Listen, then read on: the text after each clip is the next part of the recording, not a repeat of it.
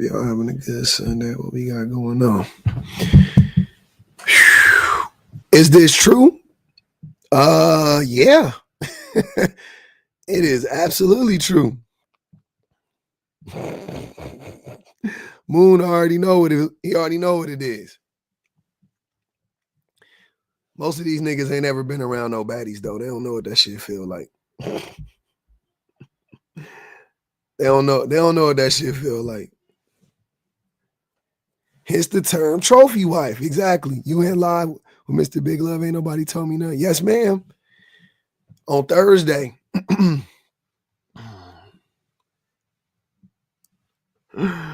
Everybody complimenting you.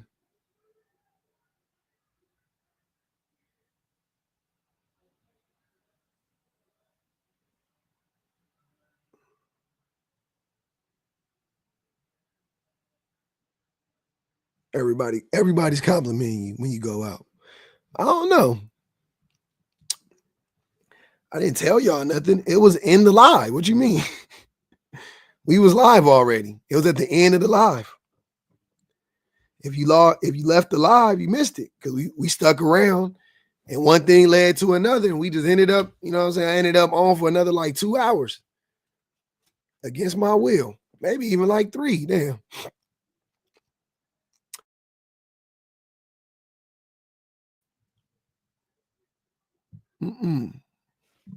You're supposed to do what? Supposed to do a special video announcement whenever we're going to have a guest speaker. Okay, true. The captain sounds very gay. Who is the captain? I don't know who the captain is. A dude flew me out just to ignore me, except during time with his boys. Oh, wow. Jesus Christ. Wicked work. Proof again that men really only like and care about other men. Yeah, let's get into it though. Oh shit, hold on. I'm in the wrong. There we go. Happy Sunday. Yeah. You should start your lives off with music like you used to do and have people send song requests. I cannot. You get flagged for that on the YouTubes. So I stopped it. That's why I stopped it. Because YouTube said, nigga, you want to play that Kendrick? You're going to have to pay. I said, I'm good. It ain't that motherfucking serious. It's not that saddy, old Holmes. I promise you, it's not. The phone charged up today. The phone charged up today. Let's see what this is about. Hello, host. Hey, what's going on? You have very interesting topic on. Bet. Go ahead. What are your Men thoughts use on it? women to get attention from other men. Yeah, some men do, and these are the guys who who have trophy wives or who just they are with the woman just for her looks, so they can go out there and show her off to boost their own ego, for example. Yeah. Right. That's most men. Yeah. So I that tells a lot about them, and also for a woman who wants to be an object just to boost the ego of a man, it's not a good woman either, because you're supposed to support one another. Not to use one another for boosting ego or to show off, right? I don't know. I don't really care what women do. Like, I don't care if a woman wants to. I don't care. That's if she wants to be a trophy wife, that's on her. I don't care nothing about that. You know what I'm saying? Yeah, but then if she's a trophy wife and she's super attractive, right? She's gonna bring a lot of attention to her. And why is she seeking that attention at the first place if she's with a man? Because she likes attention. I don't care. That's what I'm saying. I don't care. I don't know. I think, as long is this person you're describing a cheater? No, not necessarily. But then I don't care. If you're with someone You not necessarily want to show off all your goodies to other men. You want to keep it for your man, right? No, I don't. What do you? Okay. They're not his. Like I don't. My wife's body isn't mine. I don't own it. No, I'm not talking about that. I'm Maybe I'm confused. just too old.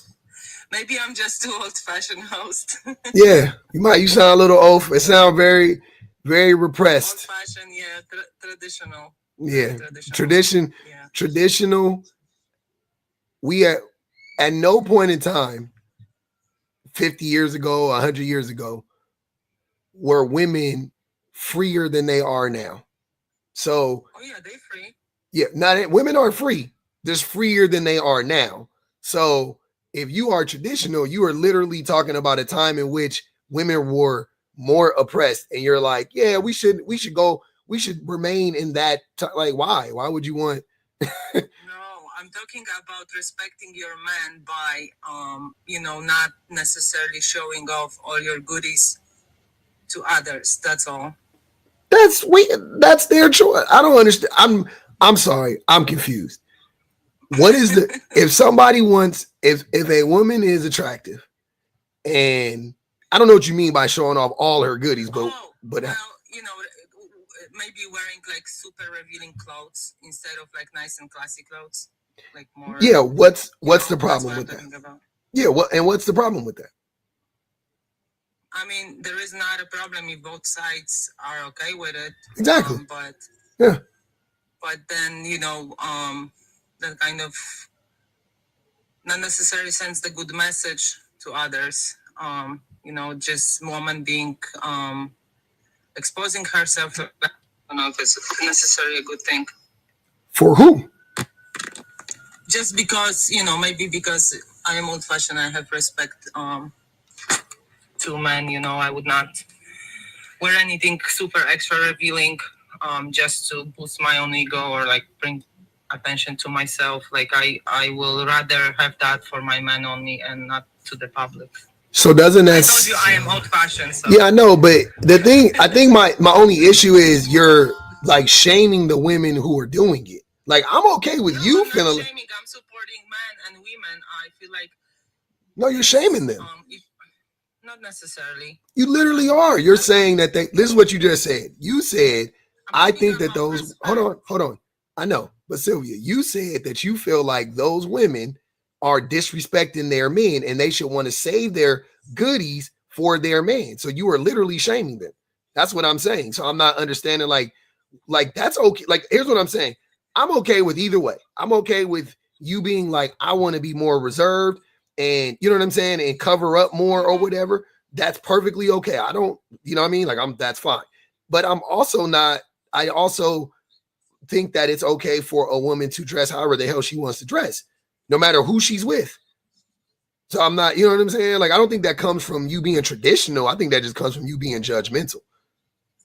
Because you're not, this isn't about you. You're talking about the other women. If you were just talking about you, then you can say I'm traditional. Yes. But as soon as you start saying these women are this way or that way, and they're making them look bad, or they're just looking for, anytime you start talking about other people, now you're projecting, and now it's about you. Now you are being judgmental. I'm more talking from respect to, to women. From this point of view, like I feel like if they want to be dressed like whatever, they want to show off their goodies. Sorry, my English sucks sometimes. But you're saying boobs, yeah. Googies, instead of goodies. I'm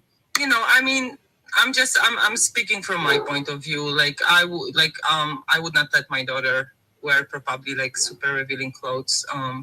This all sounds like public. I know, but this all sounds like your personal choice, right? Fine. Yeah. But now you're projecting it onto other people, and that's the issue. Not necessarily projecting, host. I'm just speaking from like viewer point of view, like my observation. Remember what I said on the beginning, some men, they use women to get attention or of other men because they want to show off their woman.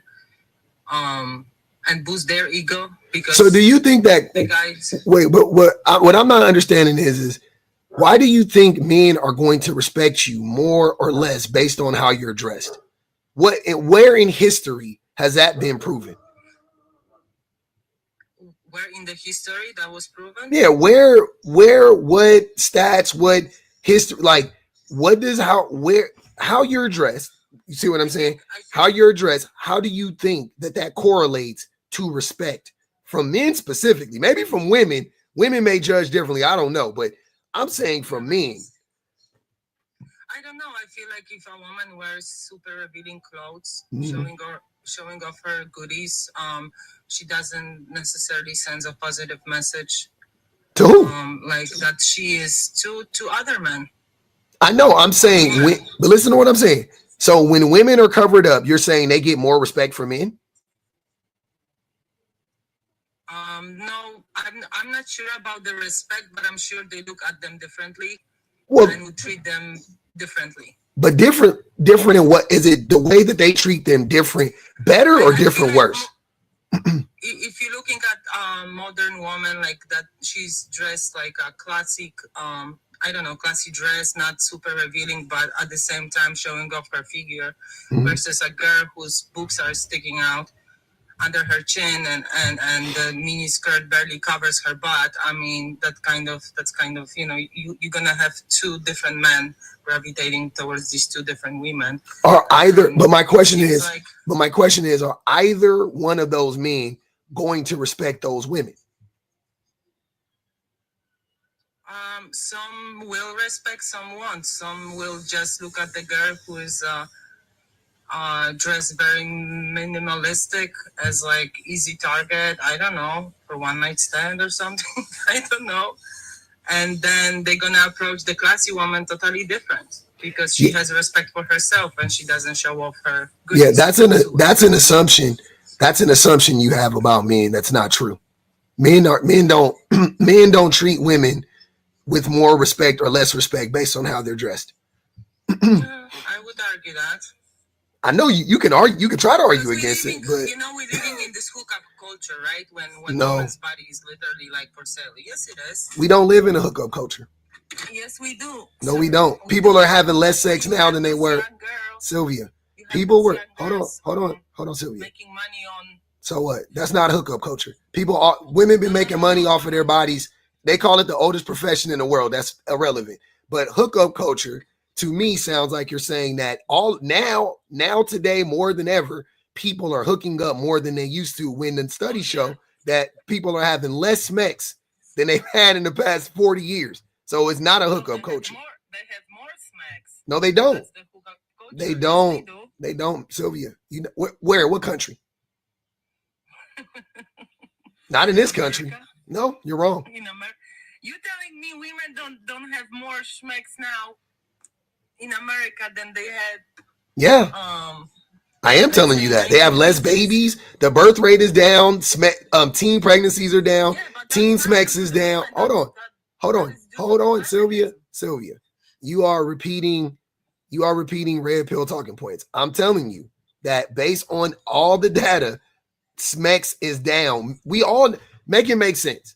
The men, over 1/3 of the men between the ages of 18 and 33 are virgins. None of them have sex. Right? Most women are on. Sylvia, are you gonna let me finish what I'm saying? Yeah, but I wasn't sure what you said. Yeah. 1/3 of the men who are between the ages of like 18 and 33 don't have smecks at all. Then you want to talk about the women. Most women are not on dating sites. Most a lot.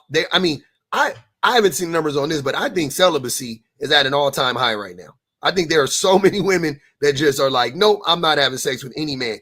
But the overall numbers of smecks is down. Like the amount that people are having smecks older now. People are not having as many babies now. People are like, all the numbers point to smecks is down, right? Across the board.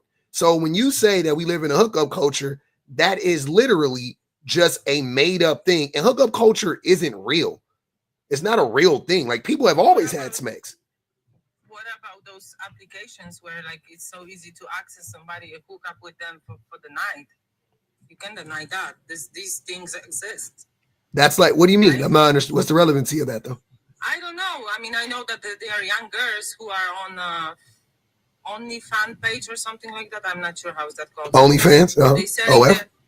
They're selling their body over the internet. You know, you have a hookup culture. That's not hookup culture. You can hook up with somebody. That's not hookup culture. OF is not hookup culture. Not the relationship. It is hookup culture. OS is just corn. How is that hookup culture? When did corn become hookup culture? I'm not understanding. That's just corn. I'm not talking about corn. OF is corn. What do you think OF is? What about those apps that people hook up on? So you're talking about Tinder? Yeah. Okay, yeah. Most women aren't even on those apps. Okay, so maybe. Most women aren't on dating apps. Most relationships are started on dating apps, but most women aren't on dating apps though. They're just because the women who are on dating apps are also just like not meeting people in real life. Like they're like, yeah, I'm good. Like if it don't happen, it don't happen. But most women aren't on dating apps. It's just that notion of hookup culture is literally just it's just a new word to try to like denigrate women and try to shame women for having sex at all. Like, because they don't apply that to me. No, they doing it to themselves because they are Who is doing that to them? Women didn't invent the term hookup culture. That's red pill. That's from men made that up to shame women. All these women in this hookup culture, everything men say about women now is the complete opposite of the truth. Yes, that came straight from fucking Reddit. Why they said that? But why they said that? I just told you they use that as a way to shame women. They try to say that we live in a hookup culture, and then but they don't talk about the men. They talk about the women. They say the women are hooking up with everybody. I'm like, who are they hooking up with? Maybe they're saying that because they don't want the woman to no. be a part of that. They want those women. They want, it's all reverse psychology. They want the women. They can't get the women. They can't access the women. So since they can't access the women, a tactic they're trying to do is shame the women so that the women will lower their... cannot access women. Come on. You said what? We have dating apps. I just told you 1/3. Hold on, Sylvia. See, you're not listening. 1/3 of men between the ages of 18 and 33 haven't had smacks. They're not sleeping with anybody. In a year, they haven't had smacks. They're not hunching. They're 18. Young men don't have access to women. Like with all the dating apps out there, with all of the social media access out there, men don't have access to women because women don't like the men. That's all it is. It's real simple. Yes, I know that. So why are they sleeping with them then? If you know women don't like men, then where are you getting that women are sleeping with all of these men? Modern feminism. That's what is the problem for men and women. Modern feminism. Modern feminism. What is modern feminism? Yes. What does it entail? The woman that you just mentioned, the one that hates men. And what did I say? Wait, when did I say? Hold on. First you said all. Hold on, Sylvia. You're contradicting yourself. So first you said that that is a hookup culture and all these women are sleeping with all these men, right? There's not. And now you're saying that it's modern feminism because all these women hate men. Okay, cool. So if you think that all these women hate men, then how can you simultaneously hold the thought in your brain that all of these women are sleeping with those men? Because you told me that men don't sleep with women, and the reason why they don't sleep with them because they are somewhat supporting modern feminism. So just now in this moment, you just came to that conclusion that it's modern feminism that's the problem? That destroyed regular relationships, yeah. Just right now. Yes, sir. Okay. Fair enough. Yeah, you can call it however you want to say it. You could say modern feminism destroyed relationships. I don't think so. I think patriarchy destroyed relationships. I think what do you mean? Why would women think about it? Think about it. Why would women who are conditioned to like men all of a sudden, as soon as they're free as they've ever been, choose to not be with men? You think that you think that that's on accident? You think that's by chance? Or is that because men or is that a direct? Is that an indirect? Hold on, Sylvia. Or is that indirect? Or is that indirect response to how men treat women? Oh, so but I have to surprise you because when you're looking at the DV percentages right now that women are experiencing, it's more than ever. What does that mean? I mean, you're making my point that men are extremely violent towards women. Yeah, I know that. But they are more than ever now than they were when women weren't so before feminism. That you're saying DV rates are up? Yeah. Since when? I don't know about that. Maybe after COVID. I know COVID was I know COVID was crazy, but also that could be because women are able to report it now. No, sir. I'm talking about, well, you asked me why women walk away from men, right? No, I was at no. I guess so. Yeah, I was asking you why do you think because you're acting like it's feminism, but feminism is a response to misogyny. It's not feminism didn't exist before misogyny existed. That was back then. That was a different world. Now I'm talking about modern feminism, sir. I'm not talking about the modern feminism, original feminism. But feminism is feminism, right? And feminism is the counter to misogyny. So wherever misogyny exists, feminism will exist inevitably or currently at that time. That's all I'm saying. Why you so? I'm surprised. Why you don't support men? I do support men. How? By not lying to them. No. I should lie to men like you're trying to do right now. That's unhealthy. That's why men are not in their role. That's why the whole society is hurting, and people cannot have normal relationships. People cannot get married because women listen to the feminist movement. Good for them. That against men. And I give you an example. Mm-hmm. When it comes to courts, all the laws are to protect women. How many men gets hurt in that process? Men always cater to women, never to a man. That's not true. When women, it is true, sir. It's Sylvia. These are things that I have studied. I'm telling you, that's what you're saying is wrong. Women are not favored in courts. Men are favored in courts. Okay. And one of the easiest ways to point this out, aside from the numbers that when men fight, they win like 90% of the time, right? But more the real most telltale sign that men are favored in courts is this one.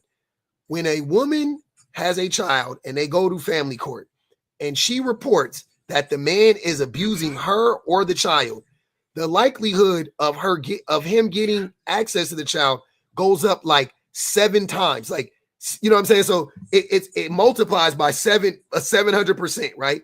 That he is going to get access to that child. That's fucking crazy. Okay. So when you tell me that women are protected in court, how are women protected why do they need DV shelters if women are so Hold on, Sylvia. Sylvia. Hold on, Sylvia. Hold on. You're not listening. Why if women are so protected by the court systems, then why do women need DV shelters?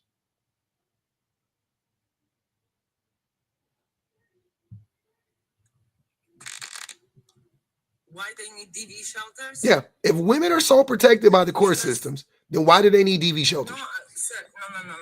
I was talking about when it comes to parents and taking custody of the children. That's what I'm talking about too. That's a part of it. Why do you think they go to DV shelters?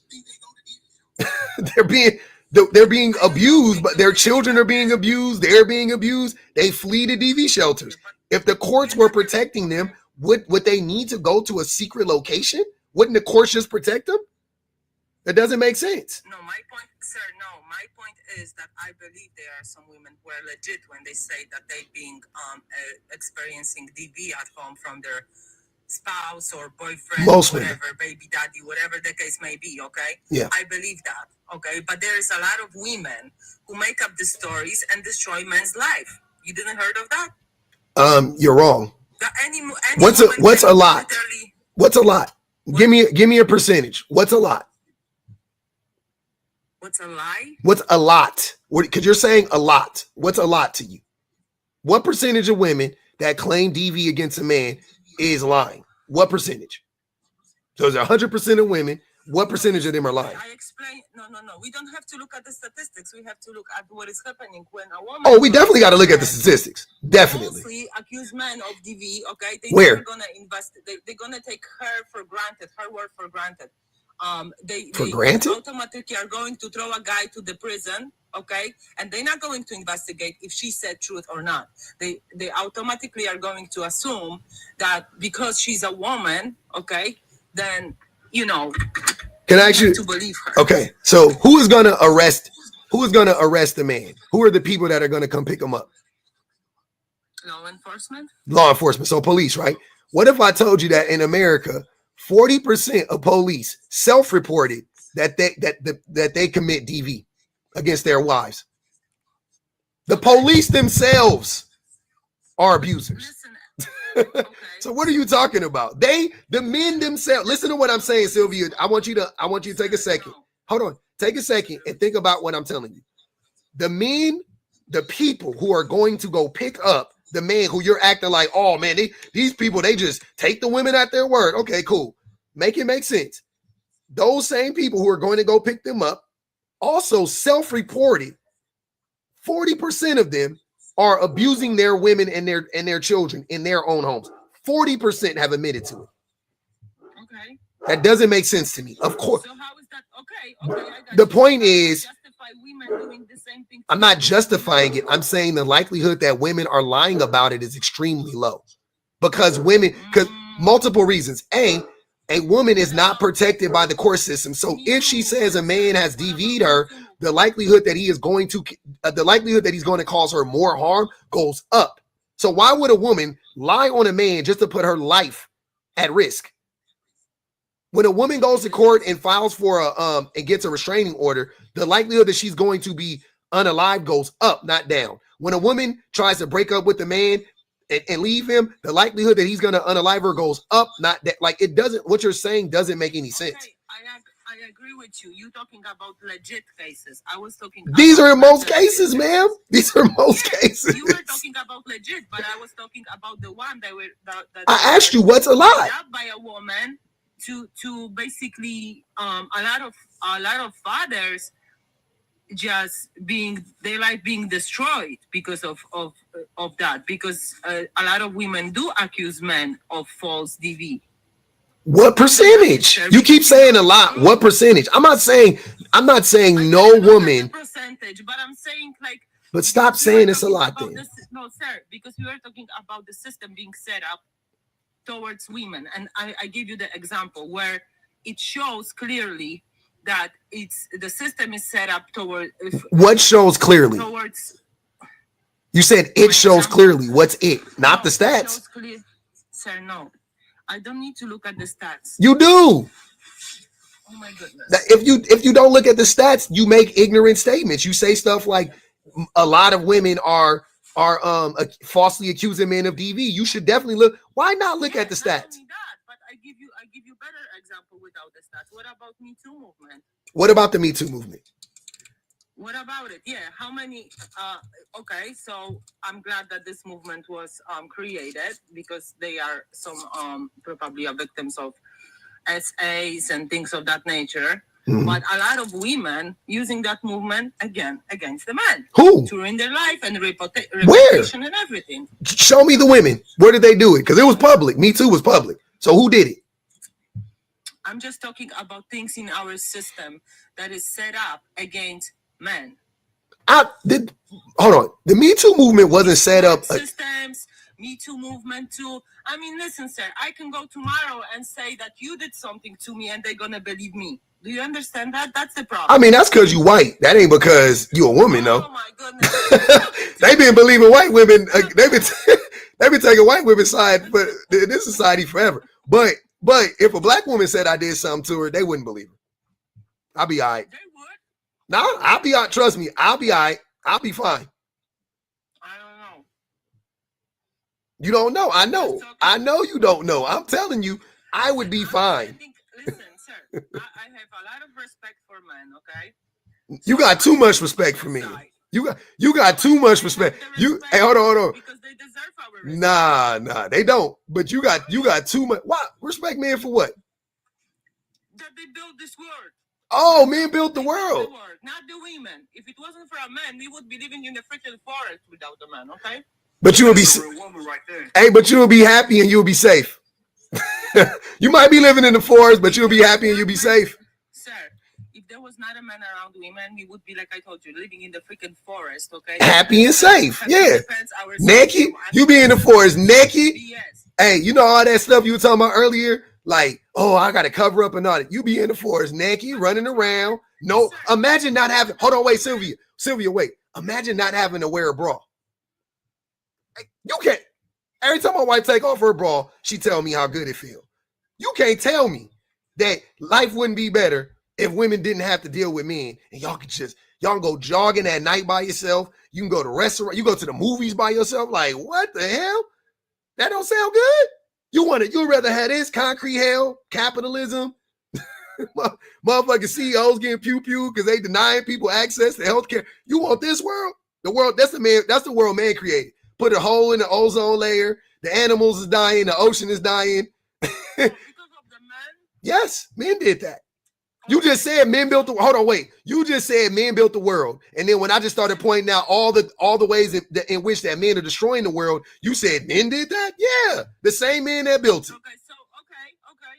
I respect your opinion. Now you tell me what woman did. Save it. Women save us every day. From what? From ourselves. From ourselves.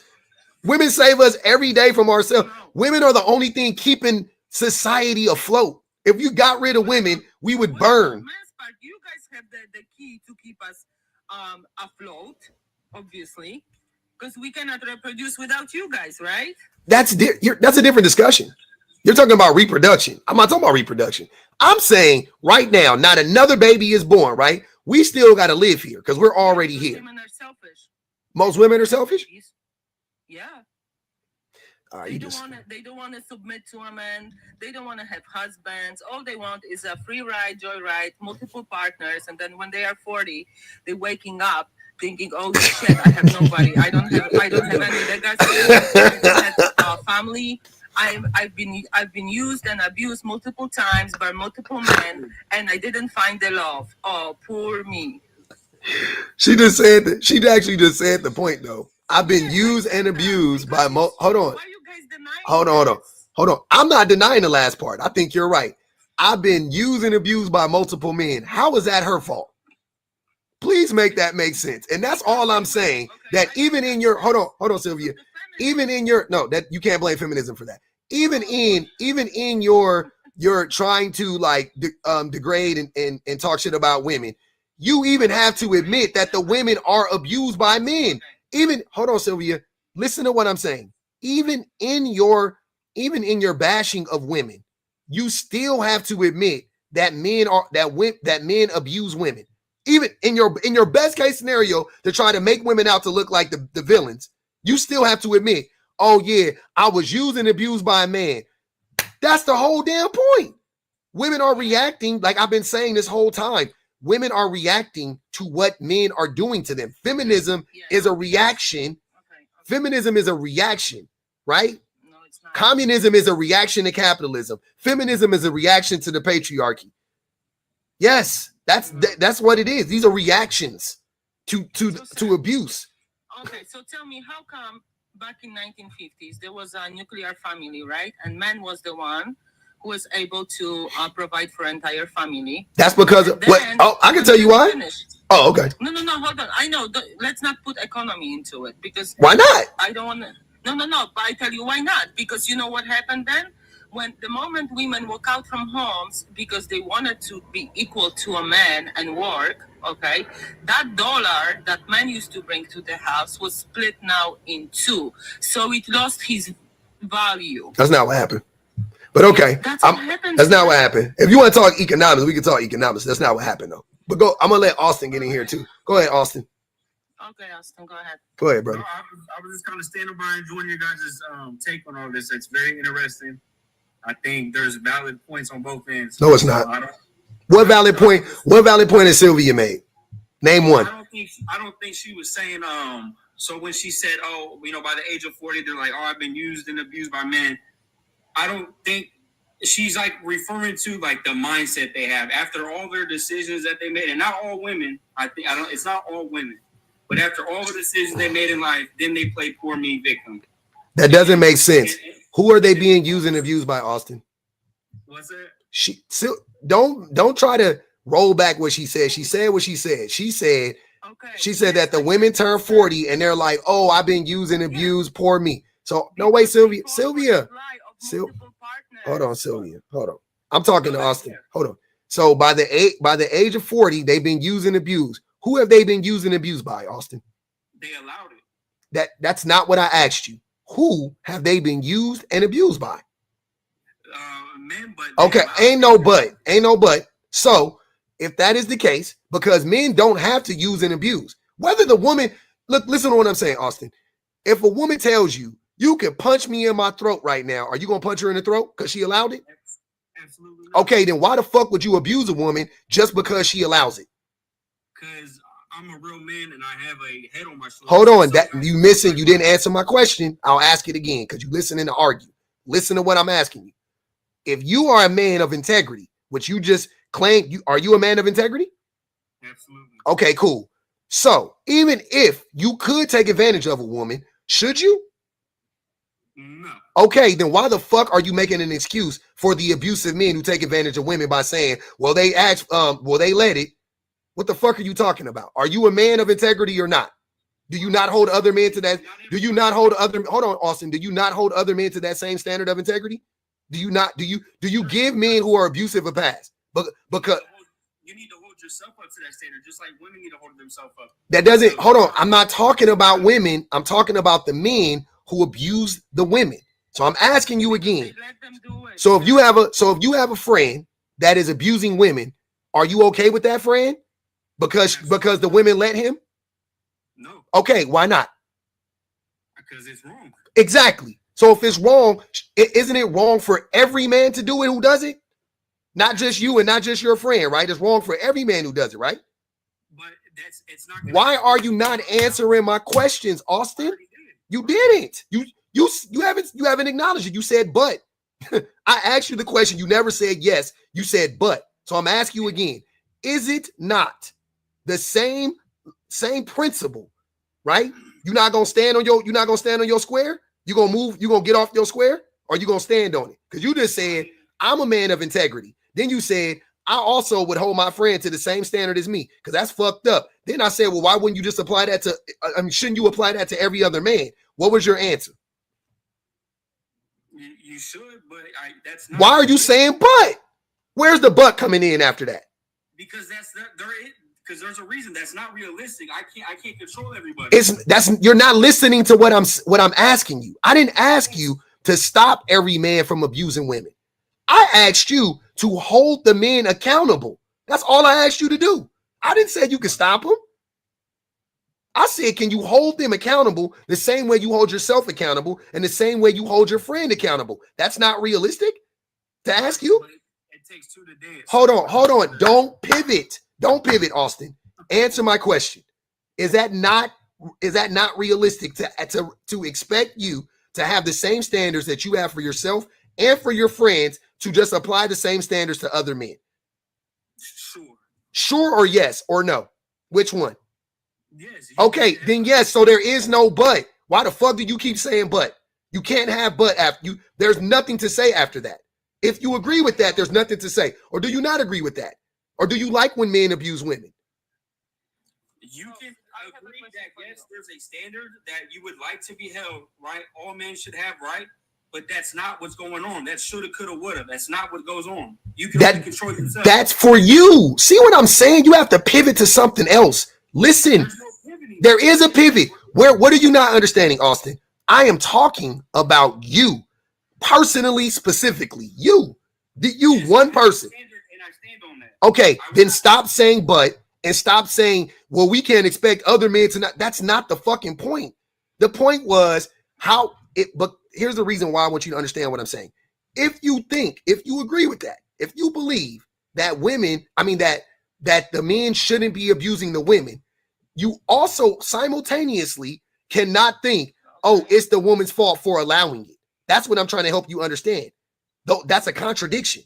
So if you truly believe that the men are wrong for abusing the women, you can't say, well, she allowed it. And women are wrong for taking that abuse. Okay. Because they're not walking away from those relationships. So. As if, hold on, Sylvia, did you not agree with me earlier when I brought up the fact that women are more like, or the likelihood that a woman is harmed after or during when they're trying to leave a man goes up exponentially?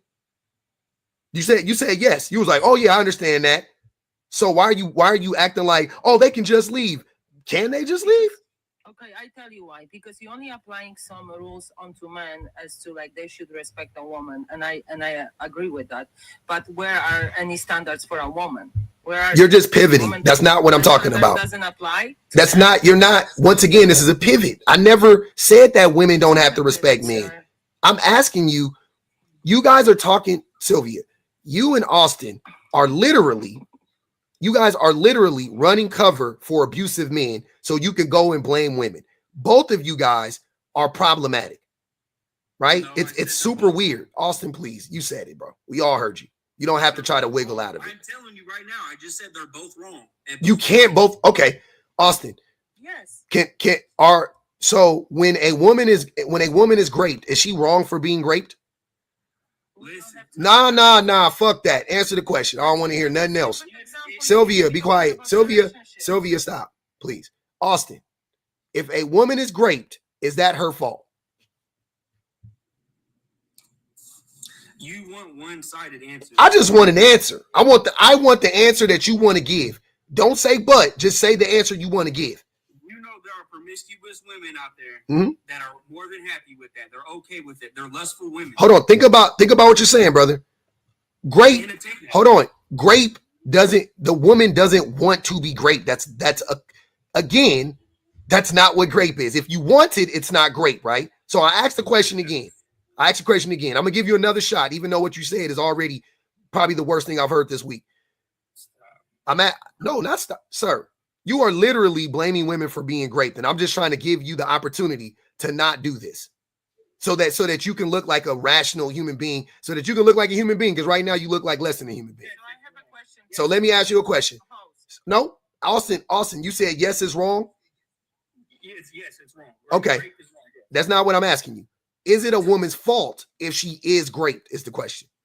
No. Okay, then how can it be? Because grape is a form of abuse.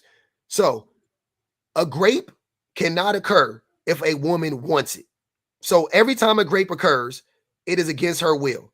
And that is a form of abuse. That goes for every single form of abuse. Every single form of abuse is against the person's will. If it's not against their will, then it's not abuse. They wanted it, right? Then it's not abuse. That's what I'm trying to tell you. So how can you say that women are responsible for being abused? If you can say that women are responsible or anybody's not responsible for being great, then that same logic again has to apply to all women. You have to give them the same grace. Anytime they're abused, you can't say, oh, but you signed up for it.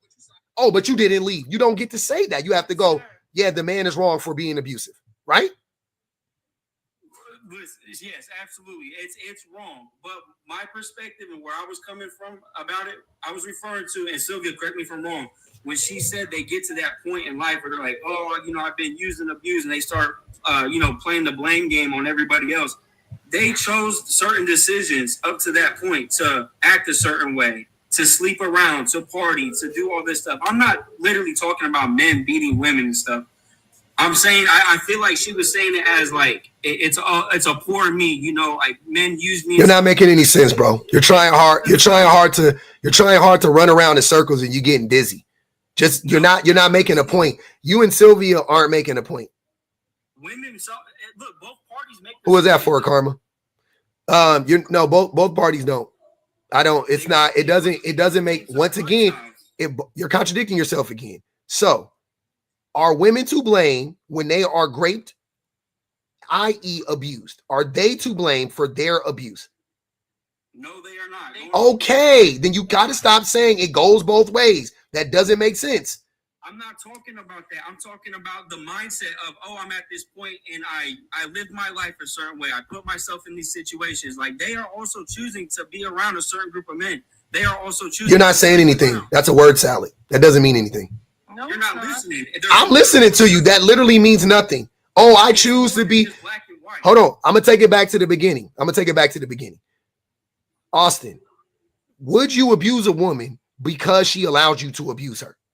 Absolutely not. Okay. If you abuse a woman,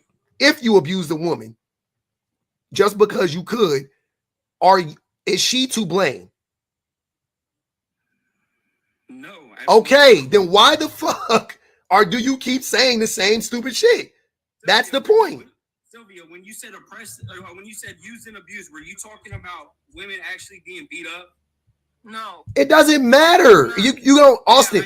What are other forms of abuse? Do you guys not know what abuse is? Do you think abuse is only think abuse is physical? You don't think abuse is emotional? You don't think men can abuse women mentally? I understood what she was saying. She was referring to the exaggeration of her experience. They Karma kicked Austin, man. We did it, Joe.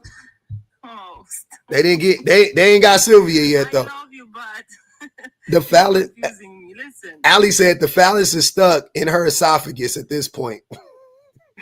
Yeah. How am I confusing you? You? When I said use and abuse, let me tell you what I meant. Okay. I meant the women who choose the lifestyle that they go from partner to partner, they party hard, they not interested to start a relationship that will lead to a marriage, and they go like that all their lives. That's what I meant. And they go through multiple partners, right? Some of them might be good, some of them might abuse them, some of them might DV them. That's what I'm saying. And abuse is abuse, so Sylvia. 40, they've been so damaged. Abuse is abuse, Sylvia. Nobody chooses to get abused. It's not a choice. I know, but you can choose to walk away from abuse. You can't. You can't. It's not. You're just saying it as if every woman could just simply walk away. Ma'am, if you are in a relationship with a man and y'all have kids and you're poor and he makes the bulk of the money, or you're afraid to leave with the kids because he might fight for the there are so many variables here that you aren't considering. And it is wild. Like, as a woman, I know you know this. I know you know how vulnerable women are when they're in relationships with men, right? At least I think you would know as a woman, unless you just out here, unless you just have lived a charmed life and you've never had to protect yourself from a man, then that's fine. Maybe I can understand where you're coming from.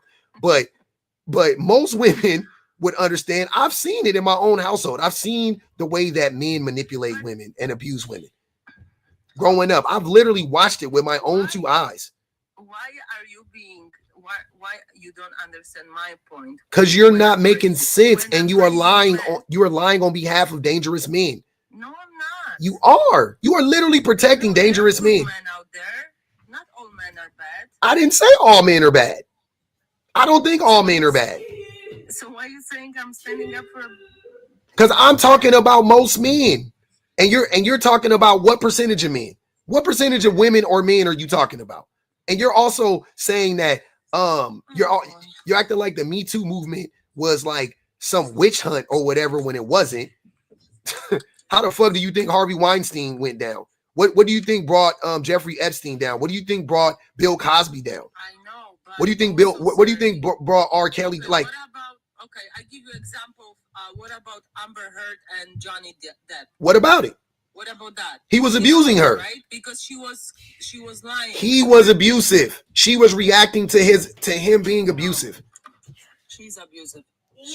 She was reacting to him being abusive, and she was railroaded in court. Like, what are you talking about?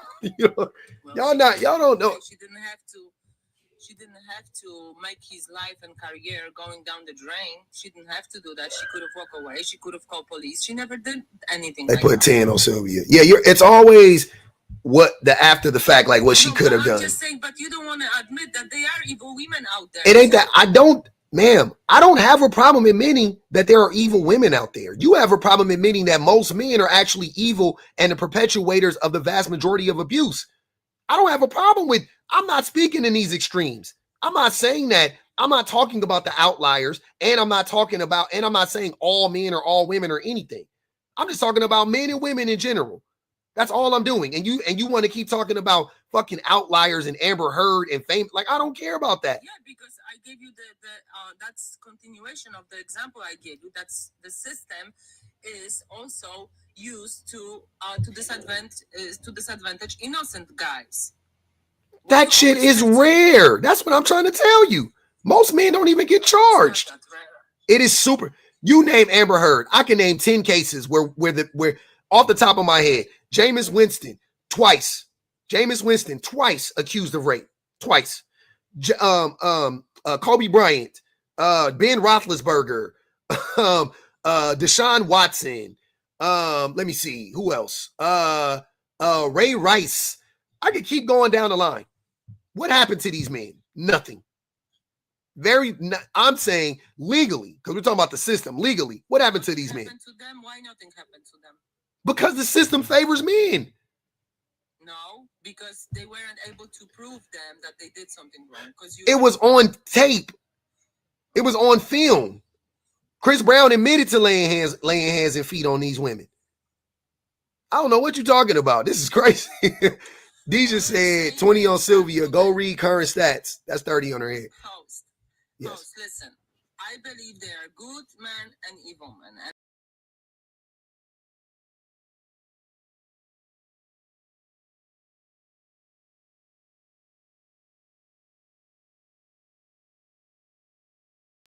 Of course, I know that there are good and evil people. Yeah, so we agree on that. So, but we don't agree on anything else.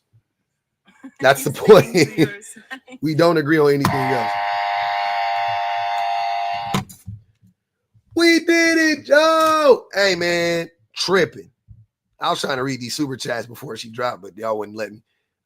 Teresa said 8% DV and 2% SA are false accusations. Drop her. Goddess Code said she's the type of snow bunny Dr. Umar likes. Karma Nonchalant. Oh, yeah, we did that already. Thank you, Karma. Mr. True Teller said, ask him if it's his fault if he gets robbed at a gas station since so many people get robbed there. He's a cop. I don't know. He might say, yeah. Brightest Star. Prime example of a woman who wants to marry her sons. Jesus H. Christ. Nina said, get the mail ordered cat lady out of here. That was wicked work, y'all. Hey, let's get them likes up, though, man. Definitely. Let's like up the live. Definitely like up the live. Let's get these gifts going. Hit my give goal. Support the give goal. Bang the cash app a time or two. Don't be shy. That was crazy.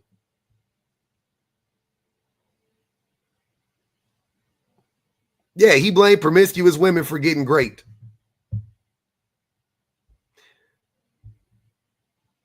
Fabrice said, pygmies like Sylvia are evil. She the evil women she talking about. When she said, I know there's evil people out there. Yeah, I'm talking to one. Evil. Blaming women. That's crazy. No, I'm not surprised he's a cop. Absolutely not. Wicked work.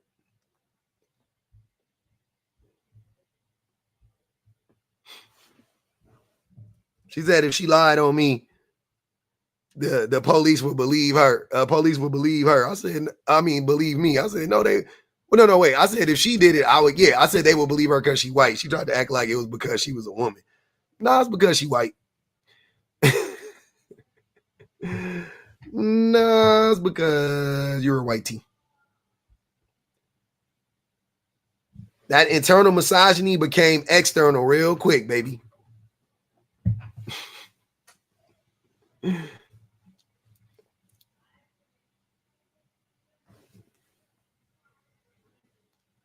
Why do I think men berate women for dressing provocatively? To control them.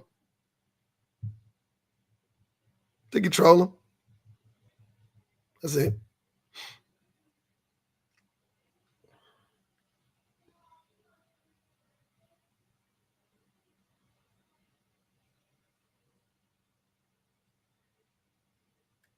She was not black. That was a white tea woman from the Caucasus Mountains.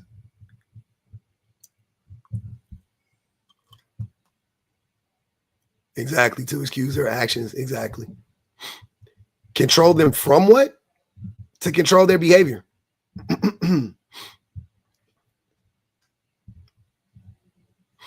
They do it for multiple reasons. They shame the women who dress like that and call them 304s, you know, to be like, oh, you're worthless. You should just let me have your body because, you know, you should just let me have your body. Like, why? Like, let me have your body, right? Because you're a 304. And then they also shame the women that they have access to be like, oh, you don't go around showing yourself off to other men. You know what I'm saying? Like, you're mine, you're my possession.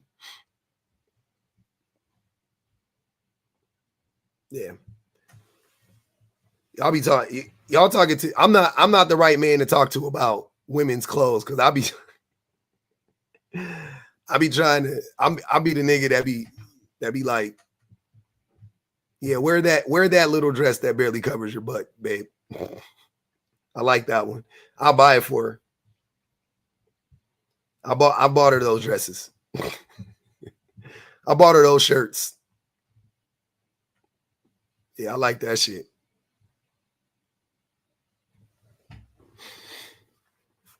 I don't give a fuck who see that shit. I like it. I mean, where you wear it in the house, I only get to see it for like an hour. You wear it outside, I get to see it all night. Take pictures in it, everything. I love that shit.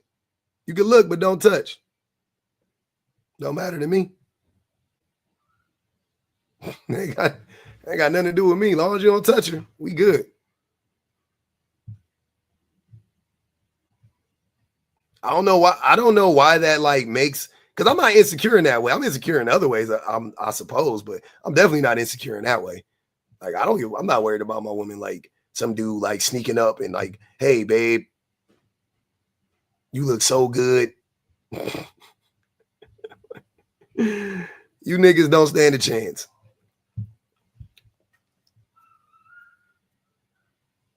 When me and my wife used to go out when we was younger, she used to get drinks from dudes and bring them to me. I be in that motherfucker like, drink. She hand me the drink, and we be drinking that motherfucker together. Huh? Seeing from across the club, like, it's good, man. All a man could do when you do that.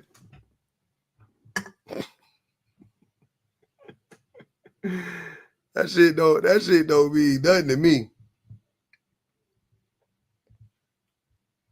That shit don't mean nothing to me. I couldn't care less.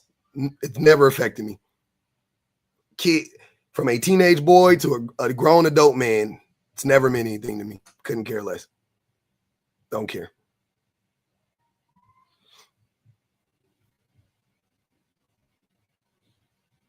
She may have been a hostage, maybe.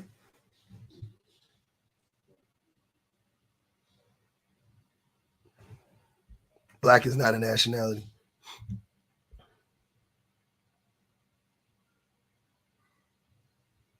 But with that said, I don't like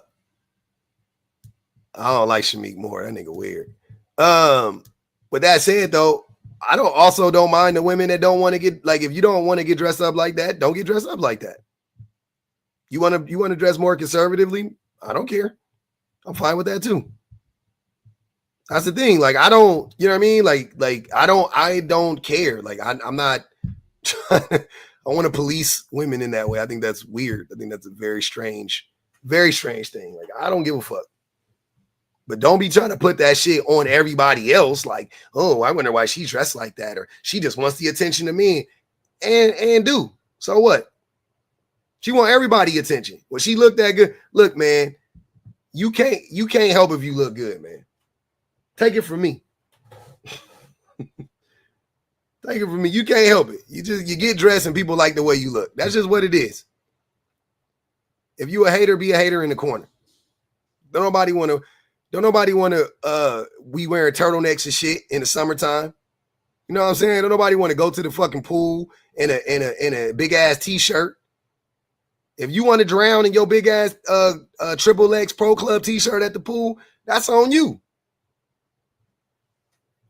If a nigga want to go to the beach in a Speedo, hey brother, more power. I'm not gonna do that, but more power to you.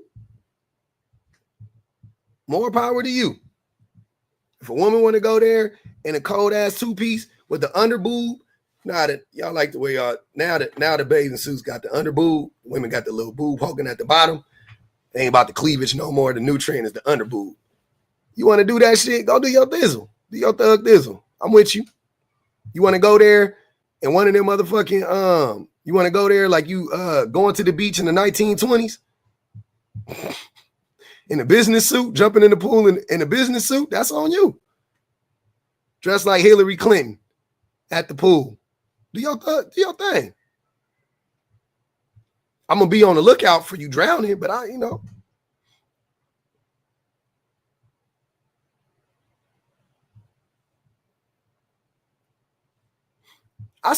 told y'all this summer, I seen some women, Islamic faith, had their head covers on, all that stuff. We was at the beach. She was fully dressed. She out on some sweats. I was like, oh my God, man. I'm like, you can't even wear board shorts. It wasn't even beach attire. I'm like, come on, bro. Y'all tripping. Heavy ass. Don't nobody want to swim.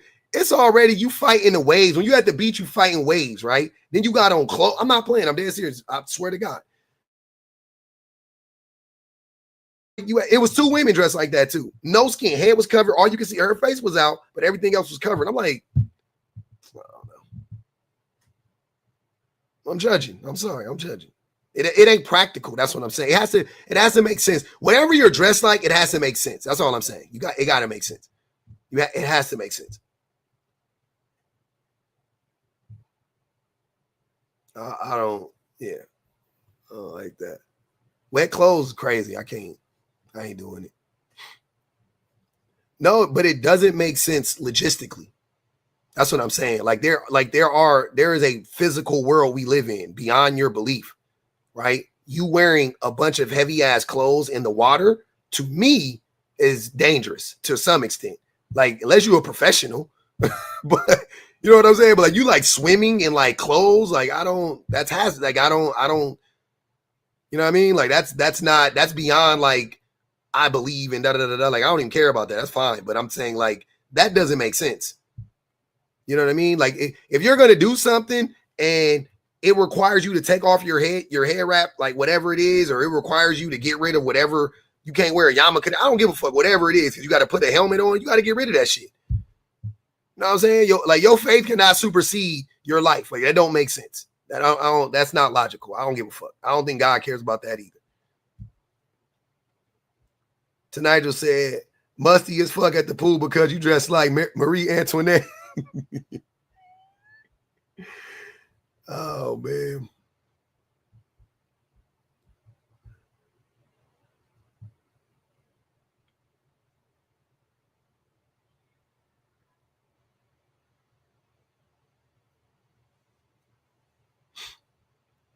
Oh, Van Parker, you want to argue quantitative easing and the negative effects of quantitative easing? Go write me a 500-word essay on it, and I'll read it. Send it to my email. I'll let you know. I'll give you marks and let you know what I think about it.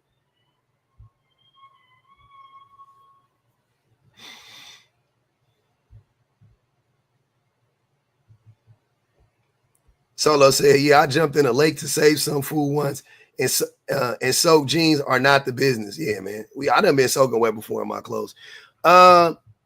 Hey, so as we finish this, we done. What we gonna do? When I'm an hour in, I had to restart the think I'm gonna restart the prompt. Musty and dehydrated. I'm gonna restart it. Yeah, I'll be back. I'm gonna restart it. I'll be back. Let's see if we can get some juices going, y'all. That was fun. We got two. We got two quick ones out the way. They didn't want to come back up there. I low key want to restart it with the same prompt. I like the prompts, man. I did it the other day. It worked.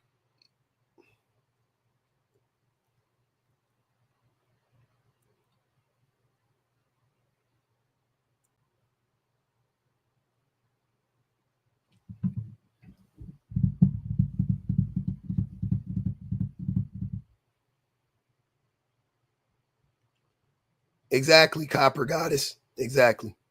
And the new prompt says black men do not want traditional women. We're going to address the black red pillars in the community real quick.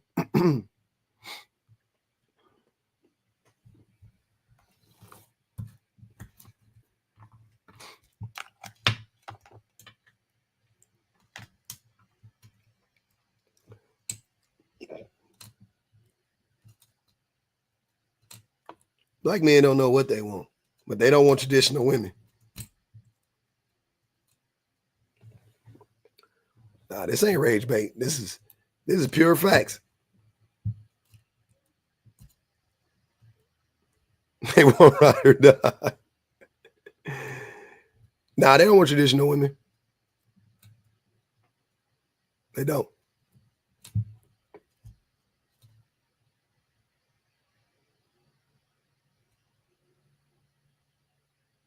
Congrats to that bisexual brother last night.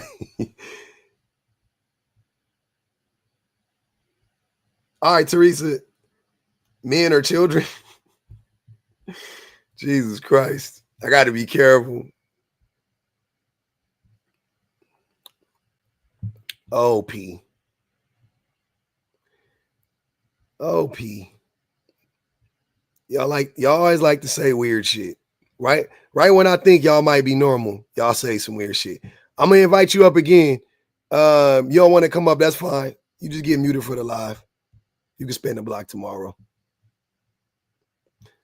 Y'all like to say, I don't know why y'all say weird shit, and then when I give you attention, you run. Like, that's not what you wanted. Y'all like them niggas, y'all like them dudes when they when they like they say hi today, like, to like a pretty girl, and the pretty girl be like hi back, and they like run and hide and shit, act like little kids. Like, you want my attention or not? You saying some weird shit, I'm addressing it. You don't want to have a conversation? Okay. I don't get that shit at all. I don't understand it. What you mean? What you mean what happened to your sub? Your sub. Y'all tripping. That's crazy.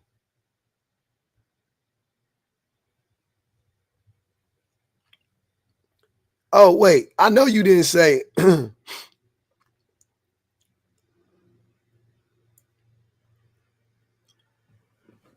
I took an L on the last conversation. Austin, please. You didn't know what you were talking about. The shit that y'all say to make yourselves feel better is hilarious to me. You took an L. I didn't. Go listen to it. It's on YouTube right now. Go on YouTube and listen back to what happened to you. You was talking in circles. You was talking in circles. Is that a white man I see? Oh yeah. Here y'all go. Y'all want the attention. I give it to you. Y'all don't want it though. Austin got flamed. I like this topic.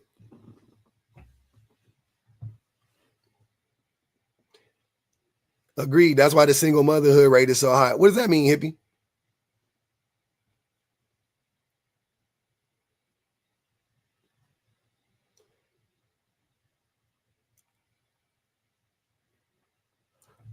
I don't know. I don't know what that means.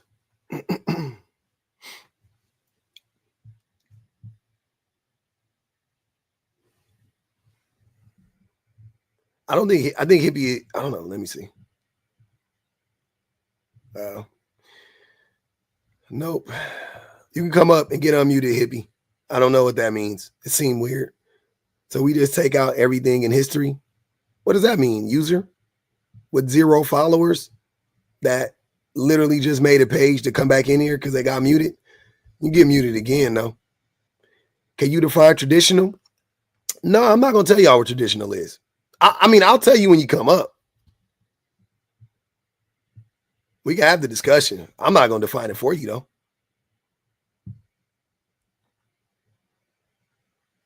Yeah. Austin dropped. Once you get dropped, you get dropped for the day.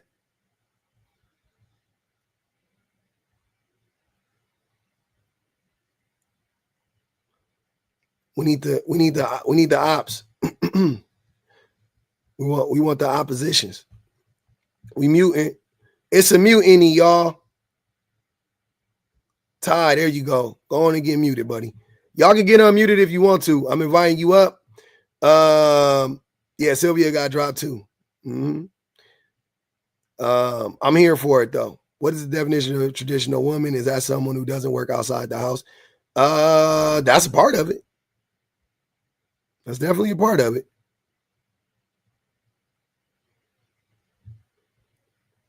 We know first of all, black men want 50-50. I mean, right off the bat, we already know black men don't want traditional. We know that. We know black men don't want traditional women because most black men want 50-50. That's just right off the rip. They can't afford traditionalism. But I gotta cut the lights out. What can I do? So what they want, they want, but last night when I was talking to that dude, it didn't hit me last night, but it was one of those moments where I was like, okay, it's abundantly clear that black men really are completely unserious when it comes to traditional values, because of how they talk about marriage. Yeah, like if you listen to black men talk about marriage, they don't actually talk about marriage. Like they're not talking about marriage. And the pillar of traditionalism is marriage. Like you have to be married to be in a traditional relationship. You have to be married to be in a traditional relationship. You just do. And most black men don't want to be married.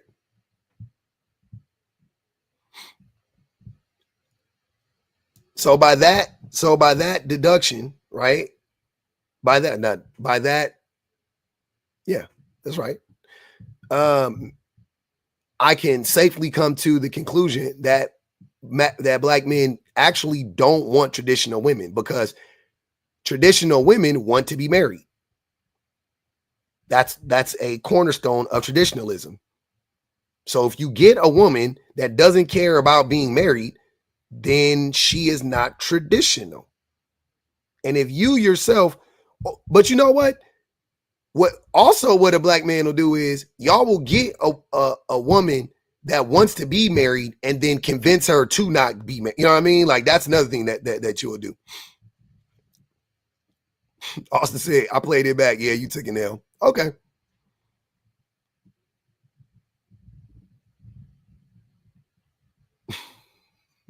I love that for you, Austin. Whatever makes you feel good at night, brother.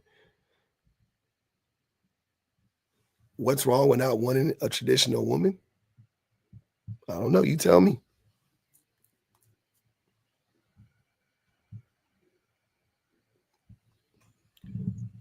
What up, Woos? What's up, man? I'm chilling. Hold on. Let me get my mic up. So you asked, why don't women, what's wrong with men not wanting traditional women? I don't think anything's wrong with that. I don't give a fuck. So why are we on the same page then? Why you invite me up?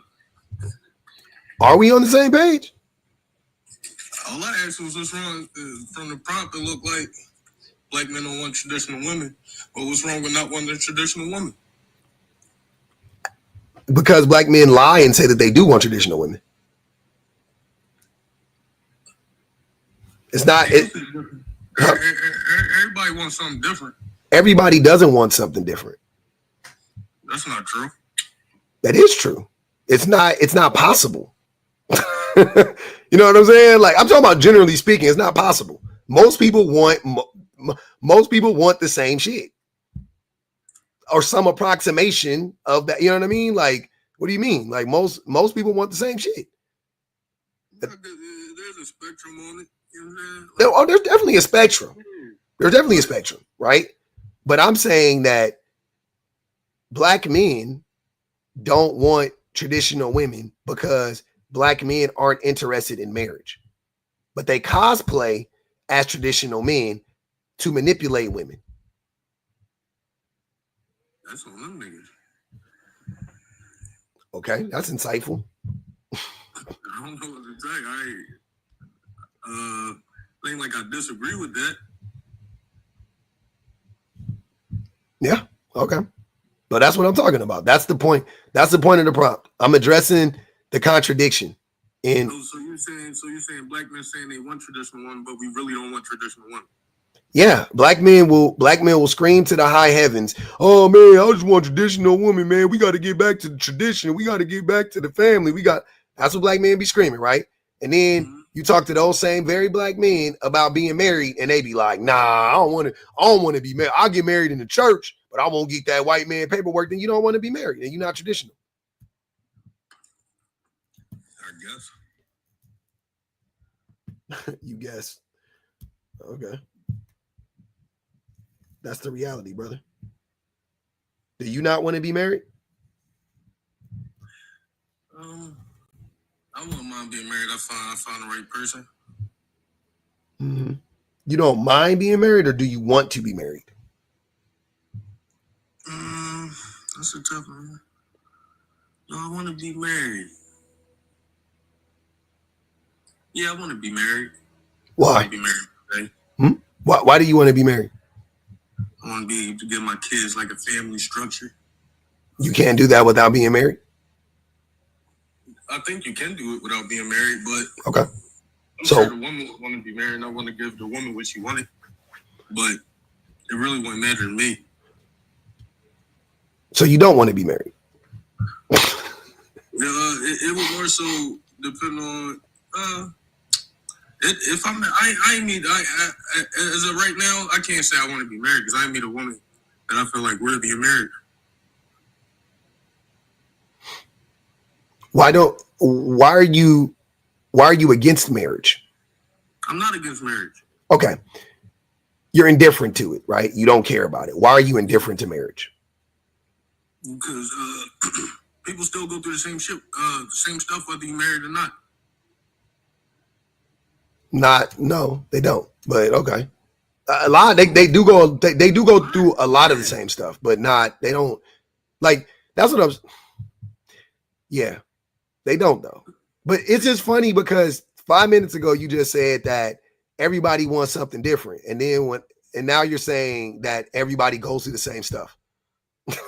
So, you know what I'm saying? Like, so if everybody goes through the same stuff. You can cheat whether you're married or not. You can be abused whether you're married or not. Yeah. Like, marriage don't stop none of that. But that's my point though, Wooz. That's why I was saying people want the same stuff because people don't want to get cheated on, right? Like most people don't want to get cheated on, correct? Mm-hmm. Most people don't want to get abused, correct? Correct. Okay, so most people want the same stuff. That's what I was telling you before.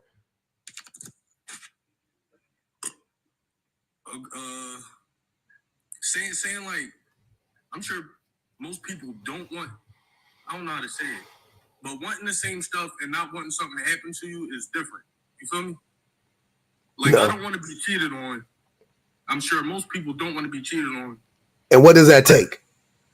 For a person? So what are you looking for in a person? Me personally? No, I'm saying you don't want to get cheated on. So what attribute are you looking for in a person? Loyalty, of course. Okay. So you don't think most people want loyalty? Yeah, when you put it like that, yeah. Yes, exactly. Most people don't want to get cheated on. Most people don't want to get beat. Most people don't want to get lied to. Most, you know what I mean? So most people are looking for the same fucking shit. Just the reality. Okay. But when it comes to marriage, black men are lying about being traditional. Like black men actually don't care about marriage. I don't remember ever saying they did. I know. I'm not saying you did. I'm just restating my case. Like that's the point. That's what I'm saying. Like black men specifically don't care about being married. Right. Yeah. Do you think black men care about being married? You think most black men want to be married? I should say. No, I can't say. I can't say that's true. But do you hear black men talking often about traditional women and wanting a traditional woman? I hear men in general talking about wanting a traditional woman. I know men in general want traditional women. Black men talking about it too. Yeah, but white men white men get married. So and Asian men get married. So I understand them saying that because they actually are traditional in that way. But black men talk about it like white men talk about it, even more so, I would say, but don't want to get married. So you don't find that to be a contradiction or a problem? Repeat the question. I'm sorry. I was trying to. I said white men and Asian men both get married. Like as a collective, they get married. Black men don't as a collective. So I can understand black men and Asian men talking about traditionalism and traditional values because they actually practice them far more than black men do. So black men are hypocritical in this case. And I'm asking you, is that a problem or not? Is it a problem that someone is hypocritical? In this case, yeah, in this case. In all cases, it may not matter, but in this case, it doesn't matter. Yeah, sure. Yeah. Why does it matter?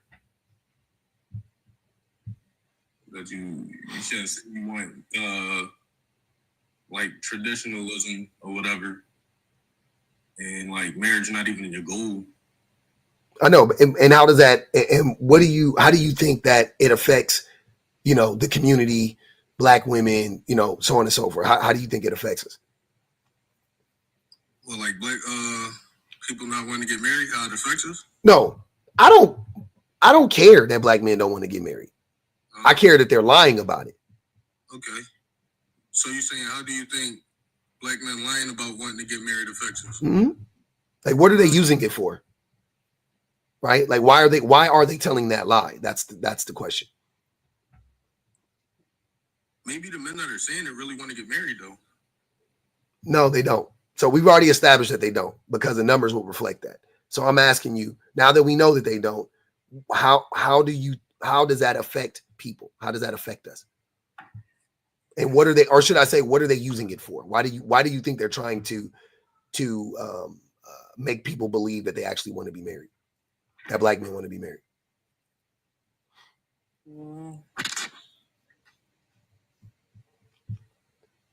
Public image, I guess. I don't know.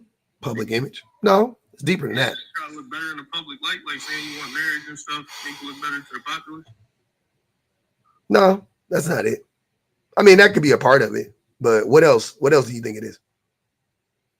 I can say what I think you think it is. I don't know what it. I don't know why they say it. Why do you think I think it is? Coerce women. Yeah, and you don't think that that's what it is?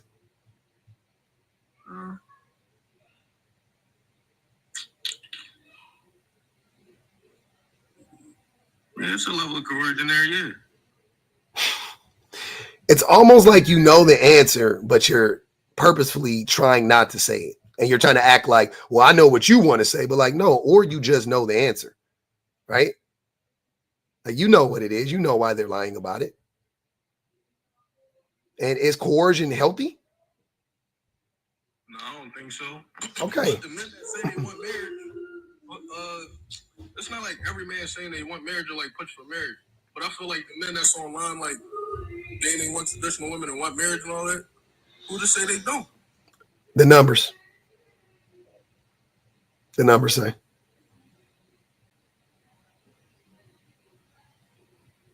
They themselves, none of them are married. Like, none of them are married. You probably ain't found the right one yet. Their baby mama ain't the right one. The woman that they're living with. They probably get around to it. What you mean, like the one they living with? Who are you talking about specifically? You sound like you're talking about somebody specific. No, I'm just talking about the men in general, brother. I've had these discussions with so many black men, and they say this. They literally be having whole families living in the house and won't be married. What kind of dog you got? That dog's so big. He is big. That sounds like a dog. Yeah. What did you say about for? I don't know. I forgot. I can't. Though I can't. I'm sorry. Oh man. Oh my goodness. I couldn't do it. Sorry, Woos. You was playing too stupid for me. It wasn't the how dumb you were being intentionally. It was fucking with me. Because you weren't even that dumb. You knew exactly what was going on. That was the thing that was fucking with me. Reese Scholar said, black men use marriage as a carrot stick. Exactly. Nancy at night said, not only are they not traditional, wherever they talk down on single mothers, they're loudly and proudly weaponizing their collective child neglect. Facts. Yeah. Right, Izzy. Yeah, man. Yeah. He said, that's a dog. That is a dog. That nigga big. Teddy weigh a whole 100 pounds.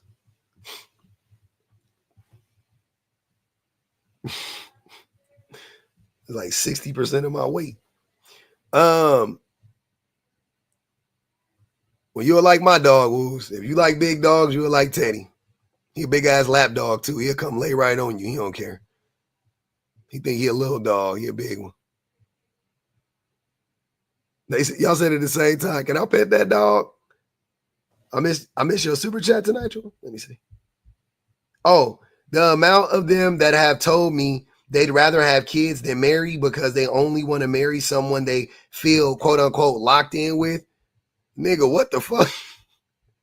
For real, man. After last night, after we watched that, after I watched that that blind dating show or whatever, and that black dude was like, yeah, I want you to be my baby mama first before I can marry you. Like, I can't take it no more. Y'all do this shit. Y'all do it to yourselves, man. Like, that shit is crazy. That shit is crazy. Y'all do it. You do it to yourselves. She picked the Jamaican. She picked the Jamaican.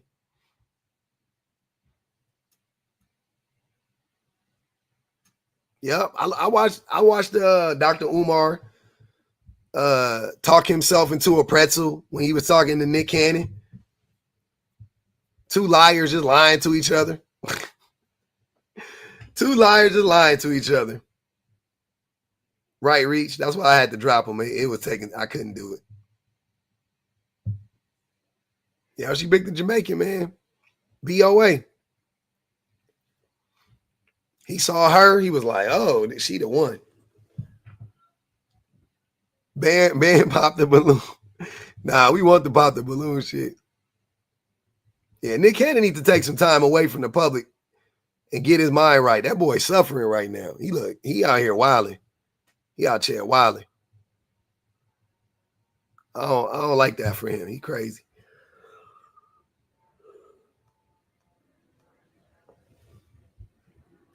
Mm-hmm. What we doing? We done again?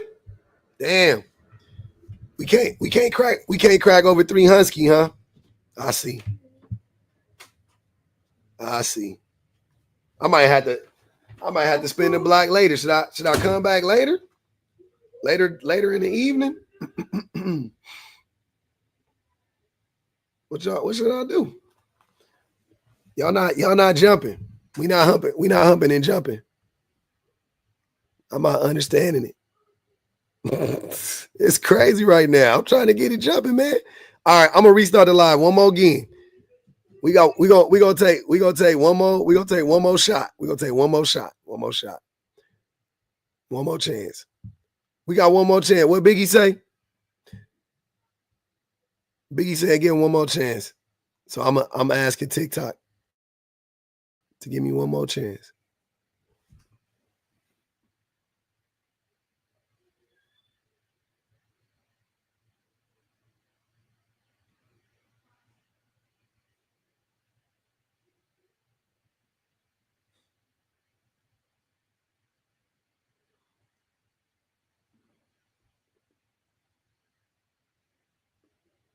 First things first, I Papa freaks all the honeys, dummies, Playboy bunnies, those wanting monies. Those the ones I like because they don't get Nathan but penetration unless it smells like sanitation. Garbage, I turn like doorknob. Hard throb, never black and ugly as ever. However, I stay Coogee down to the socks, rings and watch filled with rocks, and my jam knocks in your Mitsubishi. Girl peepee when they see me. Navajos greet me in they teepees as I lay down laws like Allen Copy. Stop it. The men at church lying to women. It's late, Penelope. They not out yet.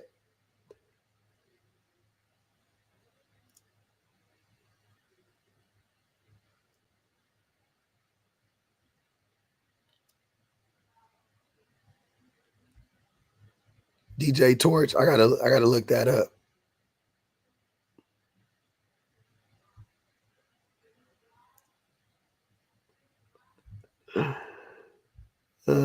Black church get out at 3:30 in the South. Well, it's about to be 3:30. The men ain't in the church.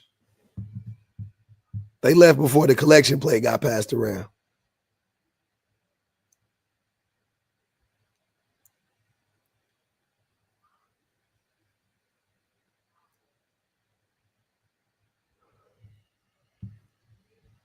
You know what? We're gonna spend the block on who ruins most relationships.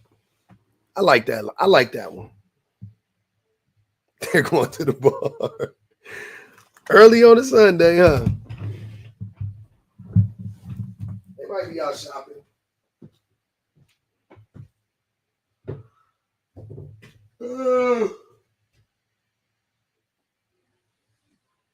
Ugly as ever, however.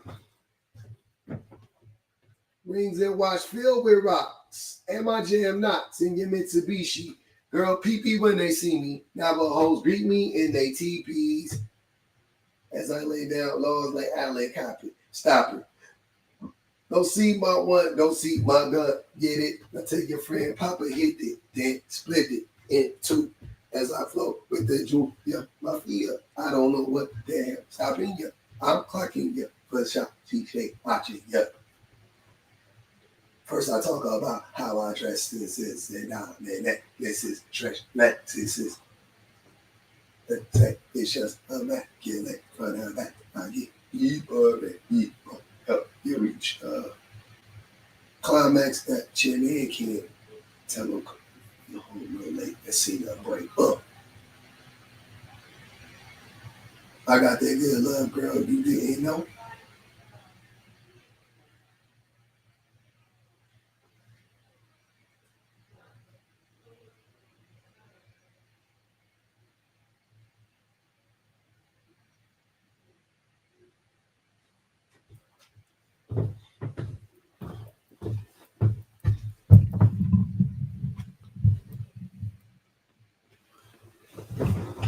Oh yeah.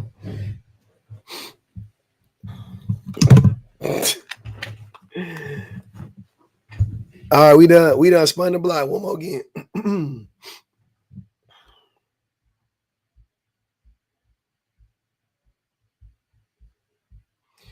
we done spun the block. One more again, y'all.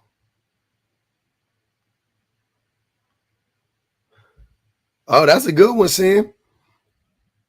Talk about how men only have money to offer. I've done that prompt a few times.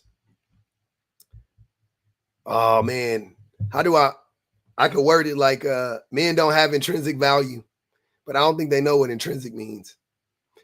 I would have to literally say do men have any value beyond money?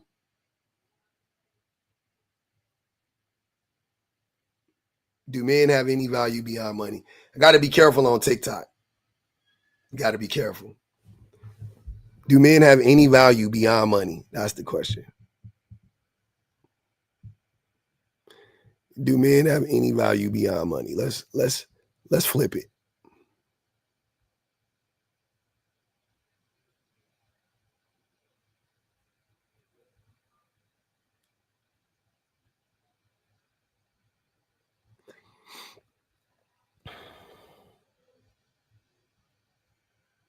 And you know what's crazy about that is most men is broke. That's the crazy part. Most men is broke, especially black men. We broke as shit. That be the thing that always get me about that. Like, how you poor? Talking about I gotta provide. Ain't nobody gonna buy. You ain't gonna buy me a house. You not gonna buy her a house either. You broke. Crazy.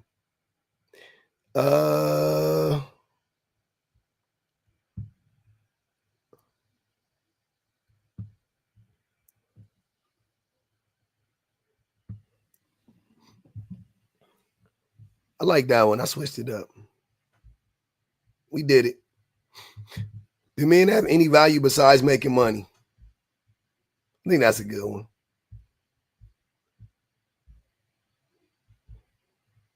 Oh yeah. Fuck patriarchy, yeah.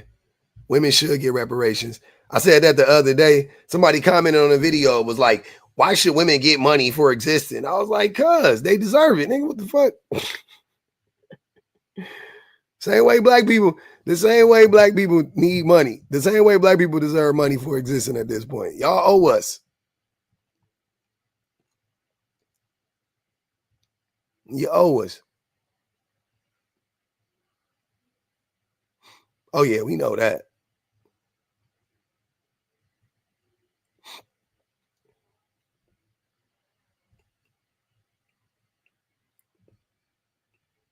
They owe us reparations. We as a society owe women reparations, but we also owe black people reparations. Period. We owe children reparations too.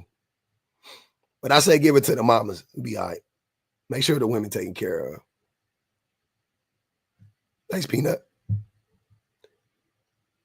They can't even do what? Make money? I know. Crucial. Most men broke.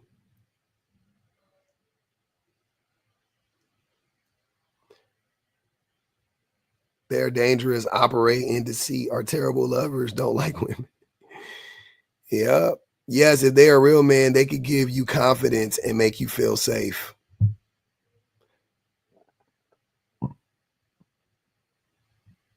They can make you feel safe, don't mean you will actually be safe.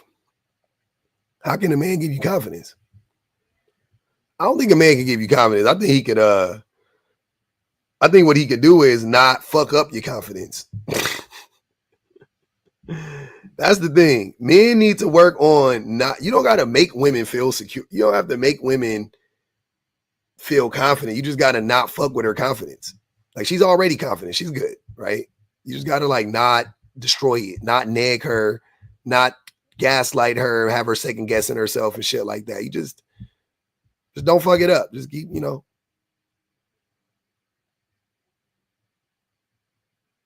you'll be good. But usually men be nagging like a motherfucker. Just like old boy, just like they was doing yesterday on the show. They was up there when that woman came out. Talking about, she all right. Nigga. Stop being so weird. Damn, I can't stand y'all.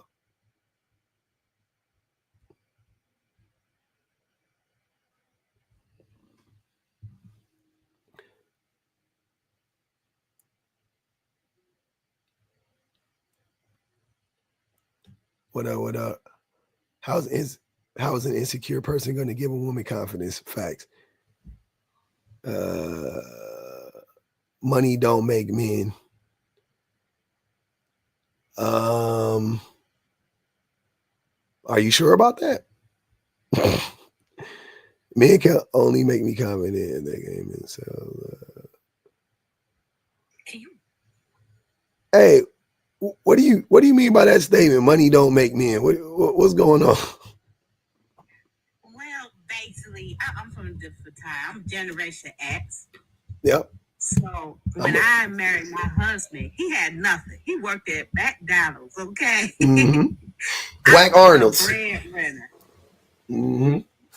And so I think, in just my opinion, a man have his own value besides money. I'm sorry, money don't make me happy. It sure don't build a man at all. Okay. So, but aside from your husband, right? Because I don't know your husband and I don't know your relationship. But aside from your husband, what value do men bring to a relationship typically? Well, in my own words, reputation. Reputation? Yeah, because some men who said they don't have no value don't have any reputation. I mean, reputation, for instance, just for example, that he goes around making his seed all over the United States, or he up there selling things that not supposed to be sold to his people. That's reputation. You know what I'm saying? How he treat his mama. Okay? Because he treat his mama like crap. How you think he's gonna treat everybody else? Yeah, he gonna treat everybody else like crap. Yeah. Yes, exactly. So to me, like I said, I'm asking the prompt: do men have any value besides money? I don't think money makes the man. I don't, because a man can have all the money in the world, and his soul, his reputation, his value is all messed up. I'm just saying. Okay, so I'm gonna ask the question again. What do men actually bring aside from money to a relationship? You got to get to know the man, honestly.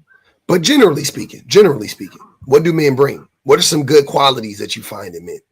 Generally, like most men have these qualities.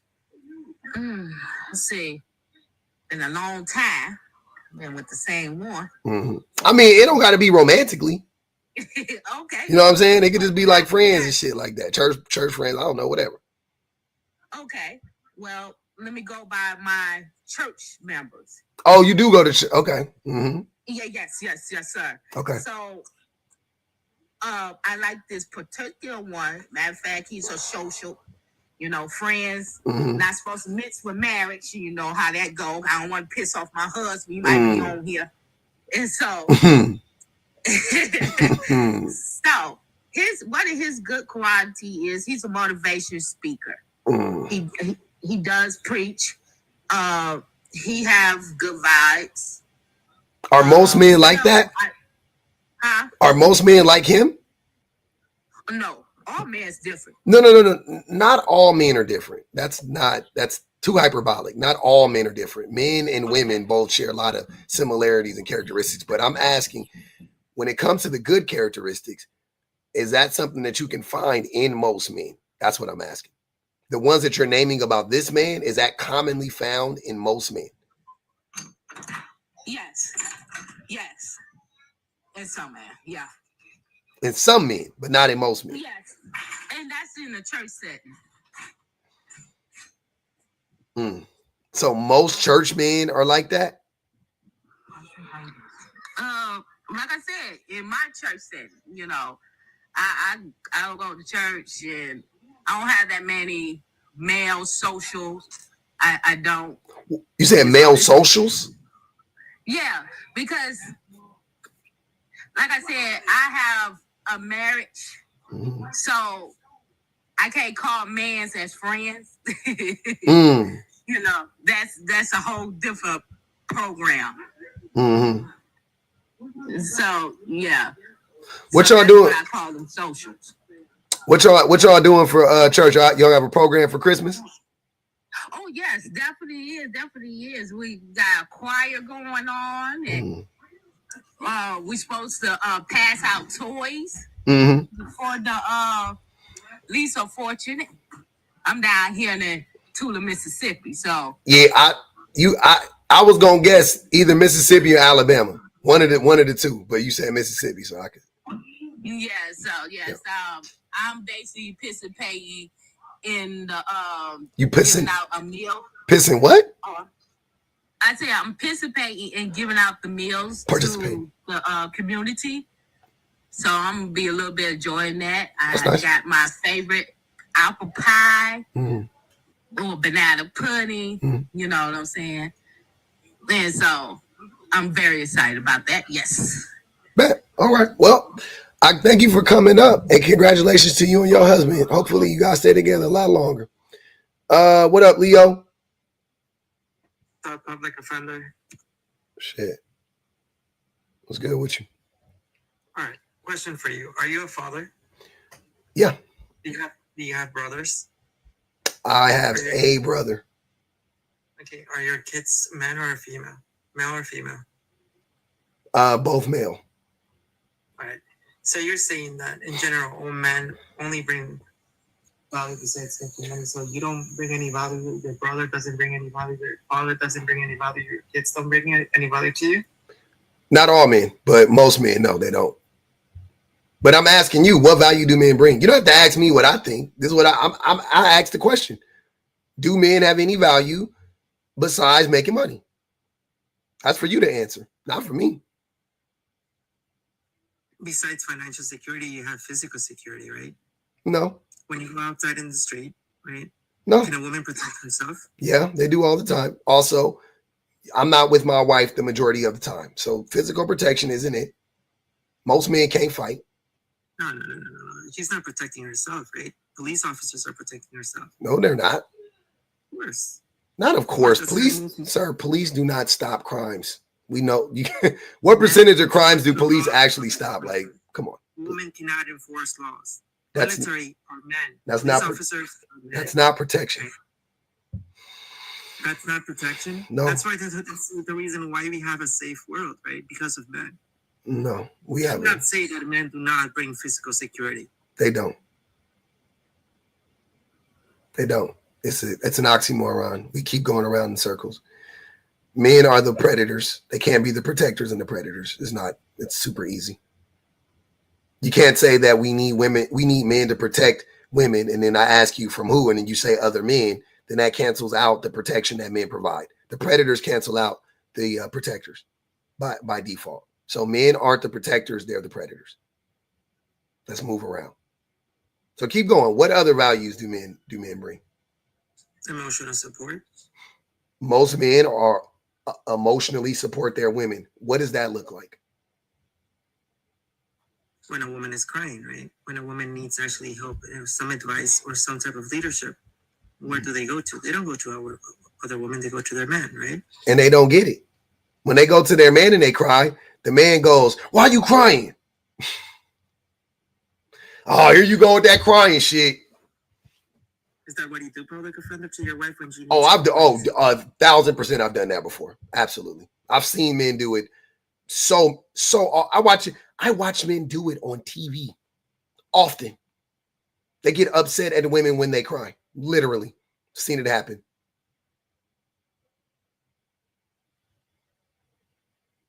Like it's like a known thing. You can ask women about it; they'll tell you the same fucking thing. Like you can ask the pool. Say what? I said you can make a poll to say if a woman needs emotional support, where do they go to? Right? Oh, okay, yeah. You can run that poll. If women need emotional support, do they go to men or a tree? If you needed emotional support, who would you go to? A man or a tree? Because men will be honest to you, public offender. Women will lie to your face. And that's how it works. Men will be honest to you? Of course. Men will always be honest to a woman. Men will always be honest to a woman. Always. Even though men lie more than women, Even though men cheat more than women, men will always be honest. Like, that's not hyperbolic as fuck. Always. Usually I'm used to y'all saying a lot. Right. So Always. Crazy. most of the time they will. Most of the time, men will be honest to women. I disagree. Malika Brooks said Biggie was disgusting. He was. Tonight said they trying to get their family back for the holidays. 504 Empress said somebody went to early service today. I think she did too. She was back home relaxing. Teresa said, did she say Tunica? She's an hour from me. Yeah. Y'all are two different people though. I ain't gonna even lie, Teresa. Yeah, family. I don't know. Hey, make sure y'all hit that poll up there. Y'all know what to do. Hit that poll like a scripper. Fear, what's good? Good. Everything is okay. Right on. What's happening with you? Okay, so I feel like men, the value that they bring or they can give to people or women cannot really be far from money or monetary value. Because most men, they don't tend to ascend, they don't tend to work on themselves outside climbing the patriarchy and the capitalist ladder. Mm-hmm. So they tend to just work on themselves financially rather than, like they don't work on other parts of their lives because that's where they seek their value in. So when you see men gathering in places, they tend to assume status and recognition from the money and the women that they are able to pull. And as such, that's where they get their value from, right? It's like they don't see anything past that point. And when a man engages with a woman, he is not really thinking of what value that woman will get, but instead he's seeing it from the perspective of how can this woman benefit me? And as such, maybe she might get value from that. So it's not like how can she get value, but it's like whatever benefits she is getting from me, that can bring value to her. So I don't think men can necessarily provide other value, like values in other areas except from money. Some men, they can put women in position of power. They can make a woman, climb the capitalist ladder quicker. But aside from that, there's nothing too much to them. It's like most men are very shallow and surface level, right? Yep. There's no depth when it comes to them because most of them don't bother to work on themselves. Like I said, it's like there's no point in working on themselves. They already are rewarded and congratulated Just for once they existing. make money and once they are able to pull women. Yep. So once they do that, they feel like, okay, now I'm at the top of my game and I have made it in life. And that's how they equate their value, right? It's like once they get to that point, you're like, okay, fine, I've done it in life, I've made it. But they don't see the other side of life of there's more to life than money. There's more to life than these social and systems, right? Yeah. Yeah, no, I agree. Fear, I appreciate you. I do agree with you too, 100%. And I appreciate you coming. I got a lot of people up here. I'm trying to keep it a little light. Six Figure, what did you mean by your statement, brother? So what? What did you mean by your statement? What statement? When I say men born without value? I mean, Women are born with their value. What value are women born with? Like her beauty. That's what one of her value. And okay. And who told you that? Do you think that women think that women are more valuable based on their beauty? I mean, that's one of their value. I mean, women born with a value, unlike men. Most of the time, men they have to work for their value. Like No, but I'm asking you. So listen to what I'm saying. So women are born with their value because they're beautiful. Okay, whatever. Who gives them that value? God or their parent. No. God give them. No. Men give them that value. Yeah, men give them that value, brother. Men are the ones who covet women's beauty, right? Yeah, women don't give a fuck about that. So I wouldn't say that they're born with their value, to be honest with you. I think that's a weird thing. I do think that we are all born with value, right? No? Man, I mean, most of the time, man, he got to work hard. He got to earn everything.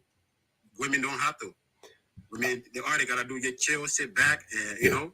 So do you, what, so at what point does a man, Chill and sit back? does it, wait. I'm sorry. The prompt says, if you need emotional support, would you go to a man or a tree? 2.74% said a man, 97.26% said a tree. 146 people voted. So yeah, so six figures. I think the problem with that logic is this. I don't think that men,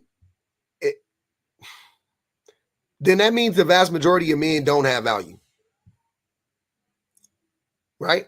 Yeah, I mean, like they ought to earn it. I know I'm saying, but they haven't earned it though, because the vast majority of men born poor and die poor. So if that the only way, so if what you're basically supporting what I'm saying, right? That men the only value that men bring is to go make money. That's what I'm saying. Most men don't actually end up making money, so most men actually don't have any value, based on your logic, right? And that's what I'm saying. Men actually believe this about themselves. Men are the ones who believe that they don't have any intrinsic value. I just reworded the question so we can have the discussion. But men are the ones who say the thing that six figures say, that men need to earn their value or whatever, which means that men don't have any intrinsic value. Women don't say that. Women don't say that about men. Men say that about men. Also, the value that six figures talks about that women are born with is the value that men put on women. That's not what women think women are valuable for, right? Women don't think women are valuable simply because they are beautiful. Right? Huh? That they know that's their value. They don't though. No. The only reason why women went into the workplace is because ugly women decided, hey, how can I get a guy if nobody pays attention to me, right? So what did they do? Right? Or the beautiful woman wanted to stay home, not work, and just take care of the husband. And now the ugly woman had to work. And now everybody has to work. That's so far from the truth. What do you want to say? Six figures? Go ahead, brother. All right. Yeah, that's all I was gonna say. Because most of the time, man, you know, you got to study, his value, all that. You got to work everything. But you know what I mean? Like I say, women they don't have to do too much, and all they got to do is just sit back, sit pretty, and everything going. So women don't have to do too much. Like, what about raising children, having babies? Yeah, they're gonna raise the children. The men. What is more important than raising children and having children? So okay, who raise children better, men or women? Women by far. You know it, and I know it. We all know it. We all were raised by our mothers. All of us. Like everybody in here, like all of us in here had a mama. Some of us in here had a daddy. Women by far is not even close. Okay. Were you gonna say it was men? Did you think the answer was men? No, I say men do it better than women would do it. How? You know, you see today, like, you know, what's going on in the world with everybody. Mm-hmm. If they have the man in their life most of the time, we won't have the problem we're having today. Most of the issue we're having, you know. So in what way? What problem are we talking about? What problem are we talking about specifically? You tell me the problem, I can tell you how men or whatever affected, because men fathers just pass on their misogyny to their sons, and they give their daughters internalized misogyny. They abuse the children at a higher rate. They grape the children. They molest the children. They psychologically abuse the children. Like, I don't know what you're talking about. How are men better at raising kids? Let me ask you a question, Six Figures. Do you have a baby? Yeah. You have a kid? Yeah. Okay. Who's raising that child right now? Who spends the most time with the child? You or the mother? Her mother. Yeah. Her mother, okay. But so if you're better at raising the child, why don't you spend more time with your child? I mean, I have to be out there. I have to go out and work. And, No. But what is more important than raising your child? Wouldn't you want to, like, if you're the better parent at raising the child, why would you go out and work more? Why wouldn't you make your girl go out and work more and you stay at home and raise the child? You're the better parent. It's about the child. The woman would understand if you were truly the better parent, right? And she knows you're the better parent, she would gladly go work. And you go, you know what I'm saying? Like, I'm understanding. Why wouldn't you do that for your child? It doesn't make sense. You don't like your child enough to make sure that they get the best chance of growing up happy and healthy, to be raised by the parent that's better at raising children? That's why I said, man, you gotta, provide the home, the house. No, Six Figure. You said you said men are better at raising children. So I'm curious. Based on your situation, why wouldn't you stay at home with the kid? I'm sure your girl works, but I'm saying, like, why don't you spend more time with your child? That's my point. I know your girl works. You know what I'm saying? Like, your girl works too, right? So it's not like only you work. She works too, but she still spends more time with your child than you do. Why is that?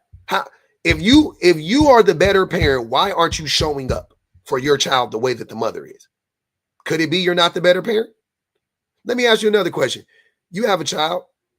Let's say you wanted to, you had to go, like, you had to go do something, right? Like, it had to be done. I don't know, it was an emergency, whatever. It was a fire burning in your house, and you got to run inside and go save your girl, right? You got your baby outside. There's a man standing there. There's a woman standing there. Who are you going to leave your child with? Who would you feel safer leaving your child with?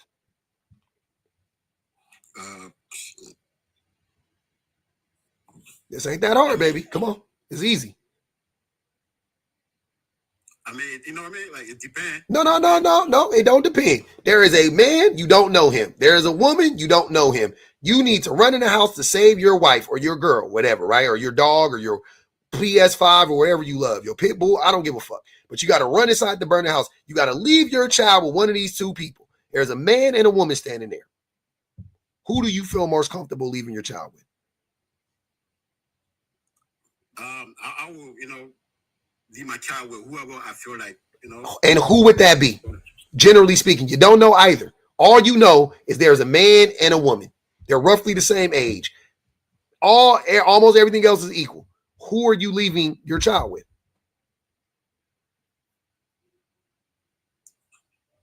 Oh shit! Super easy. Woman.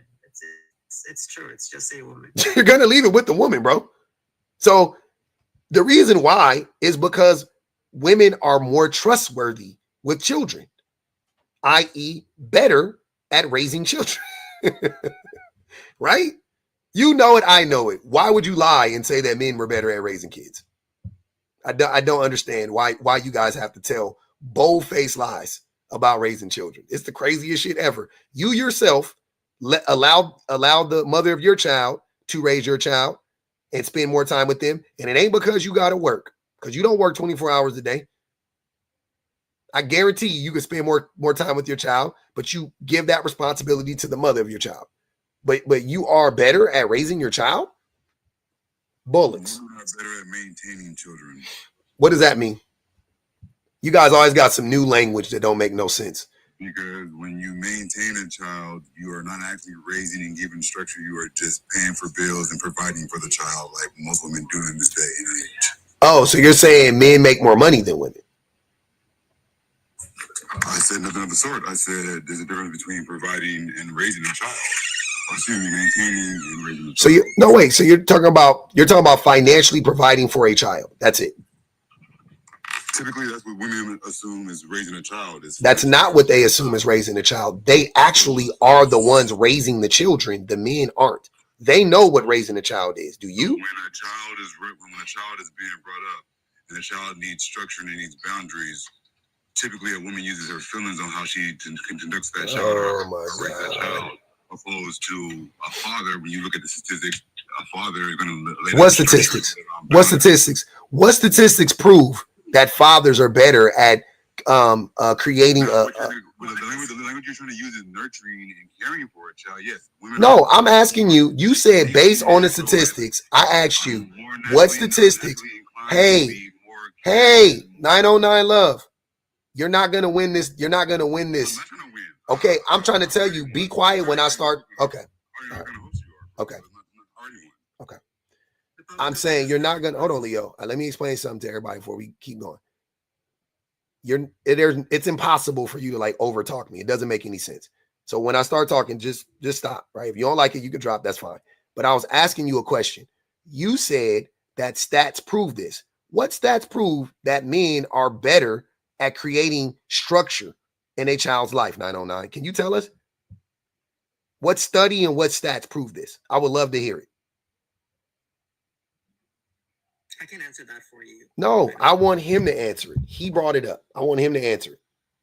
Can you answer it, 909? There are stats that categorize single-parent households, mother and father, and they have stats that categorize parents as two-parent households. And out of those stats, out of those categories of single-parent mother, single-parent father, and two-parent households, the father-parent household fares the same as two-parent household. So does the mother-parent. When the women make the same amount of money, it's the same. Once again, you're going back to money when I'm because that's what it's rooted in, 909, and you didn't read the study. So again, you're talking about maintaining the child. I'm not talking about. You got to stop trying to use this fucking semantic, this argument rooted in. Remember, 909. Remember what I just asked you? When I start talking, don't try to talk over me. You're trying to use okay. You're trying to use a argument rooted in semantics. I don't care to do that. Right? So raising a child, maintaining, I don't give a fuck what you're talking about. If you're talking about raising children, you're talking about the outcomes of kids, right? These studies that you guys have never read, that you don't know anything about, that you just keep repeating the same talking points that have been debunked a million times, right? I'm telling you that in those very same studies, when single mothers make this, when single mothers don't live in poverty, the outcomes of the children are exactly the same or similar to that of two-parent households. The same for men. The reason why fathers, typically the outcomes for the children are better is because men make more money. Generally speaking, men make more money, especially men who get custodial parentship of the child. So it's only 15% of custodial parents are men, right? 85% are women. We know the largest demographic of people living in poverty are women and children, single mothers, right? We know that per capita. It's single mothers. Women make less money than men because of the patriarchy. You tie all these things in together, it is rooted in economics. It's not rooted in this like inability for women to raise kids. The reason why they go ahead, I'm listening. Go ahead, brother. I never said they were unable to raise children. I just said that nowadays the difference between raising a child and maintaining a child is lost. We don't understand that there is a difference. I'm trying to point out that you wanted to go back to the providing and the economics. I'm not saying that was not true. I never negated that, never disputed that. What I said was there's a difference between raising a child and maintaining a child. When you raise a child, you have to actually give the child morals and structure, and you have to actually be there in the child's life. Women are better at it all around, sir. You just providing a house and a home. Women are better all around. They're better at creating structure. They're better. Women are more. Hold on, 909. Women are more disciplined than men are. Women are harder workers than men. I'm sorry, this is statistically proven. Women on job sites, when women are at work, they stay on task significantly more than men. They are more productive than men are. When you're talking about at home, they are also more disciplined. I talk about this all the time. The discipline, but the difference in discipline between my mother and my father is vastly different. Like my mother was undisciplined in a lot of ways, right? The ways that she was undisciplined in were the same ways that my father were undisciplined in. But my mother was also very disciplined in other ways that my father was not. My father was just pretty much undisciplined. You could say like my dad, I'm just for an example, right? Men in general are not very disciplined. We lack discipline. That is one of our biggest problems. We lack integrity. We lack discipline. These are one of our biggest problems. You just projected your. No, I'm not projecting. I just see. I hate when I use I hate when I use an example that I can point to personally to talk about a more broader issue, and you guys trying to act like what I'm saying is since my dad did it, then therefore I think every man did it. That's not what I'm saying. I'm just acknowledging the fact that I have firsthand knowledge. I've seen men actually do it personally, but statistically, what I'm saying is also supporting. I'm not projecting shit. You're just fucking lying. So what you're saying to me is that you brought up that I didn't bring that up, and you're not projecting because you haven't met all men and you can't speak for all. Then why are you bringing? You haven't met all single mothers either, but here you are talking about single mothers. Hold on, 909. I'm going to use your same. I'm going to use your same dumb logic. You don't know all single mothers. I haven't even. I literally just said that raising and maintaining her. You just said men. Hold on. Did you not? You just said that women are better at this and men are better at that. But you also just told me, hold on. You don't know all men and women, do you not? You don't know all men and women, right? I know human nature. No, you don't know human, sir. Women are naturally, that's common sense. Stop, bro. You're literally trying to say semantics. Literally, women are naturally more nurturers. That's proven. I don't have to argue that. Stop. You don't know human nature. You don't know human nature, though. But I'm just saying that. And I agree with you that women are more nurturing than men. In the house and save your wife, you will leave your child with a woman because women are naturally more caring and nurturing, right? Yeah, they're more trustworthy. They're nurturing and caring when it comes to children. When it comes to life, what'd you say, TikToker? I said even women would say that other women are more nurturing. Even women would say that. Even women, or especially women, would say that. Yes. But the thing of it is like you. I take you. I think you could raise some kids better than some women can. And you're a man. Of course. I think you would do a better job than a lot of women would do. Of course. Kids. But that's not the discussion. I don't think all men are worse than all women at anything. That's a weird, like anybody that thinks like that, you're dumb. And I don't think that all men are better or whatever, or anything. But generally speaking, right? When we talk about most men, most fathers versus most mothers are better than fathers. Just period. They just are. They're better at raising kids than fathers are. For many reasons. Right. Now, that's why I said that in this day and age, they're not raising children, they're just maintaining, because you can look at our society and see that. They are just maintaining children. They are not raising their children. I hate the fake. You cannot correct them. You cannot check them. All these children are emotional to where you can't even say things that are the truth. How do you know all kids? You just told me you don't know. I don't know all men, but now all of a sudden you know all kids. But how do you know all kids? 909, how do you know all kids? I'm going off of the children. I just want you to be consistent in your logic, right? If the excuse you're using against me, saying things that are unequivocally true versus the shit you saying that's bullshit, right? And your comeback is you don't know all men, then I want you to also apply that same logic to yourself. You don't know all kids. Can you distinguish the children that were raised in our generation and children that were raised in this generation? Can you distinguish that by just by sight? Or are they just all children? Are they all the same?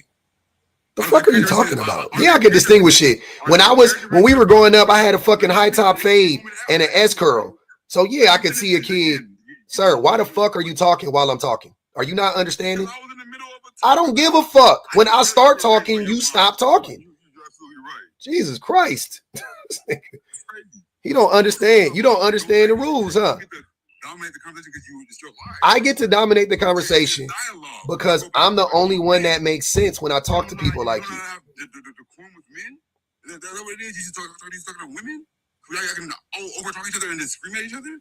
What? I was literally in the middle of a point that you literally asked me to answer. No, I didn't. Instead of that, you want to over talk. You didn't answer the fucking question. You wouldn't let me. Then you asked me a question and I started answering and you got mad. This is your life. This is exactly. That's showing your emotions right there. What emotions? I'm not the one stuttering. I'm not emotional. What the fuck are you talking about? Sir, I do this shit every day for a living. I do not get emotionally invested in these conversations with you guys. Trust me. I'm actually in life changing children's life. You can go to my website right now. You're not doing shit. On our young men's lives. You're not doing nothing. Give me your website right now. I'm going to look it up right now. Tell me, what is it? waruniversity.org. War University? Warrior University. Oh my God. We have children's books. We have a course for men. We literally, like, bro, we're gonna have resorts in the next coming year. I have a lot of things coming up. I ain't just talking on TikTok to women. All your subscribers are women. What does that say about you? That I'm right? What am I crying about? Hold on, wait, hold on. You see how you ask a question? Now I get to answer it. What does that say about me? That I'm right?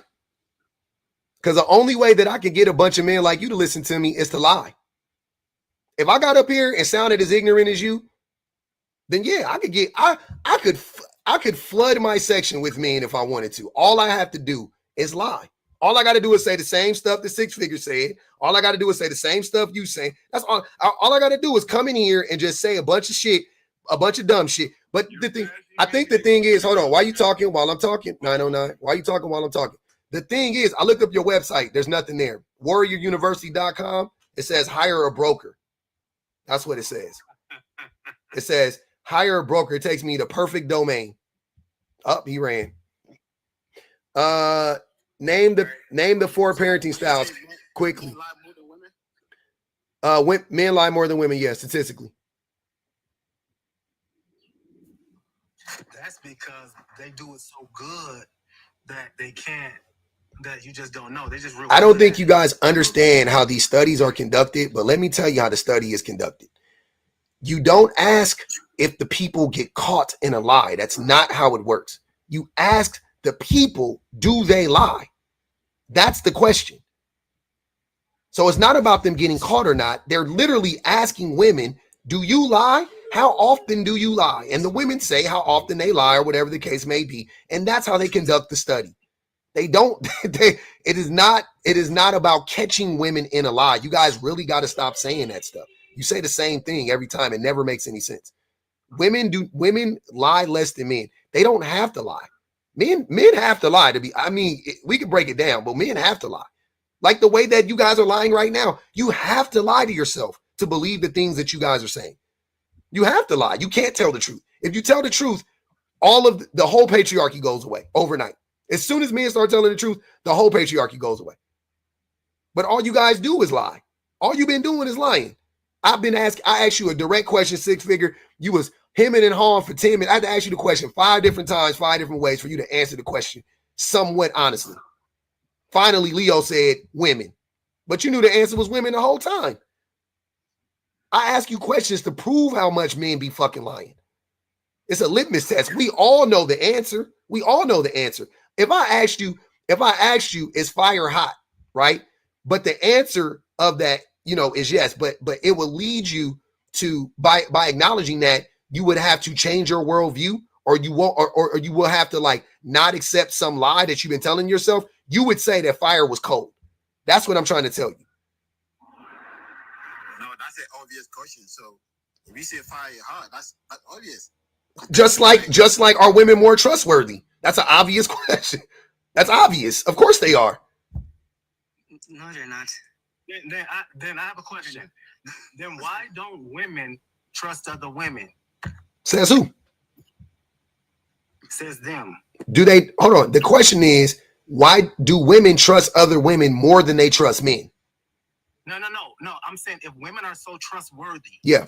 why don't other women? I know. Listen to what I'm saying, because that's not the argument. The argument was, are men, who is more trustworthy versus men and women? Now you want to pivot and move the goalpost. Stick with me. So the comparison would be, why do women trust women more than they trust men? That's the only question. Do they not trust each other? We're humans, right? Cool. You cannot trust anybody. I'm fine with that. But if push comes to shove, who do you trust more, women, men, or women? They're going to say fucking women, unequivocally, emphatically, women. 90% of women, 80, whatever you say, like they're going to say women. Of course I trust women more than I trust men. What the fuck? You said women are more trustworthy, but It depends on what you're talking about, because let's talk about looks. Let's say if you ask a man, if a woman asks a man who looks better, right? She's asking a woman and she's asking a man. I think she would trust more what a man has to say when it comes to her looks than a woman, because a woman is going to say you're beautiful no matter what. Even if the woman is not beautiful, when a woman tells a woman you're beautiful, the first thing she says is, "Oh, you're beautiful too." You see what I'm saying? But if you ask a man that, he's more likely to tell you the truth. So my point is, it depends on what it is. Yeah, I don't really care about that because this is a general conversation. And so to add on to that, women lie the most because they always have on makeup. They'll never makeup isn't a lie. What? Yeah. What? Makeup isn't a lie. And they put on these tight things to push up their breast and doing all tight things are lies. Oh God. Man, you guys got to stop. Are you wait. Hold on, Godfrey. Hold on. You got an air in your chest. It ain't even your turn to talk. Go ahead, Destiny. Okay, so I actually wanted to go back to the original question that you asked. Yes. Do men have any value besides making money? Mm-hmm. And I would say yes. Okay. What value? But I think that there's a difference between a good man and a bad man. So this is generally speaking. What do most men bring that is of value besides money? Leadership would be a good one. So most men are good leaders. In what capacity? Yeah, in a capacity. In what capacity? Are we talking about only like bringing value to a woman or bringing value generally speaking? It doesn't even matter. But in what capacity are men good leaders? Leadership. So like you could bring leadership in the workplace, leadership to your family. If you're a father, you're going to want to lead them the right way. Not saying that every father is in their kid's life. Are most fathers the leaders? I would say, yeah. And they're leaders in what they believe they should be leading in. That's too vague. In the household, are most fathers the leaders? If they're in the home. Yeah. If they're in the home. Are they the leaders? Yes, because your kid's going to look up to the father, whether they're leading them astray or not.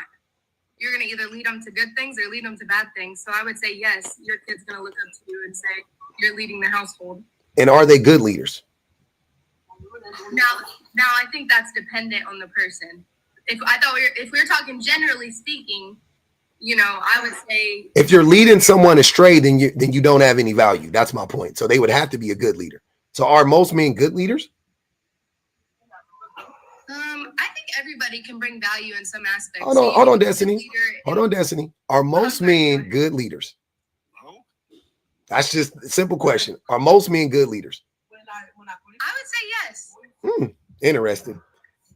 Because even if you look at like in nature, like the male usually leads, like even like lions, the male's gonna lead. I'm just saying, like if you're looking at it all throughout. Damn. You're right. This is painful. Hey, I'm trying. I'm just trying to say like. Damn, man. Your value. See, you don't hang out with low life, so you see the good men. See, people who say that the men are no good, see, they talking about the bottom tier men. See, I'm talking about average man TikToker. I can see her value. She has value because she's. You don't know nothing about this woman. I can tell. He's right. You don't know nothing about her. I'm not knocking her. I'm not saying she don't. I'm just saying you know nothing about her. Her value is high. She just said something that you. People with high value. Why do you say that? Because you could just tell. See, people who are talking about lower class people, like the people that's down there, yes, the men are going to be terrible. I'm talking about general, bro. I'm just talking about general people. You're talking about general. There's no such thing as general when it's people who of course. down there. Are you talking like middle class? Is that like where your general Nope. statement? I'm talking general just means most. TikToker, please be quiet. This is not your life. I'm just talking about most men. That's But it. I feel like that's vague. That's a vague statement. It's not vague. It's most. It's not vague. It's most men. It's not a type of men. It's most men, right? I'm not describing. If you asked me what type of men, and I said, well, tall men. Like, I'm just saying men in general. I'm saying men in general. Most men are not good leaders. We're not. Look at society. That's crazy. That's crazy. Like, what do I have to point to, right? The unalivings, the rate of abuse that people suffer at the hands of men. Like, what are we talking about here? How are men good leaders? I'm not understanding. Ghetto men. No, I'm talking about average men, TikToker. I don't use stupid terms like ghetto men. Ghetto men. What are you talking about? That anti-black shit. Destiny, are you even black? No. Why would I be talking about ghetto men and Destiny? The fuck? The other men have value. Is she in the ghetto? Destiny, are you in the ghetto? No. Were you raised in the ghetto? I was raised on pretty low class. I built myself up though. Okay, so you were raised in the ghetto. Yeah, I mean, I don't want to say that, but Why not? Was you raised in the ghetto or not? I would just say I was raised lower class. That's all I'm gonna say. I don't want to. So you was poor. Okay. Yeah, I was poor. I mean, we did food stamps and all that. Yeah, you was raised in the ghetto then. Yeah. Okay. I'll take it all back. See, TikToker, Destiny is ghetto. Look at that. No, she's not. Look at us. I'm not. I was raised that way, but I also put myself through college, paid for it, That's fine. Now you denouncing the ghetto that raised you? That's crazy. No, I'm not denouncing anything. I don't really call it ghetto. Why not? I'm not ghetto. Like, you know what I mean? Like, I'm not going to call it ghetto. I'm not ghetto either. But am I from the ghetto? Absolutely. Absolutely. I'm a project baby. I love that shit. I would never turn my back on where I came from. TikToker, please be quiet, or you could drop if you can't control yourself. There's 6 people up here. Everybody else is muted. You the only one fucking coming off of mute. Are you okay? Did you take your meds? I do have a question for you though. Go ahead. Like, do you think that most men allow themselves to be led by their circumstances? No, I think most men allow themselves to be led by other ignorant men. That's men's biggest problem, is that they allow themselves to be manipulated and controlled, and they do things for the male gaze. Okay. They lie to women, they manipulate women so they can gain access to women, so they can show the women off for other men to see. They go get money and all that stuff. So they, in their mind, is their math. If I get a bunch of money, I'll get by like their surroundings. That's what you're saying. Nope, that's not what I'm saying. Their peers. Peers, okay, yeah, but you also society in general. Okay. Because my boy, he talks about that all the time. He talks about like the type of woman that he wants to marry because he's in corporate America, and he talks about how they'll respect him more if she is of a certain level of attractiveness. Not if she is extremely intelligent or extremely accomplished. It's if she's extremely attractive, they'll look favorably upon him and her. Would you say that there's also a difference between a boy and a man? Yeah, boys are boys. Okay, so somebody who is led by their peers, that's or a by man. their circumstances, that can still be a man. Say that that's a boy. No, that can still be a man. I don't do that. Sorry, I don't mean to interrupt you. You're good. I almost feel like now in this aspect, it's a matter of opinion, because like with me, like if I would be with a man or that's led by his circumstances or by his peers, like I'm not going to consider that a man at all. I'm going to consider you a boy. Why wouldn't it just be an immature man? As if men can't be immature, as if all men are perfect and boys are not. That doesn't make any sense. You got to call them what they are. They're just immature men. If you're acting like a boy, you're a boy. That's all I'm going to say. okay. That's how I think of it. No, I'm not. That doesn't make sense to me. You can't act. I mean, you know, they're acting like men. They're just acting like immature men.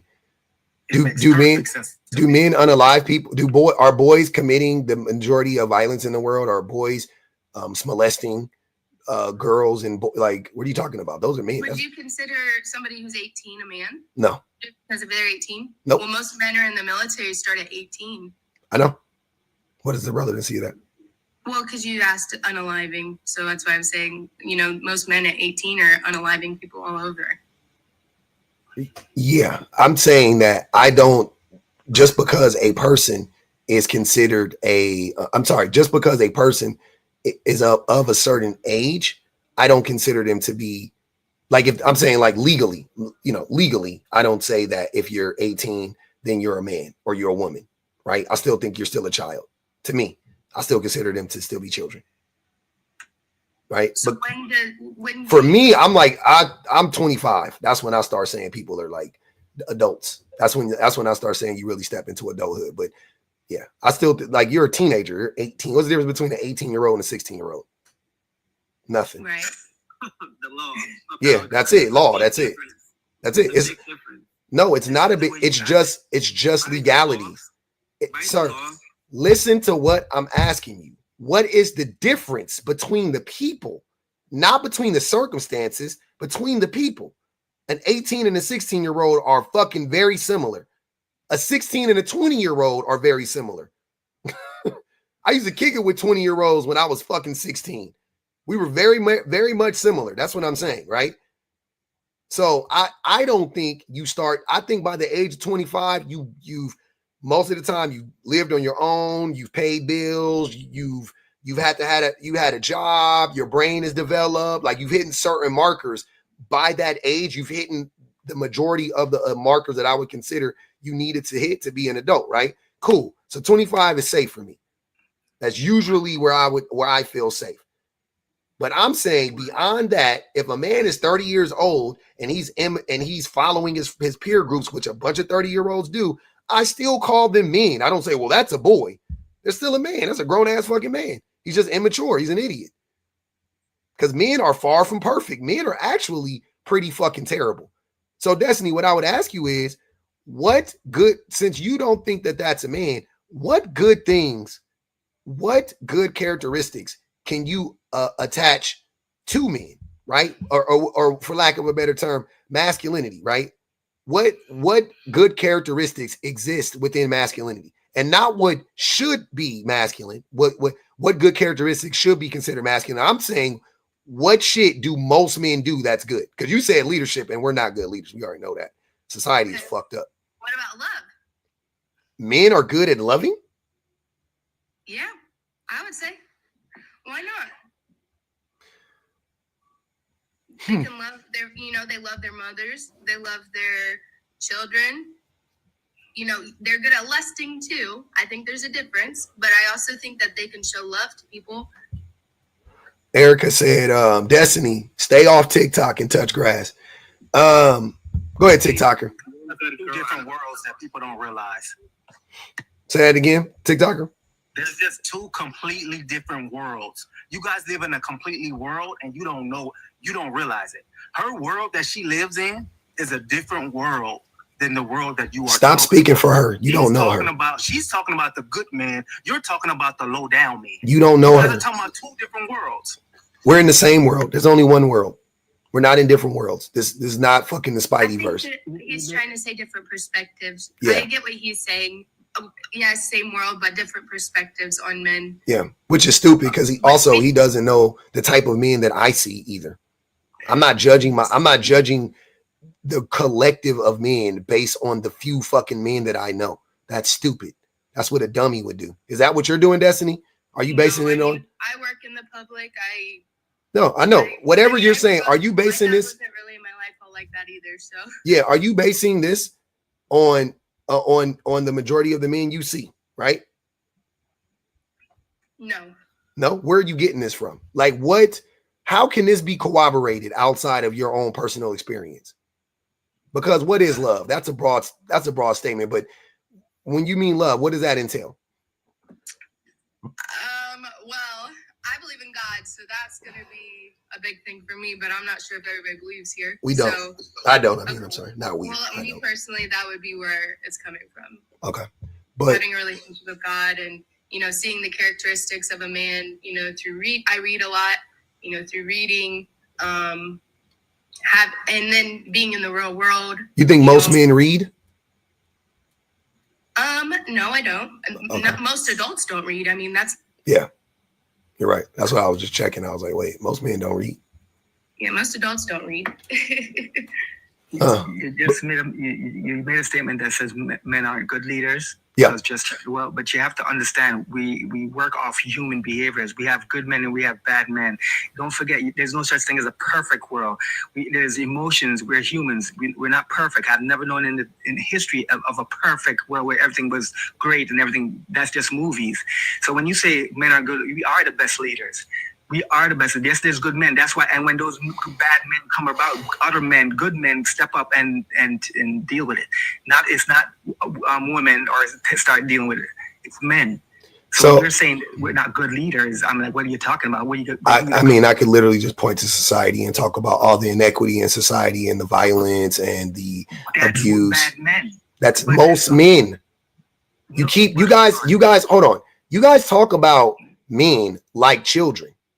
You guys talk like that's how my son, you talk about it like it's binary. Like there's bad men and there's good. There's not. There's a fucking spectrum and everybody's on the spectrum, right? I know people that are great co-workers and terrible to their fucking kids. I know people that are good to their kids and terrible to their spouses. I know, like, what are you talking about? There is no good men, bad men. Hold on, Godfrey. Hold on. Okay, go ahead. Most men, though, are undereducated. That number one right off the bat. You can't be a good leader if you're or undereducated. You can't. If you can't read past a fucking 6th grade, impossible. Like, it's virtually impossible. Secondly, men are violent as fuck. Extremely violent. Most men are violent. Most men have a good a decent propensity for violence. Secondly. Thirdly, men lack empathy. That is the cornerstone of leadership, is to be empathetic. Men are not empathetic. You have to be able to understand the people who you're leading so that you can lead them better, right? So you can actually be an effective leader.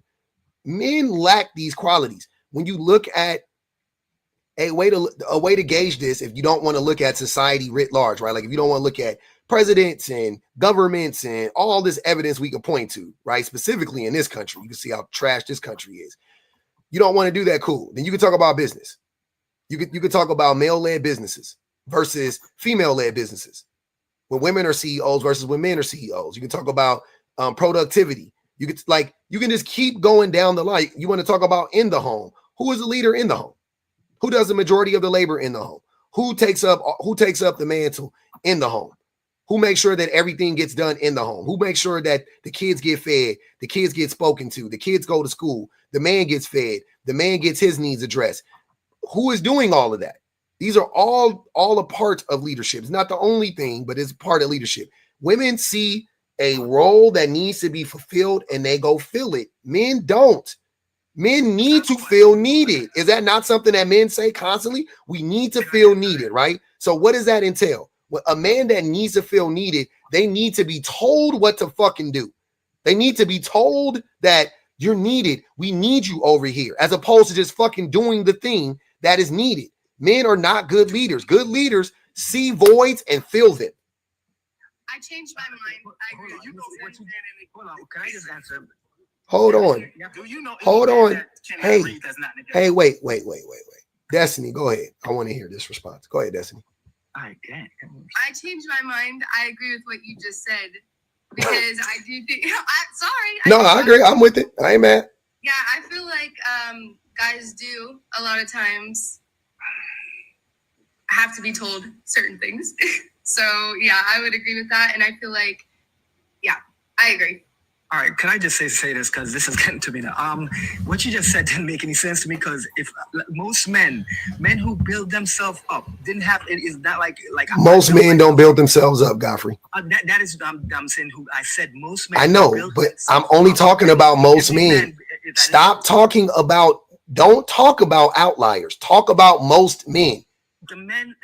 Don't talk about the men who build themselves up. There's few men who build themselves up. Most men who are wildly successful stood on the shoulders of other men and women to get there. Every billionaire is a goddamn sociopath, right? So miss me with that. Talk about most men. Talk about the average man. Talk about you, me, TikToker, 6 figures, Leo. Talk about the average man who ain't built shit. All right. Okay. Well, we'll do it from the home base where a man is. Hold on, I'm not average. Well, you below average? Too good to be average. You sound average. Go ahead, Godfrey. I know, but I'm sexy. Most men not sexy like me. You sassy. Men don't have a 6-pack like mine. You sassy. Yeah, I am. You sassy. You not. I don't know if you're sexy or not. You definitely sassy. And most men are not like that, right? I love that for you though. I love that for you. But most men are loud and wrong like you are. That's what I'm saying. I don't care about how you look. Nobody care about that. We ain't talking about looks. But go ahead, Godfrey. Finish what you said. As I was saying, if you take the average man, let's say I'm in the house. I'm in the house by myself. I'm getting I got my girlfriend. Mm-hmm. When you were saying that she's the one in charge of everything, you have to understand. I have to go out and work. That is why I thought to myself, I need a girlfriend so someone could take care of the house. So when I go home and get this money, I bring it home, and she's taking care of the house. Most women work. So see what I'm saying? You can't. You guys cannot have this conversation and talk about most people. As soon as you start talking about most people, your argument falls flat. You know you can't fucking lie. Most women work. You don't have to go, sir. This ain't about you. Don't center yourself. So I'm talking about most people again. You said you got it. You said good, and then you instantly went back to talking about yourself or some small group of people. Most women work. 70% of married women work, but most women in relationships work too. So what are you talking about? Most women work. And the problem with that is what I'm saying is this: when you say both of us work, right? Who's taking care of a kid? A stranger. I don't like strangers touching my kid. I don't want any stranger around my kid. So it's not what you're saying is right, but it's not good for the society because that's why the kids grow up the way they are. And why are you pivoting from what I'm saying? You want to talk about economics? I don't care to do that right now. What I'm saying is I'm sticking to it. Women are the leaders in the home. I get it. I wish. The leaders in the home if they're working. You said what? They're not home, so how could they be? They are. When they are home, they the leaders. What the fuck is you talking about? No, you just saying they can't. Nah, you don't know. You don't know what's going on. You trying to make some point that you don't even fucking understand. When the women aren't in the home, they're thinking about the home. They're planning for the home. They're thinking about the people in the home. They are the ones in or out the home. They're the ones doing most of the labor for the home. You are not. All you do is go to work and come home, and then you go, oh, okay, well, I had to go outside and slay a dragon today. That's how men think of themselves. You ain't no goddamn knight. I ain't flip-flopping shit. You just said that she's not home. So how could she become home? I just told you, you're not listening. Stop listening to argue and listen. Stop listening to respond. Listen to what I said. Even when the woman isn't in the home, she's thinking about the home. She's doing things for the home. No, you're not. You're not doing it as much as she is. That's what men do. We'll give up. We'll be sad and Godfrey, stop lying. Stop lying. Stop lying. In a sexless marriage, just they're in a sexless marriage because they have erectile dysfunction. It's not because of the women. It's because of them. But what I'm saying is, when I said that she's home, you said, no, most women work. And I said, okay, if both of us are working, who's taking care of the child? That's someone else. So they're the one in charge of the house. When we both come home, we share whatever because it was 50-50. That's what's going on in your society. They do 50-50. They don't. And so they're both doing the same thing. They don't. Women don't do 50-50 though. I wish they did 50-50. They don't. They do 80. They do 80 and men do 20 in the home. That's the problem. Okay, then let's go for that then. See, that means the man is the more because if the money isn't there, the house isn't there. They both work. Jesus Christ. Said she's not paying all the stuff. That's not what I said. Nah, you missed it. You missed it. Hold on, Godfrey. Stop talking. Stop talking. Let me help you out. In the home, there is there's two separate hundreds. Let's say there's two hundreds in this case. There is 100%, and that represents in the home labor. That is everything that happens in the home, right? That's 100%. Then there is 100% that needs to be done outside of the home, right? Money wise, right? We're gonna call that the money portion, right? 100% represents and I would rather do it by hours, right? So for you and your wife or your girl to be able to pay all your bills and eat and all of that stuff, you guys collectively have to work 80 hours a week. These are just broad numbers. Okay, cool. So what happens is that men work 55 hours a week and women work, men work 45 hours a week and women work 35 hours a week, right? And then is that right? 35 and 45. Yeah, 35 and 45. Okay, cool. So let's say that's the case, right? So so that equals 80, right? But statistically, that's like 60-40 or something like that. 75, you know what I mean? Whatever. 60-40, whatever. 65, 60-40, something like that. Cool. Let's call that 60-40. Then you come inside the home, it's 100%. The women are doing 80 fucking percent. It's the same. Let's say it's the same. It's 20 hours in the home, right? It's 20 hours that need to maintain the home inside the home. Women are doing 15 hours, 16 hours of the labor in the home to run the home. Men are doing 3 hours, 4 hours. So it's 80-20 inside the home, and then it's 60-40 outside the home for the women, right? So when you add hers up, she's doing 120 fucking percent of what's going on, and the men are doing 90%. What type of job does she do more than that?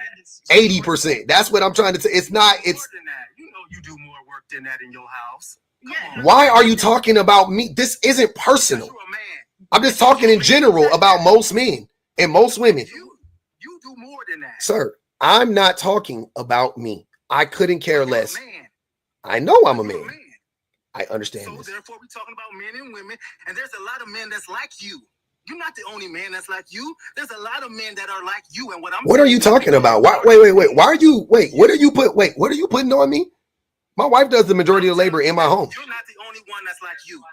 What do you mean like me? I'm the man I'm talking about too. See what I'm saying? You tried to say, hold on, wait. So you're saying that my wife, that me and my wife go 50-50 inside the home. We don't. My wife does more labor, and she has been, and this is a thing that got me to start unpacking my shit, because 12 years ago, my wife Ben already had this conversation with me when we had my first child, and I went to work and I came home and I was just kicking my feet up and she didn't work, and I was like, yeah, cool. This is the setup. This is how, you know what I'm saying? I get to I work and you stay home, and I didn't consciously think like this. This is naturally how it unfolded. I came home and I just was like, cool. I get to play video games. I get to watch sports. I get to drink. I get to hang out. You know what I'm saying? Like that's what I get to do, right? I got you 6 figure. That's what I got to do. That's what happens. You did see that. I don't know what you're talking about. I wanted to say this. You were saying that, are we both working the same hours, or is she working before me, or we don't see each other like that? What type of hours? What's the setup you have here? Because every time I say something, you switch it. So I'm not switching shit. Are we working the same time? Are we going out the same, or are we separated? Because if that's, it's not about. Let me just answer it this way then. If we're separated, if I come in certain time, that means she's at work. So that means I'll have to take care of the house because I'm the one there. Or if we're working at the same time, that means we have to have a third party take care of the child because we're both not at home. And when we do come, we still share the work. So when you're talking about she does most of the stuff, what are you talking about? Because even when she's not there, I'm cooking and making sure things are going to get ready. So when she gets home, there's something. That's how it has to work. So you keep talking about you. So is that what this all is about? Because I'm just talking in general. You're not talking in general. You say me. So are you talking about you? Okay, all right. We'll put in general. So in general, that's how most men show up in a relationship. Is that what you're saying? Because that's not true. No, I'm saying if we're both working. You said we're both working. I'm trying to go off your storyline here. If we're both working, but she goes to work before me and I stay home, I'm going to do the housework because common sense, if I have a heart, I'm going to have to do some stuff. Because then if I don't do anything and she gets home, I don't know what you're talking about. That's not, I'm just telling you. It really wasn't that hard. You know what I hate? You know what I hate? When, and this is what I'm talking about. How men don't listen. This is another reason why men aren't good leaders, because men don't listen, right? So I took all this time to explain to you exactly what I was saying, and you still acting like you don't understand. So do you truly not? Because I'll be honest with you, either way you fuck. Did you truly not understand what I was saying? Which is, I don't know how you didn't, because it was plain as fucking day. Or are you purposefully being obtuse right now? Which one is it? Hold on. Did you not just say the woman does most of the housework? Why are both of y'all talking at the same time? Why are both of y'all talking? I can't. That's the part that you don't get. Huh? We are like you. Who? Most of us is like you. He's like you. What he's describing is what you would do. No. You keep thinking that people are not like you. I don't. People are not like you. I think most men are like me. Most of the men are like you. No, I do. I think most men are like me in this way. Not in every way, but in this way, I think most men are like me. I think most relationships, the dynamics play out like this. The women do the majority of the women do the majority. Therese, I don't know who that was for, by the way. If she's home, she does do the majority.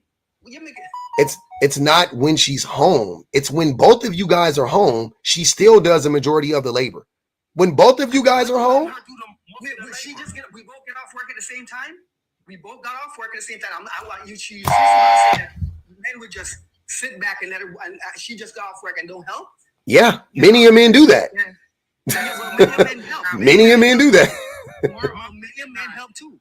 More often than not, when women are working, if you live in a 2-parent home, if your children are in a 2-parent home, and both parents are working, more often than not, the woman is losing more leisure time. Yep. Literally.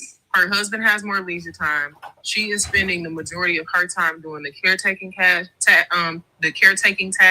She is spending the majority of her time caring for the children. She is spending the majority of her time balancing schedules and checkbooks. She's spending the majority of her time doing the cooking, the cleaning, all of those caretaking tasks she is still doing even when she's working. And a lot of women lose out on that time because of the fact that even if they work a 40-hour week, the same amount of time as their husband, more often than not, they are still performing those tasks. And I don't mean like by a small margin. That number is at 70%. So it's not whether or not all men are quote unquote like you. I find it hard to believe that you would be like that. I find in a conversation where it's hard to even just sit and be quiet and let somebody finish their point. I can't imagine that if you're in a marriage and you're trying to have a conversation about what is best for your children or what is best for your home, that you would be able to properly articulate and listen to your partner in order to be able to come to a common consensus. It's hard enough in the live where you literally, even if you're mad, even if you're irritated, you can sit on mute and you can yell at the phone all you want to. Nobody has to hear you yelling. You can call us out our names, you can do all the things, and you can just be on mute while you do it. But instead, y'all always come up here and y'all choose to stay unmuted, to yell back and forth. You can't hear anybody's basis of thought. You can't let anybody finish their sentence. So how can you imagine that if you're that kind of a person that you're able to have a successful conversation where you're able to hear out what your partner's grievances is? And that's a lot of the reason why women are opting out of being in marriages, because they're still carrying the weight and they're still having to deal with men who are just overtly emotional about very common things that could be worked out. Like it doesn't have to be a huge deal, but it continuously becomes a huge deal because of the fact that men don't want to acknowledge, yes, you are participating in a system where you subjugate women. Okay, we've established that. How do you do better? If you can't even acknowledge that better needs to be done, how the heck do you get to that? Well, we're not saying, first of all, when you're on a live, it's a totally different thing than being in one room with one person. We're on a live where a bunch of people are talking. And if you want to say, I don't know if you were talking about me, I haven't muted yet. And you notice that I gave you a chance to talk. I gave him a chance. Everybody was talking and I was off mute. I didn't. And the thing about it is you have to understand, if you have a good man, we're just going off of that. If you have a bad man, nobody wants a bad man. But we're talking about the people who are trying to work together. Most times, if a man, if he's a real man and he understands, you see that his wife is working hard, he will help. That's what men do. She's working, that's a bad man. If he's gonna we both working and we both get off work, he should understand she's going to be more tired because she has a woman. Me, I could work long hours. I could still get tired, yes, but I could, and we're going off for the same hours and we have the same hours. When we come home, we share the work. I understand that. That's how it should work. You say most men, you don't know every man, but we're just talking about if you have a good man. The one you don't, if you have a bad man who come home both at the same time and just plop down and let you just do all the work. Nah, that's not right. You shouldn't, because in my world, although I'm saying these things about him, in my world, no, because he says since I'm the minority, my girl, she ain't got to do nothing. If she's taking care of me, she's my assistant, so I have to take care of her to make sure her life is nice. If she and she does lead the place because she has everything nice and everything is good, and she's treating me good. And you know the reason why I treat her good? Because I like peace and quiet, and I value peace and quiet. So I put a price on it, and that means taking care of her. That's the difference. If she's doing it, if she's just some little loudmouth, waste time knothead, I'm gonna kick her to the curb because I understand my worth.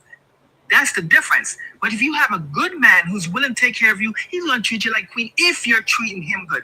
I ain't talking about the woman that not doing nothing, who's just gonna waste your time.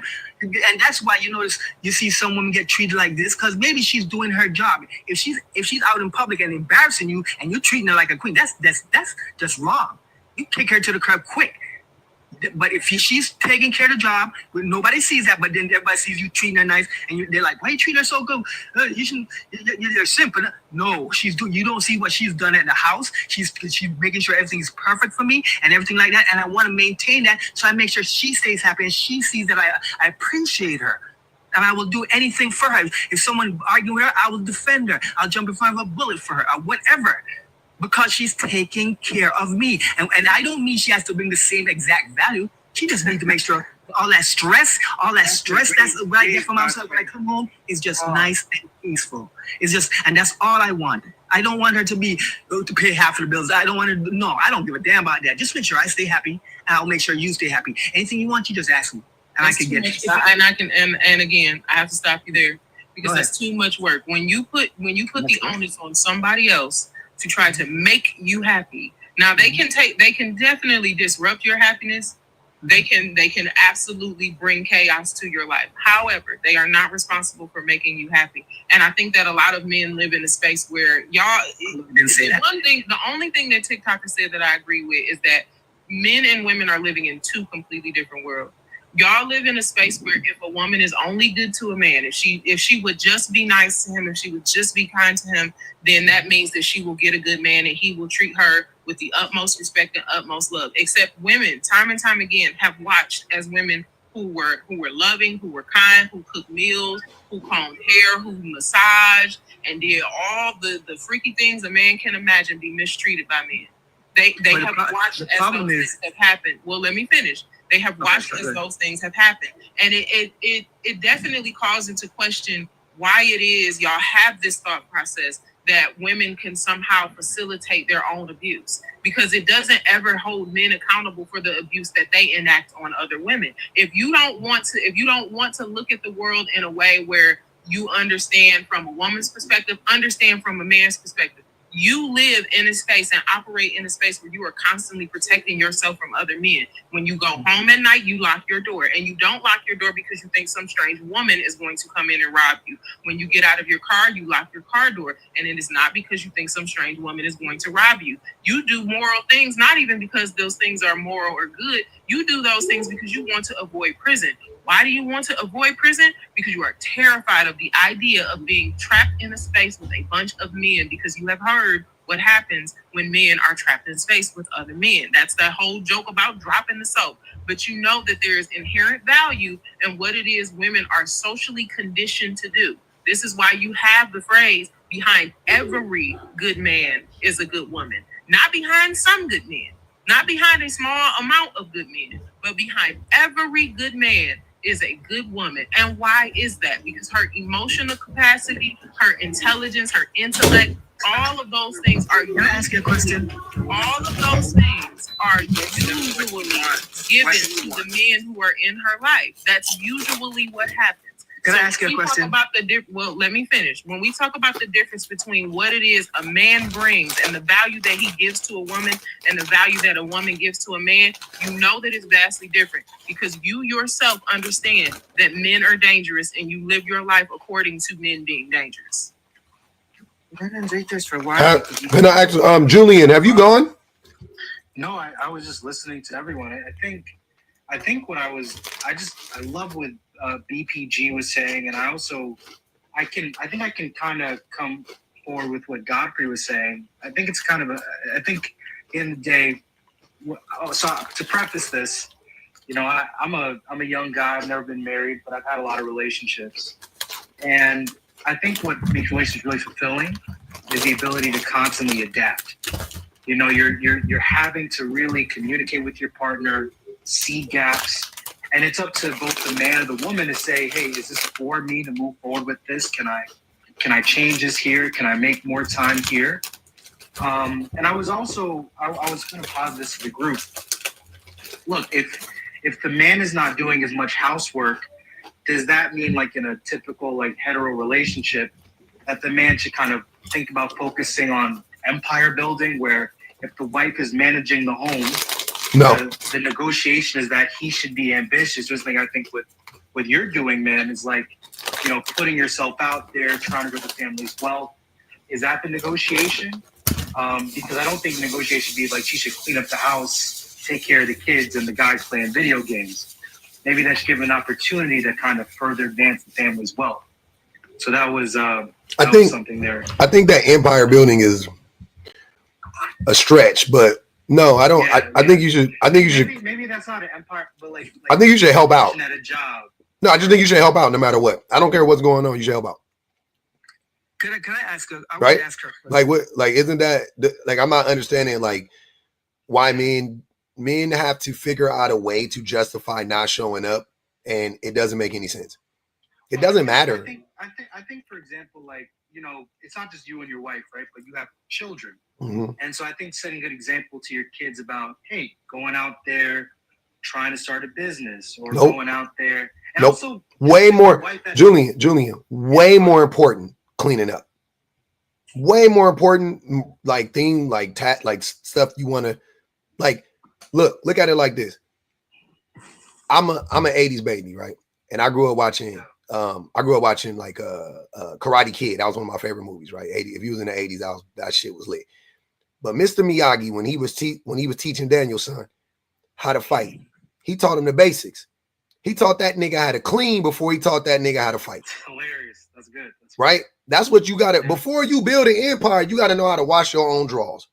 Before you could, I guarantee you ain't going to be able to build, like, now I won't say you ain't going to be able to, but more than likely, you're not going to be able to do the things that you need to do in life if you can't do the day-to-day tasks that keep you and keep you going, right? You have a way better chance at being successful if you get up, you get yourself ready, you clean up after yourself, you brush your own teeth, you wash your own ass, you know what I'm saying? You make your own doctor's appointments and you show up to the, like, you are going to, the likelihood that you are successful goes up, right? So me as a parent, right, as a man, whatever you want to say, and I got boys and all of that shit, that is more important to me than like, I got to show my kids how to make money. Like, my kid's going to make money. I ain't worried about that shit. And he going to go to college. He's going to get educated. You know what I'm saying? He's growing up middle class. Like, that's what that's the lifestyle I'm creating for him will allow him, me and my wife are creating for him, will allow him to do that, right? But it's the day-to-day stuff that I'm more worried about with my son. It's more like raising a child, and BBG knows this too. Raising a child, especially boys, is how do you get these little MFers to do the day-to-day shit without me asking them? How do you get, because boys don't do that shit. It's hard to get a boy to brush his own teeth without you telling them, gotta brush your teeth day and night. In the morning, gotta brush your teeth. Oh, okay, go brush your teeth. Come back home, time to get in the bed. He know the drill. Get in the shower, gotta brush your teeth. Can I ask you a question? Mm-hmm. So after you tell your sons, I know you're constantly reminding them to brush their teeth, mm-hmm. take care of themselves, even if you have daughters. Yep. what do you tell them about like dreaming and building and imagining for what their future is? Do you have those conversations? I don't tell them anything. I foster whatever dreams they have. I foster whatever abilities they have. I help them to hone their abilities and become the best versions of themselves. But I don't tell them how to dream. Whatever they dream about, I go, hey, that's your dream. Let's see what we can do about it. Right? My baby want to be a. I would challenge that, because I think if it's challenging to teach your boys, which I think it's definitely. I don't have kids, but if it's challenging to teach my father, I have my father in my life. I was with him every day. It was challenging to teach me how to kind of stay consistent with discipline for brushing my teeth, shower, as every boy would. It was even more challenging, I think, as a young black man, teach the kid to dream and to imagine himself in a better position. I think those things are. Did y'all grow up poor? No, we grew up pretty okay. Okay. I think seeing my dad strive allowed me to strive a little farther. Like I'm a law student, and I think that's primarily because I had my father in my life and my mother. Yeah, but that's my point though. So you guys grew up decently, and you were able to springboard from there and take it to the next level. That's what I'm saying. I'm not worried about that. I don't even think about that. Like, I promise you, I don't. You don't discipline your child? You are making up stuff. This ain't got nothing to do with disciplining. No, you just said that you just let them, them have their own dream and do anything like that. Like, they don't need guidance. Right? That's not what I said. You just said. I literally said I foster. Hold on, Julian. Hold on, Julian. I like what Godfrey said. That's really. Hold on, Julian. Hold on, brother. Hold on. Go ahead, Godfrey. Ask the question again. Yeah. What you said was you just let whatever they want to do. You just help them with it. But you have to understand, where did they get that idea from? Let's just say you're in your house and they watch TV all the time and they see some stupidness. Oh, I want to be a porn star. Are you going to just guide them? Well, I don't have to worry about it. I'll just show them how it's done. Is that how you? Is that what you got from what I was saying? Or better, if they pick something bad, which is bad, but it can be done. It's not like it's illegal, but it's just not right. It does. You just don't. Is that what you got from what I was saying, Godfrey? I didn't know I had to specify that I wasn't. Hold on, Godfrey. Please be quiet. I didn't know I had to specify that I wouldn't let my son hurt himself. I didn't know. I thought we were having a rational conversation. But okay, since you want to be irrational, yes, let me be specific. You have 500 something people in here. There's so many rational people around here. Please be specific. No, I mean, this is for you. I'm not. Nobody in the comments was like, "Oh, I wonder, are you disciplining your son?" Like, everybody understood what I was talking about. Only Godfrey didn't know. I wonder why that is. But anyways, so yes, of course, I'm not gonna let my son do stuff that is going to harm him, guaranteed. Right? Well, I don't know. It depends on what it is, to be honest with you. But yeah, but for the most part, no. I'm not going to let my son do things that are going to harm him, guaranteed. That's crazy. That doesn't even make sense. That's what he wants to do. Let's say he's arguing with you about it. This is what I want to do. That's how I feel about it. Now, he's young. He's in his, let's say 13 or 14 years. He's really getting into this thing. He really what you going to do? What is this thing? And, all right. Like, he just wants to. Okay, I don't know. I have to go with this because simple thing coming up into mind. He wants to be a corn star. He hears why am my 14-year-old can't be a corn star? Girls and he just wants to do. He can't be a corn star. He can't. Why not? He's 14. It's not illegal. It is illegal. No. People are changing their sex and all thinking about it. Please come on, 14-year-old kids. A weird take. That is insane. You got to let the men talk more. I didn't even know Godfrey was this weird. Go ahead, Godfrey. You're addicted to corn and child corn. This is wild. Listen, he sees these girls on these rap videos and they talking about their. This is, by the way, this is pure projection from Godfrey, y'all. He's about to tell you what he does. Go ahead, I'm listening. Okay, all right. Get personal. Okay, but I'm not getting personal. This is you. Hold on, no. You see these girls talking about OF and all these other stuff, and your son's like, "Wow, she's beautiful. I want to get into that." What are you gonna tell? Now he sees everybody's talking about it because all his friends. He hears all these things. So we talking about rap videos, or are we talking about OF? Where will my son see OF at? We just say he sees the girls. He likes girls because hopefully he likes girls, and he wants to get those type of girls. And OF, and if he becomes a corn star, he can. Is OF just like is a buzzword for you? Because where does OF have to do with rap videos? No, you just see. Okay, let's. You're just saying stuff. I'm just trying to be. I don't know which one you're talking about. Because the reason why I'm asking Godfrey is if my son wanted to be a rapper, I would be like, cool. No, don't don't change it. He wants to become a corn star because I just gave you the example. Please tell me what you're gonna do. Can somebody call the police?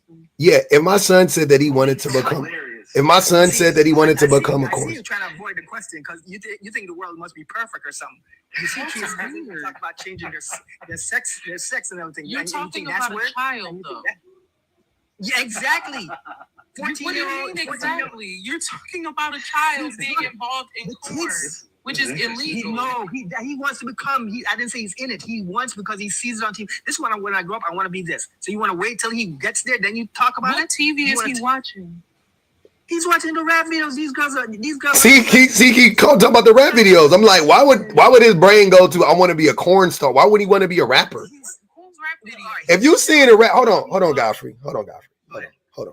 If my son is watching rap videos, which he does, he watches rap videos. If my son watches rap videos and he says, "Oh, look at all these beautiful girls in the video," and I want to, hook up with these girls. Listen, I'm just paraphrasing, right? That's his thing.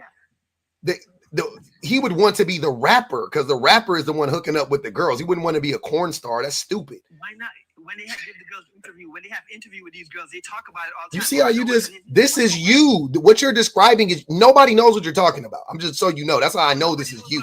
This is pure projection. This is not this isn't logical. This isn't rational. This never happens. You're just making this up.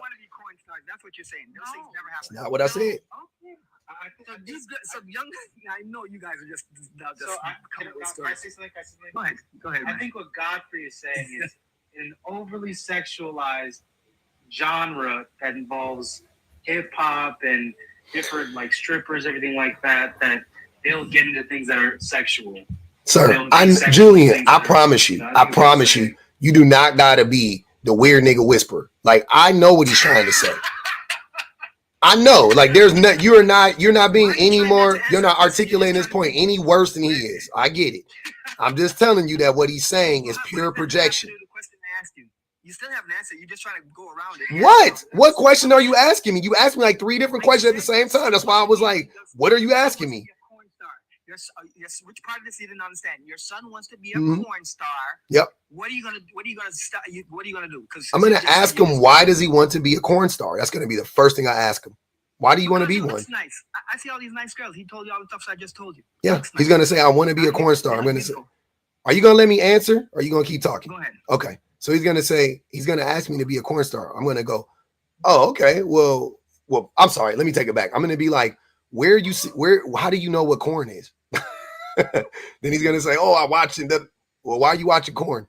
Didn't I already tell you that corn rots your brain and is destructive, and it'll make you look at women, in a poor light and all the stuff that I tell my son about that type of stuff, and right, like, and then he's gonna be like, "Yeah, you did tell me about that." I'm be like, "And you see how it's making you view women like poorly right now? Like, all you want to do is sleep with them. Do you think that that's healthy?" And he's gonna be like, "No," and I'm gonna be like, "Yeah." So why do you want to be a corn star when that's not healthy? And that's disrespectful to women. He's gonna go, "Oh, you're right, Dad," and that's gonna be the end of that discussion.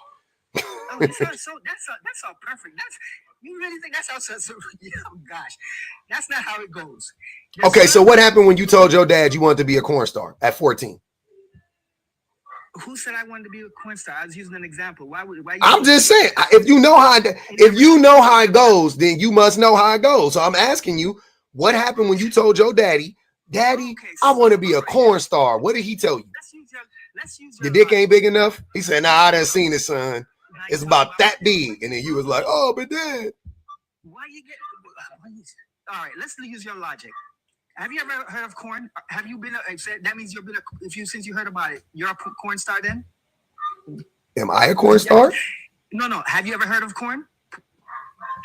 Have you ever heard of it? Yeah. Exactly. Going anywhere. This shit is so dumb. It's just you making it sound crazy, like you can't. It is crazy. No, nobody hears about it. It is crazy. Godfrey, you know what? progressively weirder. It's progressively. Godfrey, you've been heard and received. Pause. He hasn't. I heard him. I ain't receiving shit. I don't receive. I ain't receiving a goddamn You're thing. making it sound like this world is just so perfect and stuff like that. Listen, It was perfect 20 minutes ago when you and TikToker was talking about me, and now it's so imperfect that you can have a discussion with a 14-year-old about possibly doing porn. Like, you don't see how that logic is weird? It's okay to let it go, Godfrey. No, I ain't letting it go. Give me a different. Hey, hold on, wait. You know what it is, Godfrey? You know what's whooping you right now? It's your Godfrey. It's the example. You got to change your example. Obviously, that example is just a terrible one. So just give me a different example. You should have used drug dealing. That would have been. No. Be careful with that language. Don't say that on here.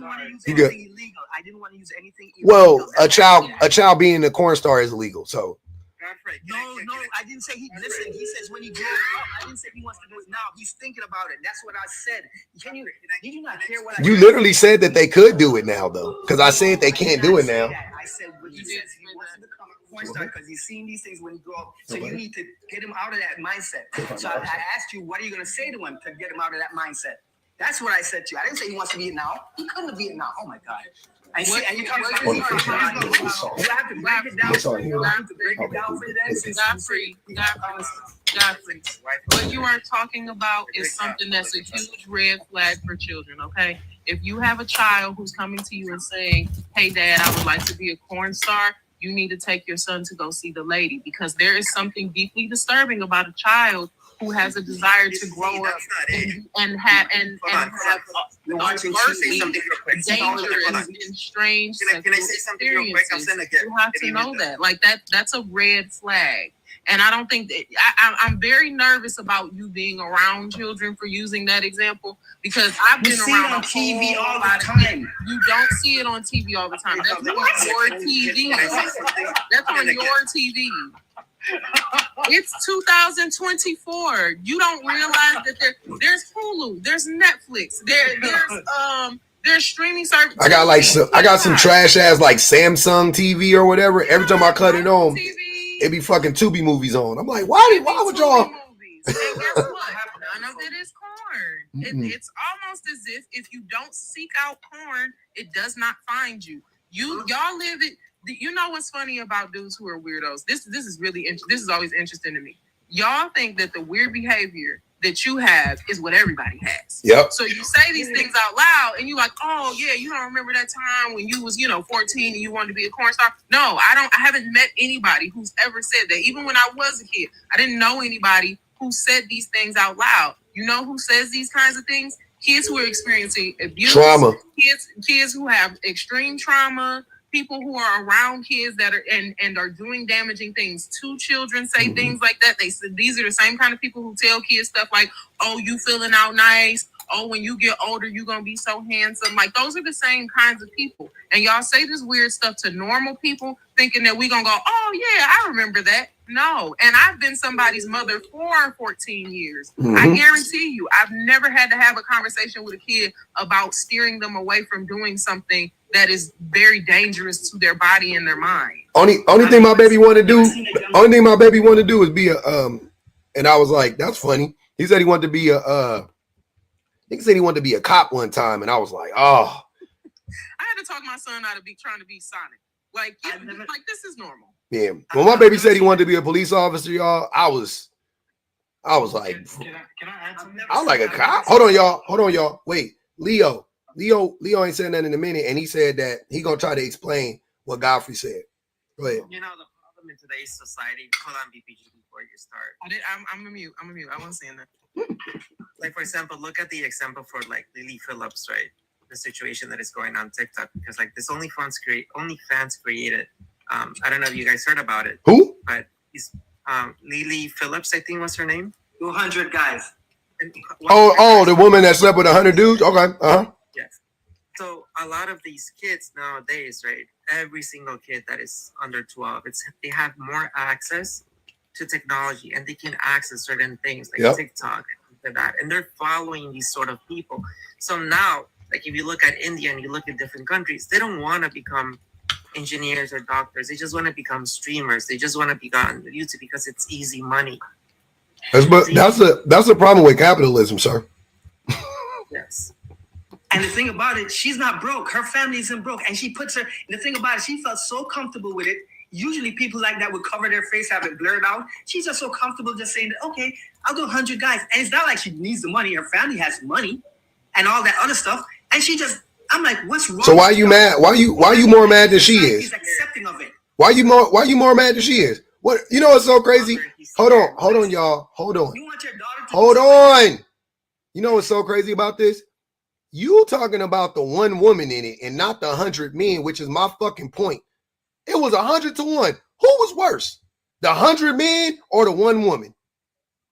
Fucking dummies. Y'all be running head first into the point. When I talk about women, and that's what the numbers actually shake out to be. For every one of her, there's 100 men, there's 1,000 men that would do that shit. But she has options. She don't have. They all got options. They all got options. They all do. Is there some woman gonna just, okay, you know what? I don't want to work today. Some woman's gonna just take me up and start taking care of me? No. That's not what she did, dummy. But I'm just saying she has options. That's the option. Sir, stop. Stop. That was stupid. She did not do that. She took 100 wangs in a day. That sounds like hard goddamn work. Oh my God. You want your daughter to do that then? I don't have a daughter and no. No. I'm just saying in general. Would you want your daughter to do that? Nope. And nor would I want my son to be, number 50. Godfrey, be quiet. And nor would I want my son to be number 58 in that line. But no, the society's not going to be like dusting him out more than she does. Because society is fucking misogynistic, which is my whole point. The society you live in, you ain't going to change. We live in the same society. No, we don't. Where do you live? I'm in Jamaica. Ain't no woman coming out here. Oh, it's even worse in Jamaica. What? Y'all more repressed. Y'all more oppressive in Jamaica. Okay, listen, let's explain something to you. Our women are free. Yours is. No, they're not. All right, I'll give you 2 examples. Tell me which woman on this line voted for men coming into their bathroom. That's not even a discussion out here. That would never be. What that got to do with freedom, sir? You cannot. A woman don't have her space. She has no space. She doesn't have a space for herself. And although our society says no. If I search your corn history, is it gonna bring up like trans women? Because you sound really like you into trans women. Okay, so we go personal again. You've been talking about trans women this whole time. You still I am attacking the argument. The argument is stupid. You're going at one person. I'm talking your whole society. I'm asking you because your line of questioning is rooted in nothingness, and it sounds very personal. And you randomly, arbitrarily bring up trans people, so it makes me think you actually are very attracted to trans women. You're talking about corn and trans women within the same sentence. So I was just curious if you like to watch Lady Boys. Do you think the majority of women want men in their bathroom? Simple question. Sir, I don't care about that discussion. I'm more concerned with. Because real men would have still stood up for their women and say, no, this is not right for them. But the most of you men let that thing slide. And now these women have a problem which they cannot stop. They have no rights. Because I doubt. Godfrey, what do you mean by you men? The men over there who let this nonsense get this far to make these men go into these women's bathrooms. Can I ask you a question, Godfrey? What percentage of people in America identify as trans? I don't care. It could be one, but once that one has rights to tell the majority. Go ahead, Julian.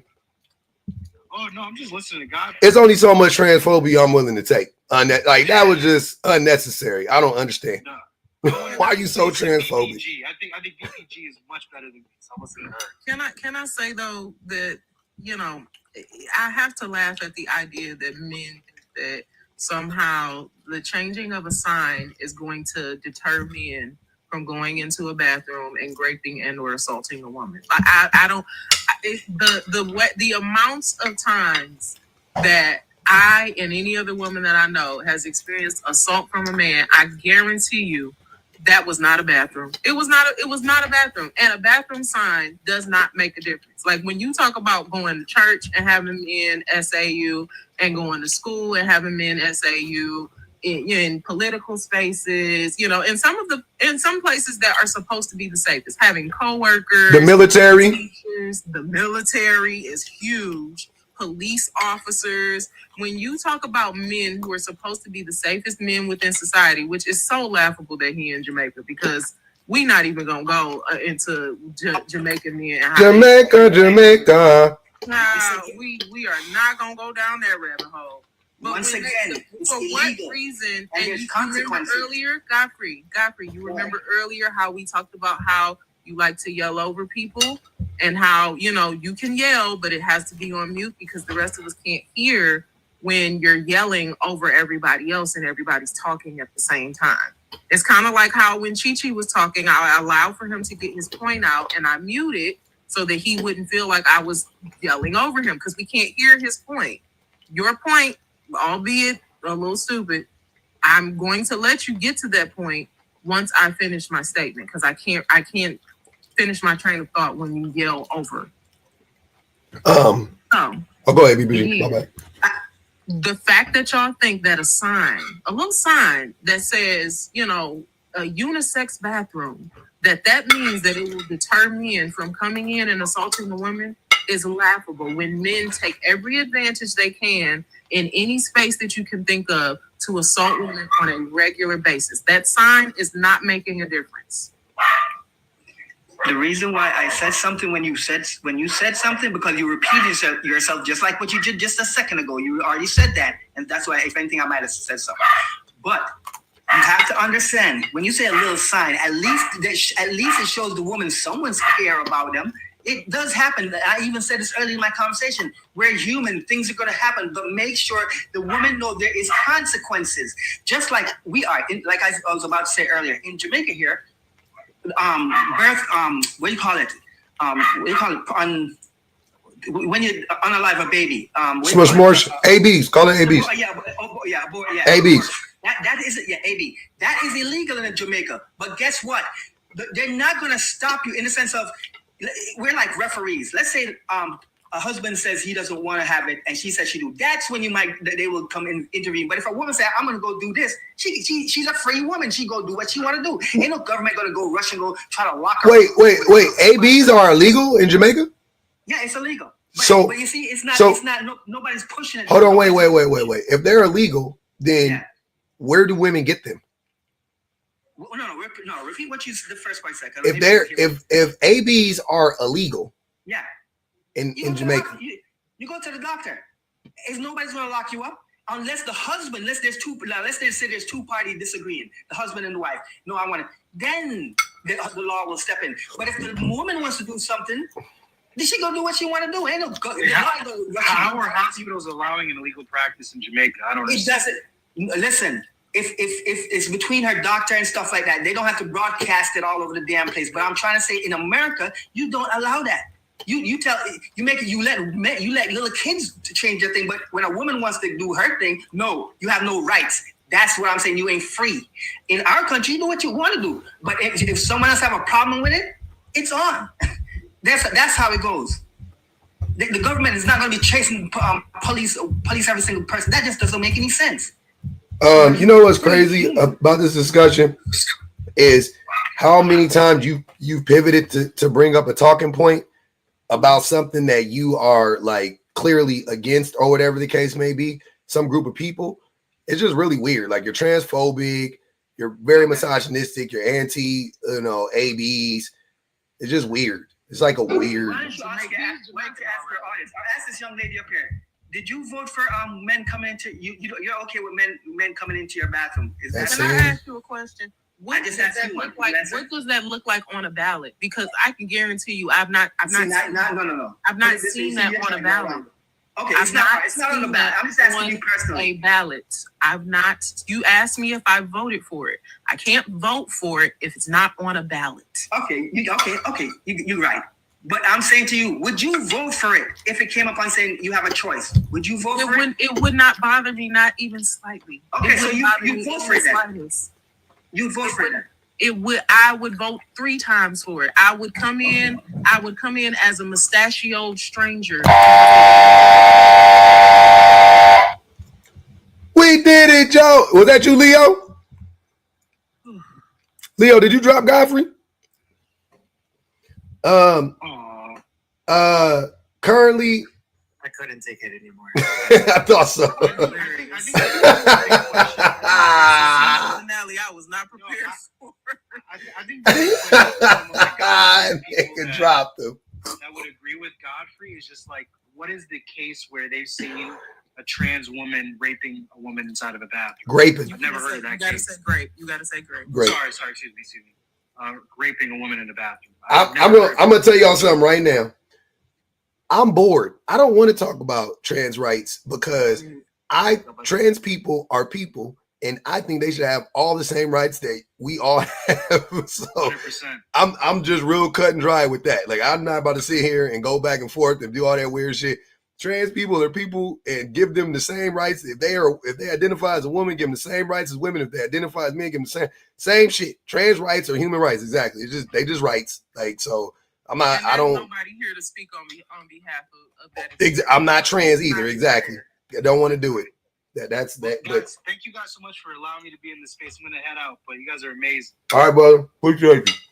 All right. Yep. You know it's bad when Chi-Chi got tired. Well, I'm He- proud of it. He said, nah. He said he ain't here for it. What up, Therese? Hey, yeah, that's the second time I've seen a bigger misogynist annoy Leo so much. Even he can't handle it. That's saying something. That is saying something. They crashed it out bad. Because that's a move from my book, Leo. I thought I was the only one who dropped panelists while I'm on the panel. Mm-mm. I did that once or twice too. Leo said, not today. Not today, Jesus. I love it. Okay, so to the prompt. This conversation has moved all over because of people taking it all over tangents. But let's just take this as an opportunity to get back to the prompt, which hopefully you'll appreciate. I love it. Do men have any value outside of making money? No, but they could. Yeah, I agree. It has nothing to do with what they like something intrinsic about them. Mm-hmm. It has to do with how they're socialized and what they're willing to do. Mm-hmm. They're only willing to become. It's like they're half a human. Like they refuse to self-actualize and become a full human being with the full spectrum of skills and resources and all of the things that women have, because we were confined to the home for so long. And so we learned we were socialized how to be nurturers. We were socialized to all that domestic stuff. Then we went into the workplace and we learned how to navigate that. So we can operate in any sphere. We've been in all of them and proved that, we can be successful in all of those spheres. But men have not developed, mainly I think it's the social skills. They haven't developed the social skills to be valuable in anything outside of earning a paycheck. Mm-hmm. Which is weird, because when you do meet a man who has developed social skills, you will find him to be incredibly valuable, even if that's not a romantic partner that you have.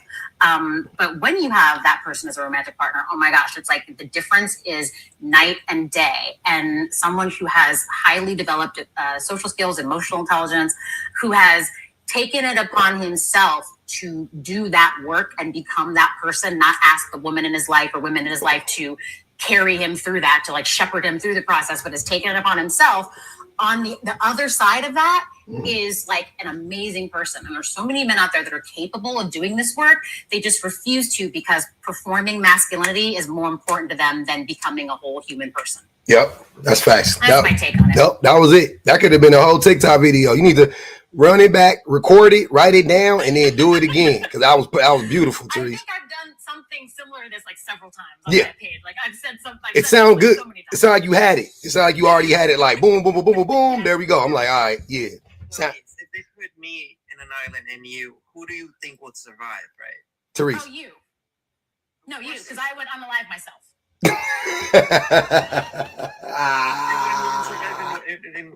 Not together, Therese. You, because I would unalive myself. No, but not together. Hold on. Hold on. I'm not aware that he's there. Okay. You're not aware he's there. He's not there. But you're on an island by yourself. Who survives? It's probably you, because I'm an indoor girl. Okay. Like I'm not a camper. I'm not like an outdoor person. But I know a ton of women who are, and they could survive. Just not me. I ain't that girl. So you're saying you have to survive, Therese, right? I just don't have, absent like electricity and stuff, I don't have I'm definitely like surviving. the regular survival skills. Like I'm not confident that I have those. I could learn them, and I probably should, given the state of the world. And I am actually in the process of learning some of those skills, but I think if you took me right now, I don't currently have the skill set. You don't know how to start a fire? No, I've been camping. I hate dirt and bugs and, other humans. But he said but Therese, he said an island though. He said an island. No, islands are dope. Oh my God, I hate tropical weather. I hate sand. I hate bugs. I hate Oh humidity. my God. I said I'm not that girl. I'm not going to stand up here and pretend. I'm trying to fight for you. You like? I ain't bitch like that. I ain't. That's not me. Oh, I'm a city slicker, but I'm gonna make it do what it do. That's not me. But I'm thinking I probably need to learn those skills because I don't know how much longer this system is from collapse. So I'm thinking I should probably learn how to live without electricity, live without all those That's things. what's up. That is on my 2025 to-do list. Learn how to sew my own clothes. I already know how to do that. I know how to knit. I can do things like that. But yeah, like it's probably not. Let me read these super chats real quick, and then I'm gonna let Greg go. Therese says single fathers are much less likely to be black men. 15%. Right? I think the BM meant black men, right? Are single fathers better because they are men or because they are white tea? Damn. Men also have more support. They do. Damn. That's a good question. Reese Scott said, you got pigs, sis. Congrats. Mayo mommy. Now drop. That was for what's her name? I forgot her name. Therese Destiny. Yeah. Teresa said the Procyon loaders got their capes on today. What? What? I don't know how to read that. That's a crazy. I ain't never seen that word before. Teresa's showing she too smart to be leaving these messages for me. You got to spell it out phonetically for me. I'm a dummy. Bud Mistress said, ask him to put his girl on the live and ask her. They ain't never putting their girls on the live. Bumblebee said, Pub, can you ask them what a good man is? I will ask them right now. It's me D3 said, what are we talking about right now? I don't know what that man was on. He was wilding. Miss Now for Everyone says streamers are just the new ballers and rappers. Exactly. My baby wants to be a streamer. I will help him. Teresa said 80% of Jamaicans want ABs legalized. Woo, that's high as fuck. Men have so much critique for how women parent, but keep knocking women up and harass women who don't want to be mamas. The jokes write themselves. A bunch of contradictions. Exactly, D Brass Doll. Men have so much critique. Oh, same one. And Tonight said the group of boys. The group of people who avoids their emotions couldn't possibly be capable of properly handling anyone else. Exactly. All right, go ahead, Greg. Okay. This is a good question. I like this question. Bet. This is definitely something that I know a lot of women probably ponder about when you ask them this question. But men have a lot of value outside of just money. Men are, protectors. Men are leaders. Men are, individuals that bring the structure and the order in a household. Men bring problem solving skills to the relationship. If men, I'm gonna start with the last two because, okay. So let me ask you a question. Do you think that most relationships, especially marriages, I don't know about other relationships so much, but I'll say marriages. Do you think most marriages end due to the actions of men or due to the actions of women? I would say probably due to more often than not the actions of women. Okay, that's not true. So it's the actions of men predominantly. And in a case where men, and that's not my opinion, I'm saying statistically that's what it is. But yeah, so if men are most likely to blow up the relationship, then how can we be the ones that also bring stability, bring, all that other stuff that you were talking about men bring to the relationship? Like, wouldn't that prove that we actually don't? because we don't do the majority of the emotional labor in a relationship either, right? Well, no. So the reason I disagree with you on that is because women are the ones that predominantly file for divorce. I know, which means that men are the reason why. Yeah. Why would a woman file for a divorce when she was the cause? You know what I'm saying? Like, this is what I'm saying. If a woman or a man, anybody, if a woman cheats on you, she's not gonna leave you, right? You know what I'm saying? Like, if she cheats on you and you catch her, she ain't gonna leave you. You're gonna have to leave her. She's gonna be like, oh, you know, I cheated on you, babe, and I'm so sorry, right? Because if that wasn't gonna be the case, she would have just left you beforehand, right? So she gets caught. She's gonna be like, Greg, you know, I'm so sorry. I didn't mean Let's work it out. Now it's on you to choose if you want to leave or if you want to stay. So if you go down there and file for divorce, it's gonna say Greg filed for divorce. But was it your fault? Nah, you got cheated on. Apply that same logic. It doesn't make any sense. Why would you leave a healthy relationship? Yeah, but there's other reasons why, you know, individuals file for divorce. But again, you know, women are the ones that's filing for divorce the majority of the time. But why? Why do women file for divorce? That's what I'm saying. If it's not the fault of the man, whose fault was it? Well, a lot of times it's irreconcilable differences. A lot of women claim irreconcilable differences. But what it all comes down to is that a lot of women are simply just unhappy. And why are they unhappy? To be honest with you, I think a lot of women are dealing with, I want to say, mental stress, I would say. Caused by what? To be honest with you, a lot of women probably have a lot of trauma, I think. Caused by who? It could have been caused through childhood, their upbringing. Okay. It could have been self-inflicted. Self-inflicted trauma? How? Yeah. So when a woman doesn't have a father, right? Ugh. Okay. That induces trauma. Okay. Right. And why wasn't her father there? Whose fault was that? It depends. It could have been, you know. It never depends, unless the dad died. But you know, beyond dying, unaliving, it's probably going to be the father's fault that he's not there. Because if you want to be in your kid's life, you'll be in your kid's life. So her trauma is induced. Hold on. Her trauma stems from a man in her life. Some man in her life hurt her somewhere along the line. That's basically ultimately where we was going to get to, right? So even then, even if you wanted to do that, how would that prove that men are better leaders and all of that? So that would actually prove that we aren't good leaders and we don't bring stability or anything like that, right? Well, no, because women have the autonomy to opt out of leadership. No, they don't. Yes, they do. No, if they opt out, nothing gets done and everybody unalives. If women don't be leaders, we all unalive. Trust me. That's all women do is do the dishes. You're right, Leo. Mm-hmm. But check this out. We didn't have this problem pre-civil rights era. Yes, we did. No, we didn't. Because women didn't like us pre-civil rights era. They didn't have to like us. Yeah, they didn't like us. We were abusive to them. Pre-civil rights era, they didn't like us. They just couldn't leave.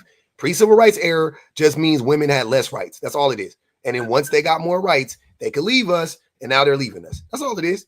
It's not that we didn't have the problem. The problem isn't women divorcing us.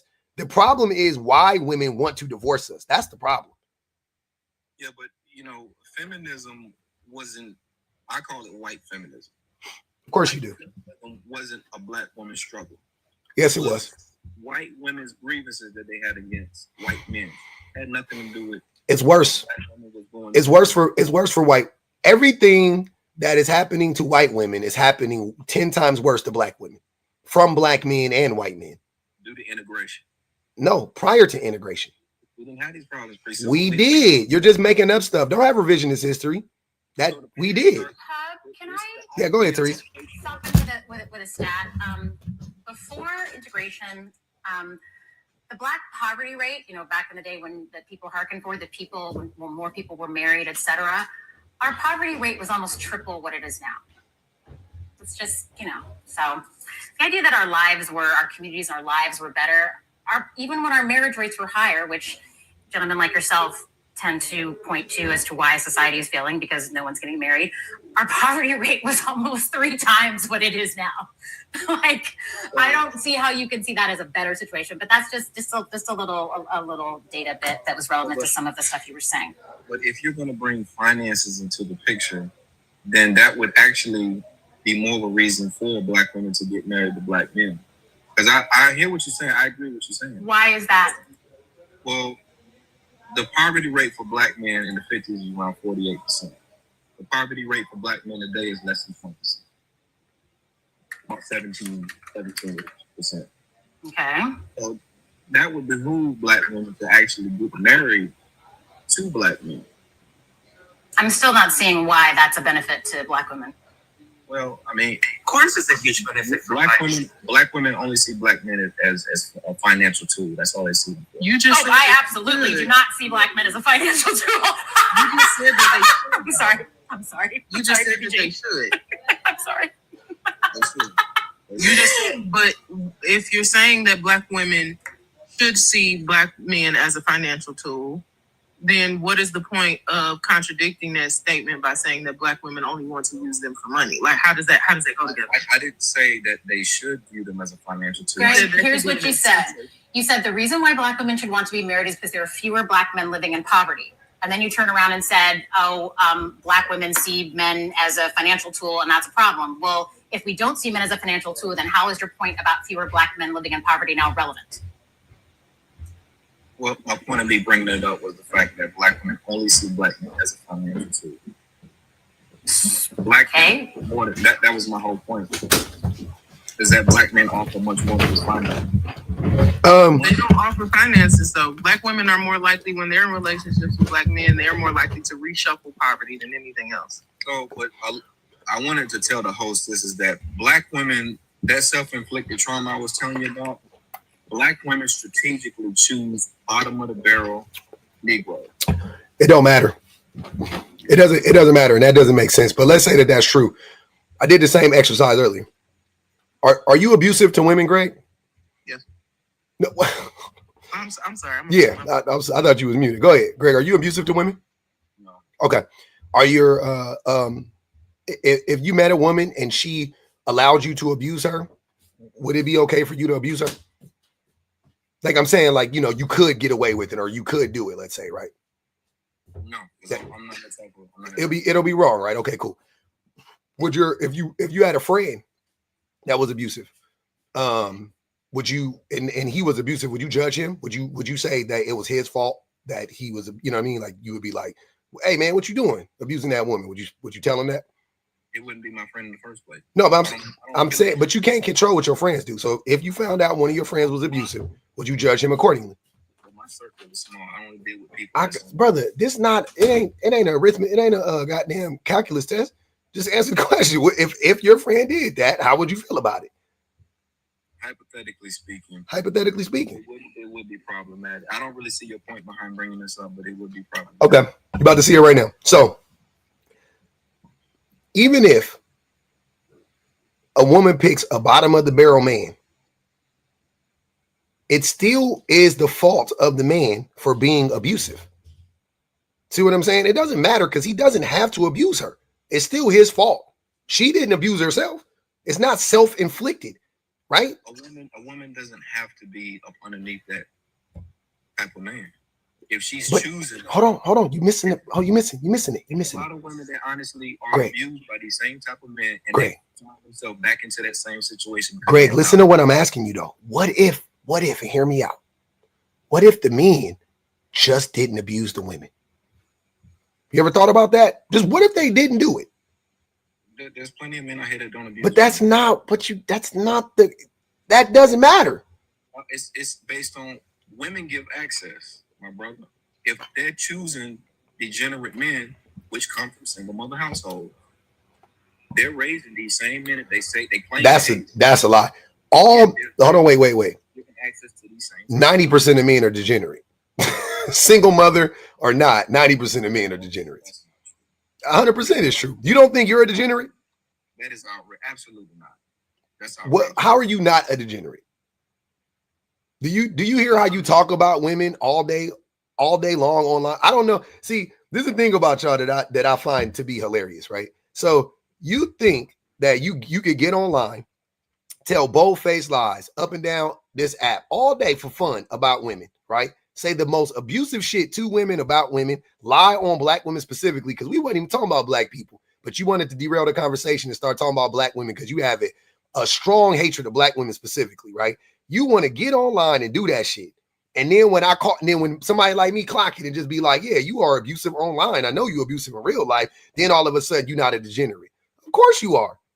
You are acting as a degenerate online. So your online presence is rooted in degeneracy online. But your idea of abuse and constructive criticism, or just any type of criticism that's warranted, is skewed. No, when you lie, you lie. If you lie, you lie. That's all I'm talking about. It can be constructive. I'm all for constructive criticism. All I do is give constructive criticism to men. That's all I do. All my criticisms of men are constructive. Whether you want to accept it or not is on you. None of it is rooted in a lie. None of it is rooted in a lie. Not to say I get everything right per se, but nothing I'm saying is coming from a fucking bold-faced lie, like the opposite of the truth, like what you do. You say the opposite of the truth. It's not even like an approximation of the truth. You just say shit. I asked you, who is responsible for the majority of relationships ending? And you said, I would say women. A lie. You want to talk statistically? Who cheats more, men or women? Men. Who lies more, men or women? Men. Who is more physically violent towards each other, men or women? Men. Who is more likely to financially abuse each other, men or women? Men. Who is more likely to not help out around the house? Who does the majority of the labor inside the home, which leads to all types of arguments and irreconcilable differences? Men, like, keep going down the line. It would be men. But then somehow, some way, in your mind, you flipped it around and said, "Oh no, it's probably women." Why? Why would you lie about that? But even the statistic that you gave out can be challenged, right? They can't be. Yes, they can. By what? 70% of non-reciprocal acts of violence are perpetuated by women. No, it's not. Yes, it is. No, it's not. That's made up. Look, go to the NIH and you find out. Yeah, we've done this before. Tell me I'm lying. We've done this before. Y'all can go to the NIH. We have done this before on my live. I pulled up. I'm going to tell it. Teresa, can you tell me what that study was again so I can look it up? Because I didn't pin it. I meant to pin it in my thing. I meant to pin it. But yeah, we'll look it up because we already did it. I literally did this in the live with somebody came up here because y'all got the same stupid talking points. They said the same. They said something very similar. I looked it up. It's the same bogus studies. We debunked it in the live. Then I brought up the most recent study. We looked it up, and that's what it like. I don't know what to tell you, brother. You're wrong. It's not right. But I'm literally citing source. I know that there is a study on the NIH, but it has been debunked. It's on the NIH, and it's been debunked on the NIH. How do you debunk something that was literally studied? That was literally studies get debunked all the time. Studies get debunked all the time. They came to the conclusion that 70% of women were the perpetuators of non-reciprocal acts of violence. Yeah, that's a lie. What is the title of this study, Greg? Do what now? The title of the study. Thanks, Teresa. I don't know. I don't know the exact. You don't know. I'm on the NIH website right now. It's something about patterns of violence or something like that. Something about patterns of violence, specific. I would think that if you're using data to back up your point, you really know what data you're using. But let's see. Let's see if I can find this. 2012. Therese, verbal language as abusive. I'm sorry, what did you say? Can we count as Therese verbal language as abusive? If we can count Greg saying that women need to be put back in their place, then sure. They do. A lot of y'all do. Yeah, I think that if you're gonna use data in your argument, you probably know what the study is called and know where to find it. But that's just me. And data can statistics specifically, especially statistics, because that information is always debatable because it can be debunked. There was a guy named Frederick Hoffman who believed that black people what was his belief was that black people couldn't be insured because of their nature from brutality and savagery and blah, blah, blah. And like, this was an actual, I think the study was done in like 1896. This was an actual study that sincerely believed that Black people were uninsurable because of their, tendency towards violence and, irresponsible behaviors. That study obviously was debunked. Like, when you're talking about statistics, all statistics are doing is asking a question. It's using different type of either quantitative or qualitative research to try to come to a conclusion of what may be the answer to whatever the question was that was posed. That's why I hate when y'all use statistics. I said this last night. You probably remember. I hate when y'all use statistics because, for one, you're trying to do a quick Google search online. You're not reading the abstract to figure out what was the purpose of the study. You're not reading through the entire study. You're Googling it. You're using the AI overview to figure out how it is you can win a point or win an argument, as opposed to actually looking into what question was posed during the data, what was trying to be answered, and cross-referencing to see, okay, has this been challenged by somebody else, and is this still true and valid for the present tense? And usually 9 times out of 10, just like you said yesterday, that 70% of Black households are single female led, which was not true. Those numbers are very, very skewed, and they change over time. They change drastically most of the time. Well, somebody I think posted in the chat, but it's differences in frequency of violence. Yeah, I mean, I'm looking at it right now. I'm sorry. I'm on here. I'm trying to find the. I looked it up. I can't find the one that I saw that day, even though I have the same title. It's on the NIH. No, I know. There's actually several studies with that similar title. Yeah, I'm like, there's a bunch of studies on the NIH with that title. So trust me, we know. I'm not even joking. I wish I just fucking saved it. The first two I pulled up were actually about violence against women. So I'm like, yeah, I don't think that's the one he's talking about. No, it's not. Women always want to play the victim. They're never the perpetuator of the violence. So Greg, so since you know that study, let me ask you a question. I don't feel like keep going down the line. Who is more likely to be violent in general? Men are. Okay. So and is it who is responsible for the vast majority of violent crimes in the country and in the world? Men. Okay. So let's take that same logic, right? So you mean to tell me that men are more likely to commit violent acts against other people? Not even close. In the world, it's 98%. In America, it's 85%. 85% of violent crimes are committed by men. So 90% of rapes committed by men, whatever. You just keep going down the line. So you mean to tell me that same group of people, when they get in the home with a woman, all of a sudden, it's the woman who's the aggressor? Is that what you're telling me? Just logically, you think that makes sense? A lot of the time she can be. All I'm saying is that women are not always innocent. No, that's not what you're saying. You're saying something completely different. You're saying that the vast majority of violence in the home is perpetuated by women, that's what you just said. You just said that non-reciprocal violence is 70% of it is caused by women, which is a lie. That's what I'm asking you. But what I'm saying is you made it seem like it's always the men. That's not what I made it seem like. That is a lie. That's what you need to. You're falsely interpreting what I'm saying. That's not what I made it seem like. What I'm saying is, if I say that, like I just said, if I acknowledge that 98% of the crime of violence in the world is perpetuated by men, even if I wanted to say that it's all perpetuated by men, am I that far off from the truth? 90% is kind of wild. 98%. 98%. I don't think I've ever heard that. Yeah, you should look it up. 98% of all violence in the world, of all violent crimes, are committed by men. 85% in America. So if I said that it was, if I just said it was men, then what is the problem? But what about, we can look at, for instance, infanticide, right? Over 90% of infanticides are perpetuated by women. Go ahead, BPG. We've done this before so many times. And that's also another very frustrating and very weird stat, because again, you have a question, the question is posed, what is the answer? y'all don't know the difference between infanticide, neonaticide. Like there are different categories for that within itself. And when you talk about the rates, at which children are experiencing violence and abuse, when you look at the number, then yes, that number is greater for women. I don't think anybody ever argues with that. When you look at the rate, though, if men had access to children as much as women had access to children, that number would skyrocket. It would go up more. Because the rate of men committing violence against children and the rate of women committing violence Not against even children the same. is similar.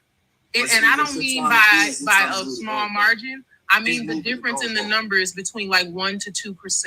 No, BBG, not the rate. You mean the overall percentage, right? Like women commit, so not per capita, right? Like you're saying, like just the, I got you. So the overall percentage is really close, but it's just like it's the same game that they play when they talk about violence within the black community. Same shit. Right. Yeah. The game for black on black crime is supposed Proximity.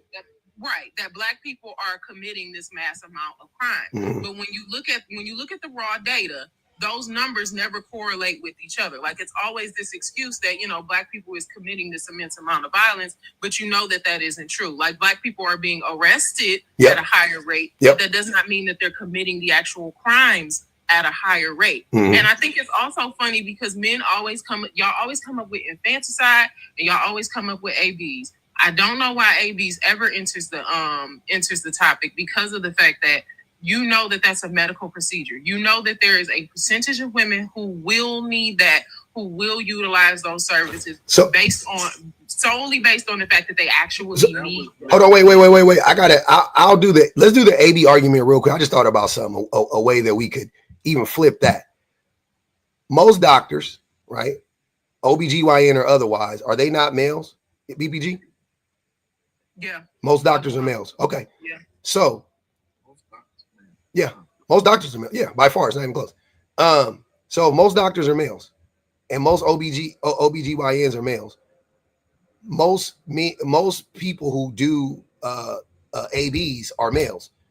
Then wouldn't men also be unalivers? Like, wouldn't you have to add them to the number of unalivers too? Because technically speaking, they didn't unalive any baby. The women didn't unalive any baby. The doctor did. Is that not how it works? Wouldn't it be the doctor that actually unalived the baby according to y'all? Same logic. I want y'all to keep brother, stay with me. What logic? I'm saying if women literally performing, if that's their job, exactly, perform an AB on somebody that willingly consented to doing that. Yeah. So what is it? Hold on. So here's so you understand the difference. What place in America, where is it legal to murder, to unalive people? Outside of prison.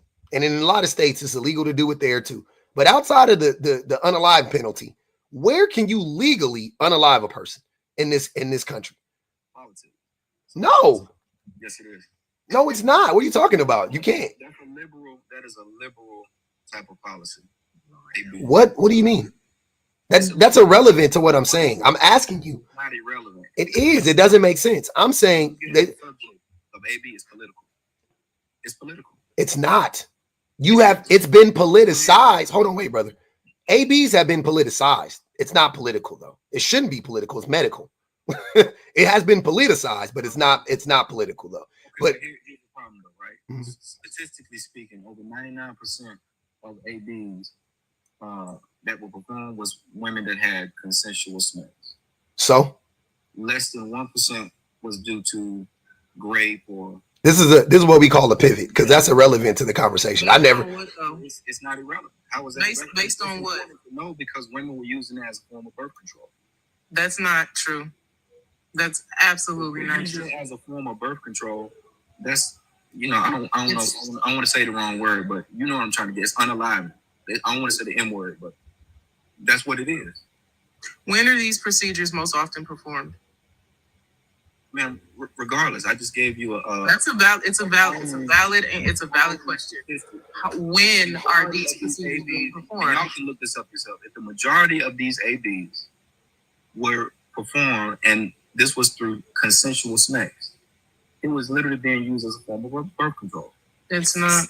All I'm trying to say is, true. but that's definitely not true. And all I'm trying to say is by all these dudes, if women are murderers, then so are the doctors. That's all I'm saying. So are the male doctors. So we're right back to square one. It's even. You can't say women unalive more children than anybody. They don't. Doctors do. As far as no, that's projection. I'm not deflecting shit. I'm not projecting shit. That is literally what it is. If I paid you to go unalive somebody, if I paid you to go do it, right?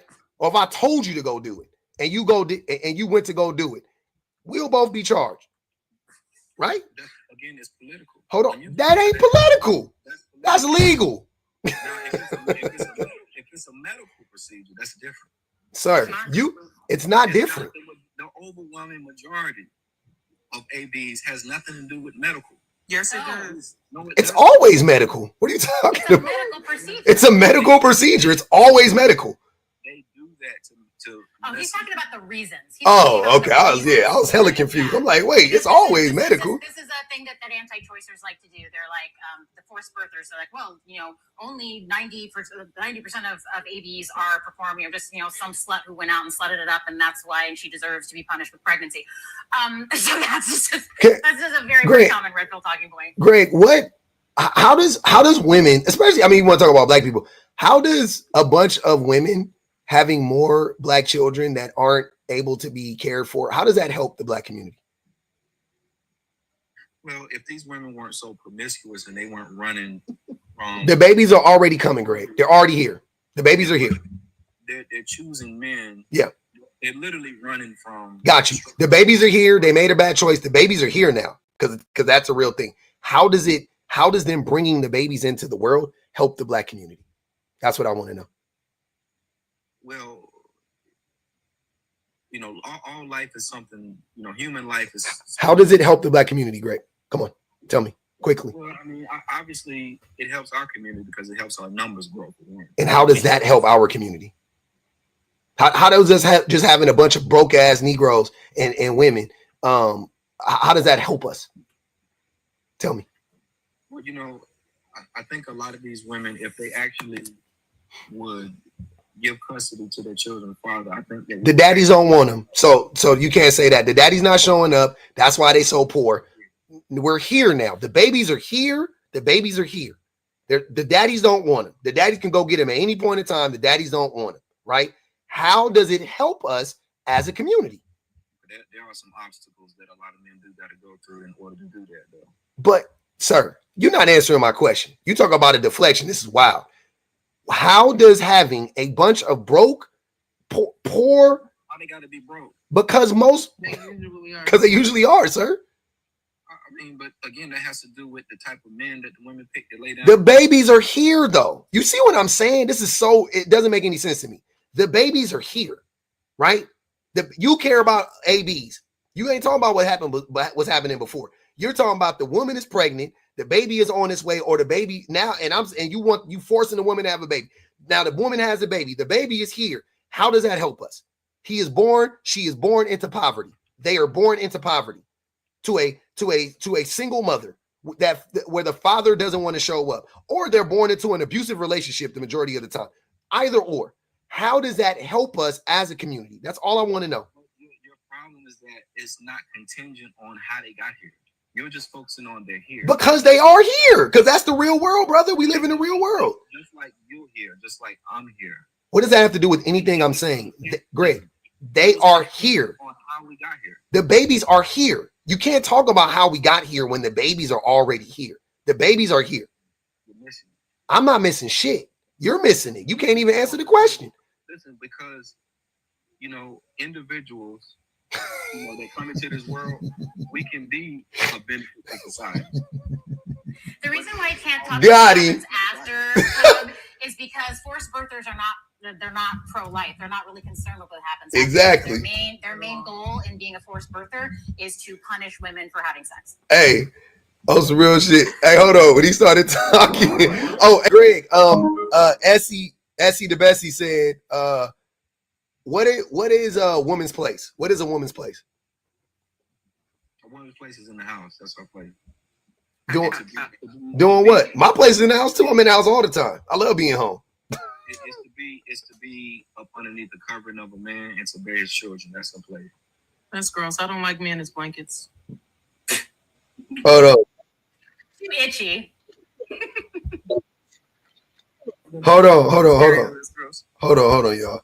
I swear to God, as soon as Oswald, as soon as he started talking, this is like what you sound like, man. I asked you a simple question you couldn't answer. Here you go. We must internalize the flatulation of the matter by transmitting the effervescence of the Indonesian proximity in order to further segregate the crux of my venereal infection. Now, if I may retain my liquids here for one moment, I'd like to continue the redundance of my quote unquote intestinal tract. See, because to preclude on the issue of world domination would only circumvent. Hey man, all I asked you, Greg, was how does having babies, a bunch of broke ass babies, make us stronger as a community? That's all I asked you. I ain't asked for all of them. Well, I'm saying the question is, it's a loaded question. How is it a loaded question? Because again, it's contingent on certain factors. You acting as if bringing children into this world is a negative for the black people. It is for a lot of cases. It is. That's what I'm saying. Look, hold on, Greg. Based on certain cases. Hold on. So in the cases when they get AB, that's the point. So I can tell you how it hurts us as a collective and individually. I can tell you how it hurts us, right? Now, after I tell you how it hurts us, I want you to tell me how it doesn't. That's all I want to know, right? So I'm fair. I'll go first. The reason why so many women are in poverty is because of children. So children is a fast track to poverty. That's the fastest way to end up in poverty. Children, having kids, right? Because kids are expensive and somebody has to pay for kids and somebody got to show up for kids and somebody got to buy shit for kids and you got to get a 2-bedroom apartment when you really can only afford a 1-bedroom apartment. Like, that's why you got to put more. You barely got $500 extra a month. Now baby is here. You got to get that baby insurance. You got to make sure that baby can eat. You got to make sure that baby got clothes. You got to feed the baby. You got to do all these things for the child and for a person that is young, typically, already struggling financially and oftentimes undereducated and uneducated. That is a tough task. That is a tough task for them to overcome, right? For them to do.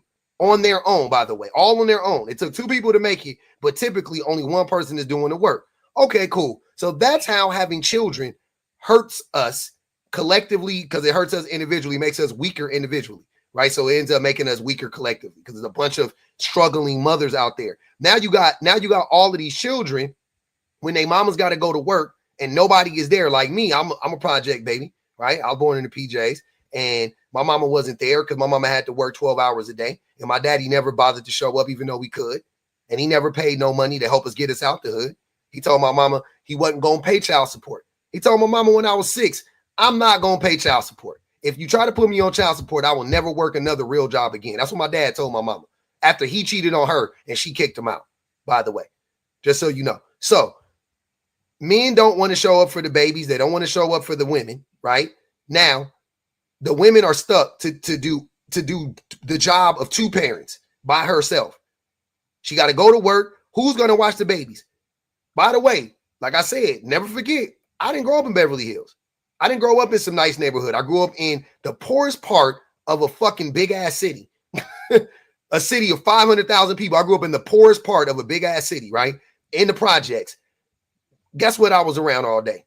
Dope, gangs, violence, you know what I'm saying? Like stress, depression, despair. Like that's all I was around all day long for 18 years.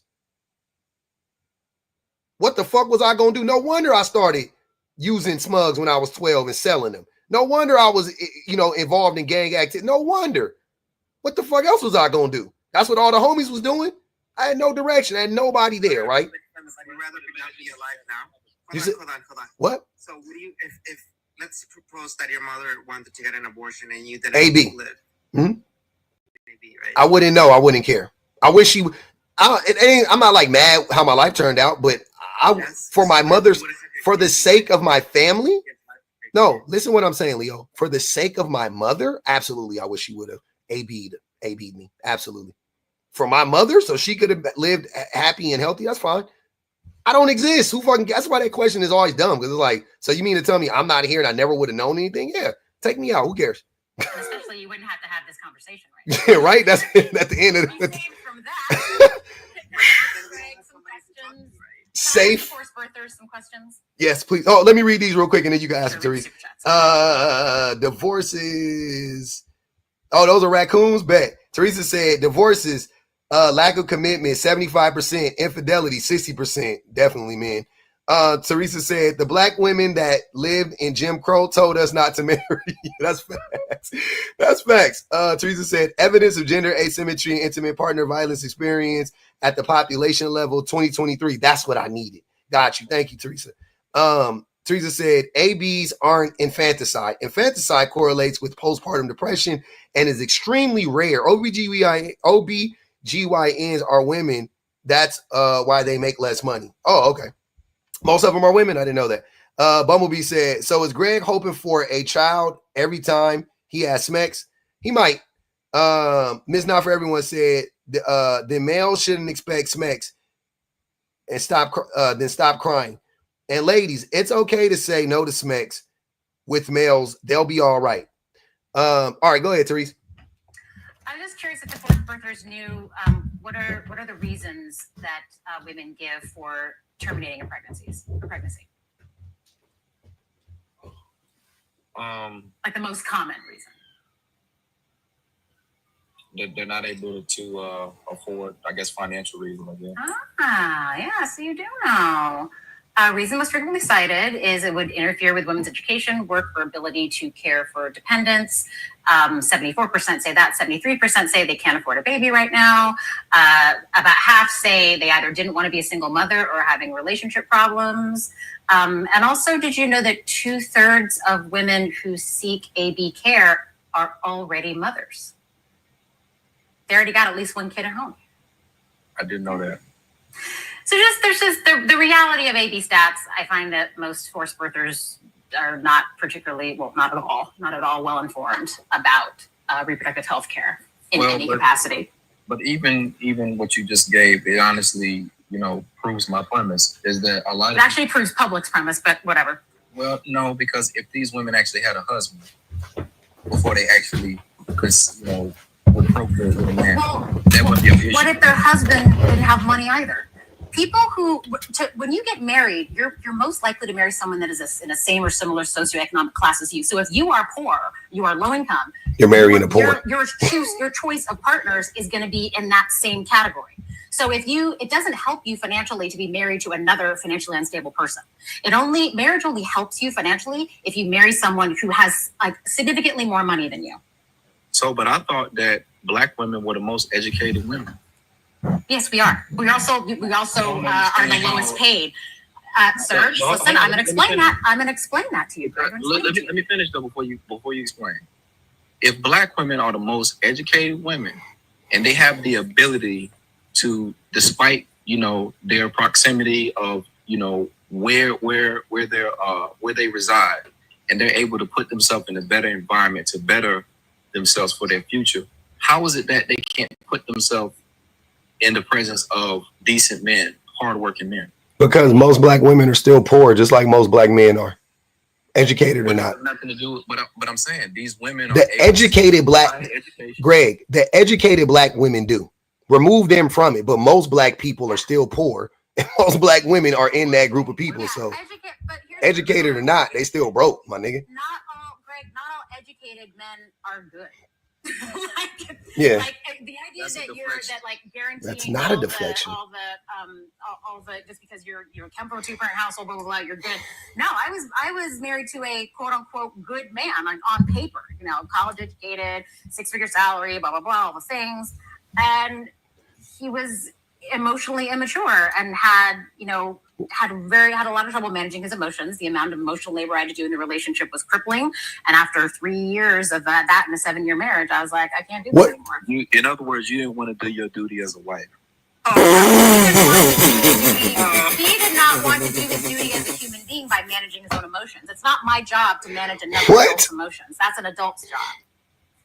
That's what all women say when they leave their marriage. Therese, you were a quitter and you left. You left. No, he was a quitter because he quit on himself. He quit on himself long before I left. So can I ask you a question, Leo? If your woman cheated on you, would you leave her?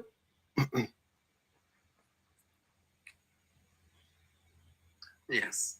Yeah. If your woman abused you, if your woman neglected you, what if your woman stopped giving you smacks? Would you leave her?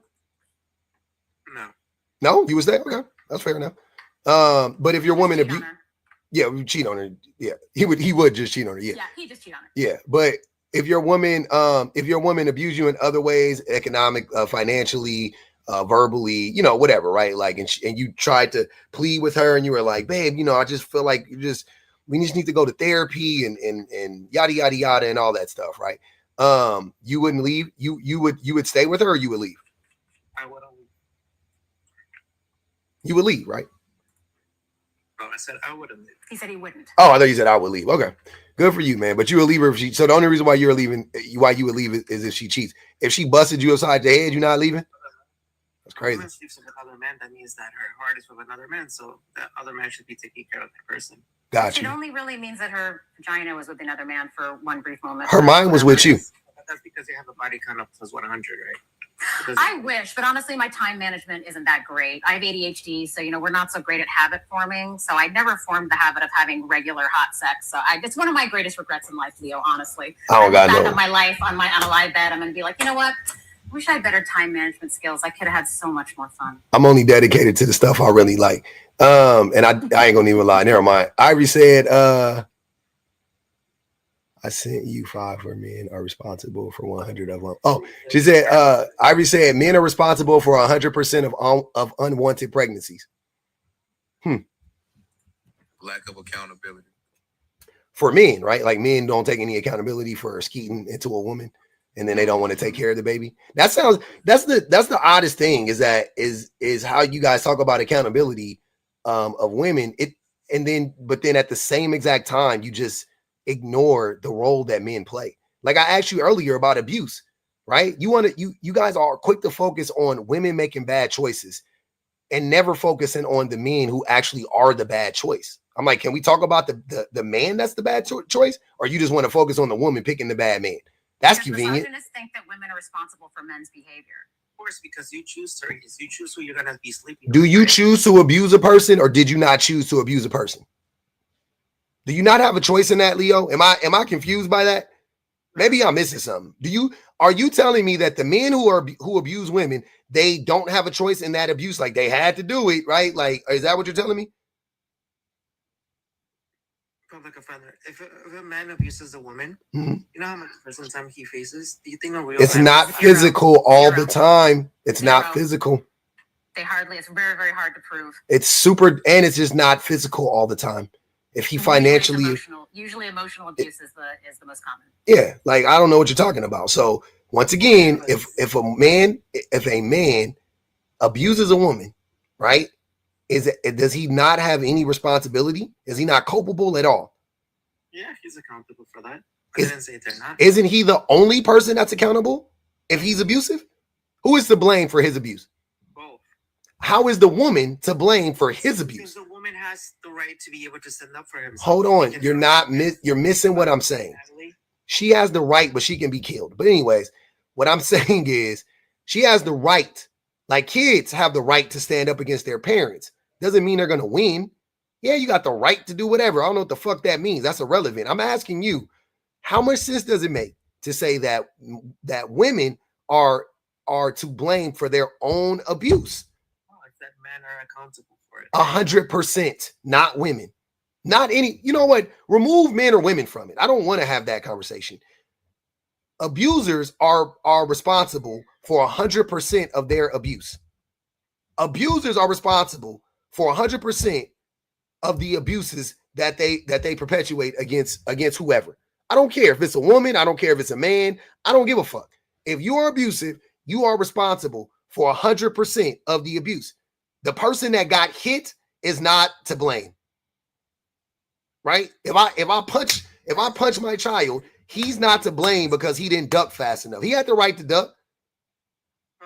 I'll tell you something, right? That women actually don't talk about this, right? Because it's probably not true. Go ahead, I'm listening. There are certain women that I've encountered, which I have not, which I thought was a bit weird, that they want that sort of feeling, that sort of We want to be abused. Yeah, that's great. I've encountered women like that they actually want to be, right? No. So Women do not want to be abused, Leo. The repercussions that will cost me, right? I'm not gonna waste my entire life. Do you know that if you want it, it's not abuse?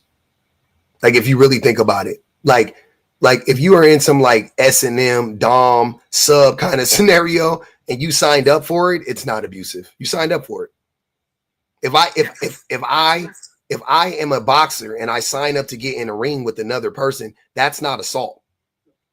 That's a fight. Because I respect my family, my mom. I would never touch a woman in that kind of way. Okay, we're not talking about you, brother. I'm saying we're talking about men and women. So if I get into a ring and I fight, that's not abuse. That's assault.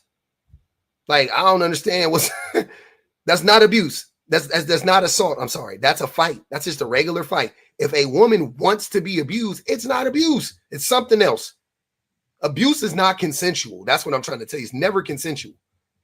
So it's a person being abused. And once you abuse that person, then you are 100% to blame. It's not the person getting abused. That doesn't make any sense. But how did you encounter these kind of women? Like you mentioned before quite a few times that you are, a high value, well-to-do, good man. How did you encounter, like, if women are encountering bad men because of their choices, how did you encounter these women who want to do these very strange things that you're not into? How did you encounter those women? Also, I'm very curious as to the logic, because I've been listening for a while. I'm curious to the logic of men who feel like, because this is another thing that y'all said that kind of stands out to me, is that men are naturally providers, they're naturally protectors, they are willing to put their lives on the line for the women that they are in relationship with, right? That's typically what men do. Like, that's the buy-in for men being in relationships with women, is that they will protect and provide for that woman even unto their life, right? And that can include their mother as well. Am I correct in that thinking, in that line of thinking? We'll just assume yes.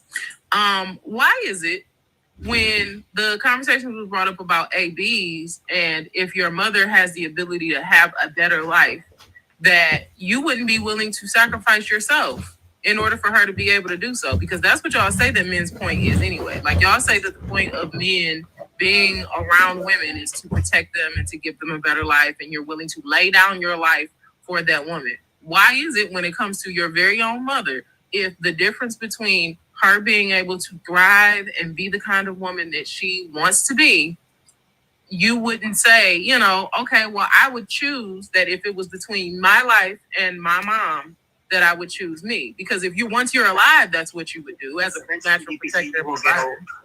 You will get old. You won't be able to work. They need younger people to be able to be in the workforce. That's why we have the issues of South Korea, Japan. That's not why I had my kids. Right. No. Hold on. As from a socioeconomic view, right? You need to have a younger view, because that's how the world runs. What are you going to follow, Karl Marx in a socialistic kind of view? No. Yes. We are in a capitalist democracy, right? But why, Leo, why should we provide more children and make more women vulnerable for a system that, relies on our exploitation? How is that a benefit for us? Or for our future children, for that matter? Reese, how are you exploited? You have a house, you have the ability. They just want more bodies. Well, I don't have children, Leo. That's one of the many reasons why I decided not to have children. And then what's going to be the problem in the future, Therese, right? And I'm just asking you why, what's in it for women? Why should women have children now? 80% of all women have reproduced in the past before. What makes you so different, right? So? Our purpose in this life, hold on, Therese. Our purpose in this life is to meet some person, some individual that is genetically compatible with us and be able to procreate and procreate for the future generations. Unfortunately, Therese, your genetics. Where did you hear that? Where did you hear that? No, this is my own. No, where did you hear that from? Where'd you get that idea from? From myself. From yourself? Right, so be fruitful and multiply, that came from your head? That's why we find a person that we love, we care, because we're genetically compatible, right? Both in the socioeconomic standpoint, physical standpoint, and we fall in love with that person and we have kids. Why do we have kids? Because we have to let our we have to have kids in order to keep our civilization going, right? That's why you have kids. Yes. BPG has children, and that is not why she had a child. Should have a child for the future of the economy. Having a child is the most selfish thing. It's just as selfish as deciding not to have a child. You decide to have a child because you want a child, which is fine. If you want to have children, Leo, I have no objection. But it's not compulsory. It is not compulsory. Please, children are hard work. Yes, they're very expensive. They're very expensive, and all men want to have kids, right? Would you say yes or no? Most men. Not all men. Most men want to have Not the men I meet, but I think probably statistically, I don't know if that's true. But BBG, do you know if that's true? From our past, no. Forget about statistics, BPG. Did you say statistically yes? Did you say yes or no? Because Leo said I don't know if that's based on quantitative qualitative research. The reason it doesn't matter. Our ancestors had kids. Your mother had kids. Your grandparents have kids. Your great grandparents have kids. You know what, Therese? You don't. Water is wet. You can just you can see it in the rate, Leo. You can see it in the rate of single motherhood. How little men want. How little men wanted kids, exactly. Because the minute they're born, why do so many of you abandon them if they're so important to you? I always find that interesting because they're usually the ones that are pushing for the kids, right, Amanda? And they abandon them at crazy rates. Yeah, you think that those men who, like, I don't know what percentage of women are single mothers. I know it's really high right now. It's maybe almost 50% of babies born are born to single mothers. So do those 50% of men, did they want children? Because if they wanted children, wouldn't they have stuck around? Amanda, they spread their seed, they go into the next one, and they spread their seed that goes into the next one. Wait. Oh, so you're saying like that populating is more important than like taking care of the children financially and physically. Populating is the responsibility of a man, right? But actually feeding and caring for and providing for the child is the responsibility of a woman. From a man's evolutionary perspective, spreading the seed is the most. You will be able to spread your seed at a higher rate. Man can do that. Woman. Tell you something really interesting, Leo. Can I tell you something really interesting? Actually, back when like society was egalitarian, because we know that like the patriarchy has only existed for 7,000 years. So back when society was egalitarian and people lived in like communities of maybe 50 to 100. And then they would often like leave their community when they got to be an adult and join a different community. But what happened was women would sleep around just as much as men did. And the reason why is because women would collect as much seed as they possibly could so that the strongest seed would be the one to make it to her womb.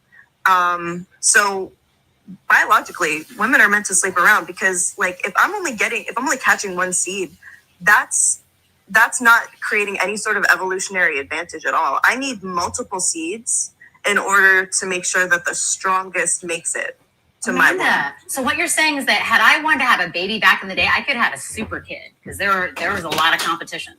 Exactly.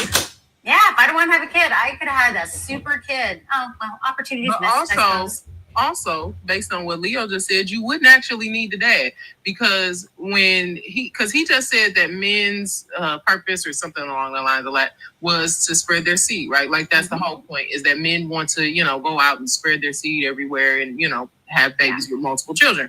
Okay. If they're doing that, then surely the point is not for them to actually be active with those kids if they're spreading their seed everywhere. Like you can't be active with one. You can't be active with a child if you have 10, 12 kids everywhere. You're interested in siring. They're interested in siring children, not being parents to them. It's up to men to spread their seed. It's up to women to collect as much seed as they possibly can. So technically, single women are actually doing God's work. Like they are doing They are actually getting the job done because of the fact that they are doing God's work. They're receiving the seed. Hold on, they're receiving the seed. They're taking care of the seed and continuing population, and they're making sure that the world, you know, that these people are being raised, that they're caring for these children. And that's the reason why men work. The men are kind of lost in the process because what are you guys doing? Like, let that lady have her baby and go on her way. Do you know why men actually built the entire cities for women? They did. Why we work hours and hours in construction? They hours did. and hours in making inventions, right? That didn't happen. Capitalism. No, it's because we want to have the most suitable household for our kids and our family. But that didn't happen. Like, women don't need to work. Look at, for example, what happened when in Iceland when they did the protest, right? Feminist protest, Teresa, right? Everything continued as normal. Like most of the jobs that women have are not critical for the infrastructure. Are you kidding? This nation ground to a halt. What? What are you talking about? Nothing stopped. Delusional? Oh my God. Well, Leo, I have to tell you, I have to work because I support myself. So, you know, no one's paying my way. No one's ever paid my way, really. Why doesn't your man pay for your stuff? Why don't you just sit at home, take care of the kids, make sure that everything is good in the household, and your man takes care of your house? That's how it's supposed to work. Because I don't live with men. I don't live with men. Because feminists ruined it for every single woman out there. Now, women have to No, we ruined it for you, Leo, which I'm pretty proud of. We ruined it for women because women were comfortable in their homes. All they had to do is just cook, clean, and take care of the house. No. It was already, Leo, listen, it was already ruined for women. We just weren't allowed to talk about it. But back in like the halcyon days that you want to go back to, like the 50s, the 40s, prior to that, whenever, women were being domestically abused at maybe the exact, probably higher rates than they are now, but almost definitely the exact same rate that they are now. But they weren't allowed to speak out about it. They weren't allowed to have a voice. It also wasn't illegal for most of history, Amanda. It wasn't illegal. Abusing your wife was not illegal. Raping your wife was not a crime. Exactly. Here is Amanda. If I tell you, right, you don't have to work. If you stay home, just make sure that the entire household is taken care of, right? Do you think most women would say yes? Or No. I find my purpose in life. I really like to like get up, go outside, do things that give me a purpose outside of like being a creator. Also, Leo, men have proven that they are not reliable partners. So I think it's actually more dangerous for women to rely on men for financial support because that opens them up for opportunities for abuse. So actually never. Even no matter how much I hated my job, I still would work. It's better for kids. It's better for the family that the woman teaches the kids because the women are better in raising kids. So again, anything that's better for women, that's worse for women, is not better for children. That's impossible. If it's bad for women, it's bad for children. What are you talking about, Teresa? You can just stay home, take care of the kids. Bad for women. It's bad. Okay, so Leo, I think that we ended up right back in square one. So if it's better for women to be at home with the children, and the dad is the negative influence, and the woman, he's spreading his seed, right? We've got that part. His only purpose in the house is to bring in income. Wouldn't it make sense for her to kick him out? You already said that child support and, welfare and all of this stuff will pay for women to have children. They give out all of this free money for women to do that. Doesn't it make sense for them to go ahead, divorce the dad, stay home, collect the money because they are better at raising the children? They still don't need the dad. Because he's not there to actually help rear the children. He's just there financially. So if she finds another resource for money, then wouldn't it make sense for her to get rid of him? That's what women do. They get divorced. They go into like. So what's even the point of view? So BBG's question is, what's even the point of view? It makes more sense for them to do it that way because he's not contributing to the welfare of the child. So if she just needs the money from him, the money part. But if she can find the money elsewhere, then what's the point of you? That's what BBG is saying. If you can find the money elsewhere, why? Who cares? You're single, you don't have kids, right? So you don't have to go to take the kids to the school, right? You don't have to spend so much time in taking care of. No, I don't. That pisses you off, really, doesn't it? So you have suffering like you want women to suffer. Hold on, wait. Wait. I have all kinds of free time. Time out, y'all. All kinds of free time. Time out, y'all. Wait. I wanted to hear what I wanted to. I don't really care. I'll be honest with you, Leah. Give me a second. I didn't even care if you finish it. Let Casey go. Go ahead, Casey, and then y'all can go back to whatever y'all was saying. Sorry, man. I got on like accidentally. Oh, okay. Bet. Nah, I'm about to drop. Bet.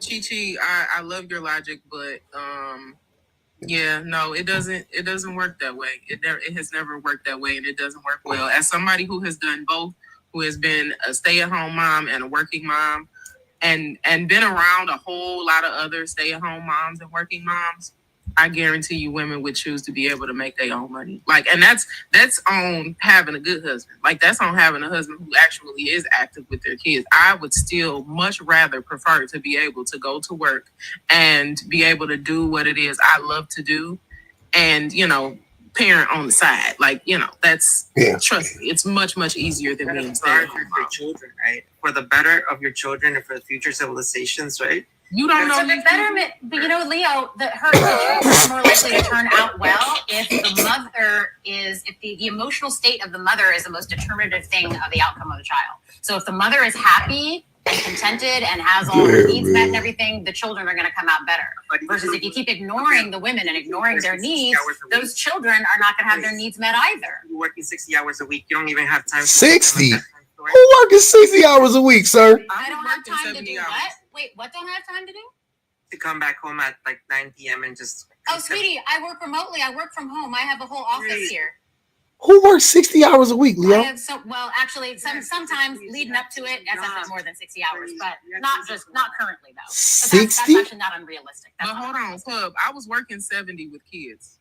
Exactly. Why? It's not out of well, for context though, I've already told you this though. I work in film, so some of those days, like that's different. Don't be sneaking in on your sneaky shit. Those days would be like sometimes 12 to 16 hours. Okay, So it was very easy to hit 70, but nevertheless, like I promise you, I felt more fulfilled being able to do that and then come home and do the mom thing than just doing the mom thing. It just doesn't work that way. And I think lying to women and telling them that if you're at home and you get to nurture your kids, be fulfilled. You get to, you get fulfillment from seeing those little faces. No, you don't. You don't. You don't know these people. Like the kids get ruthless.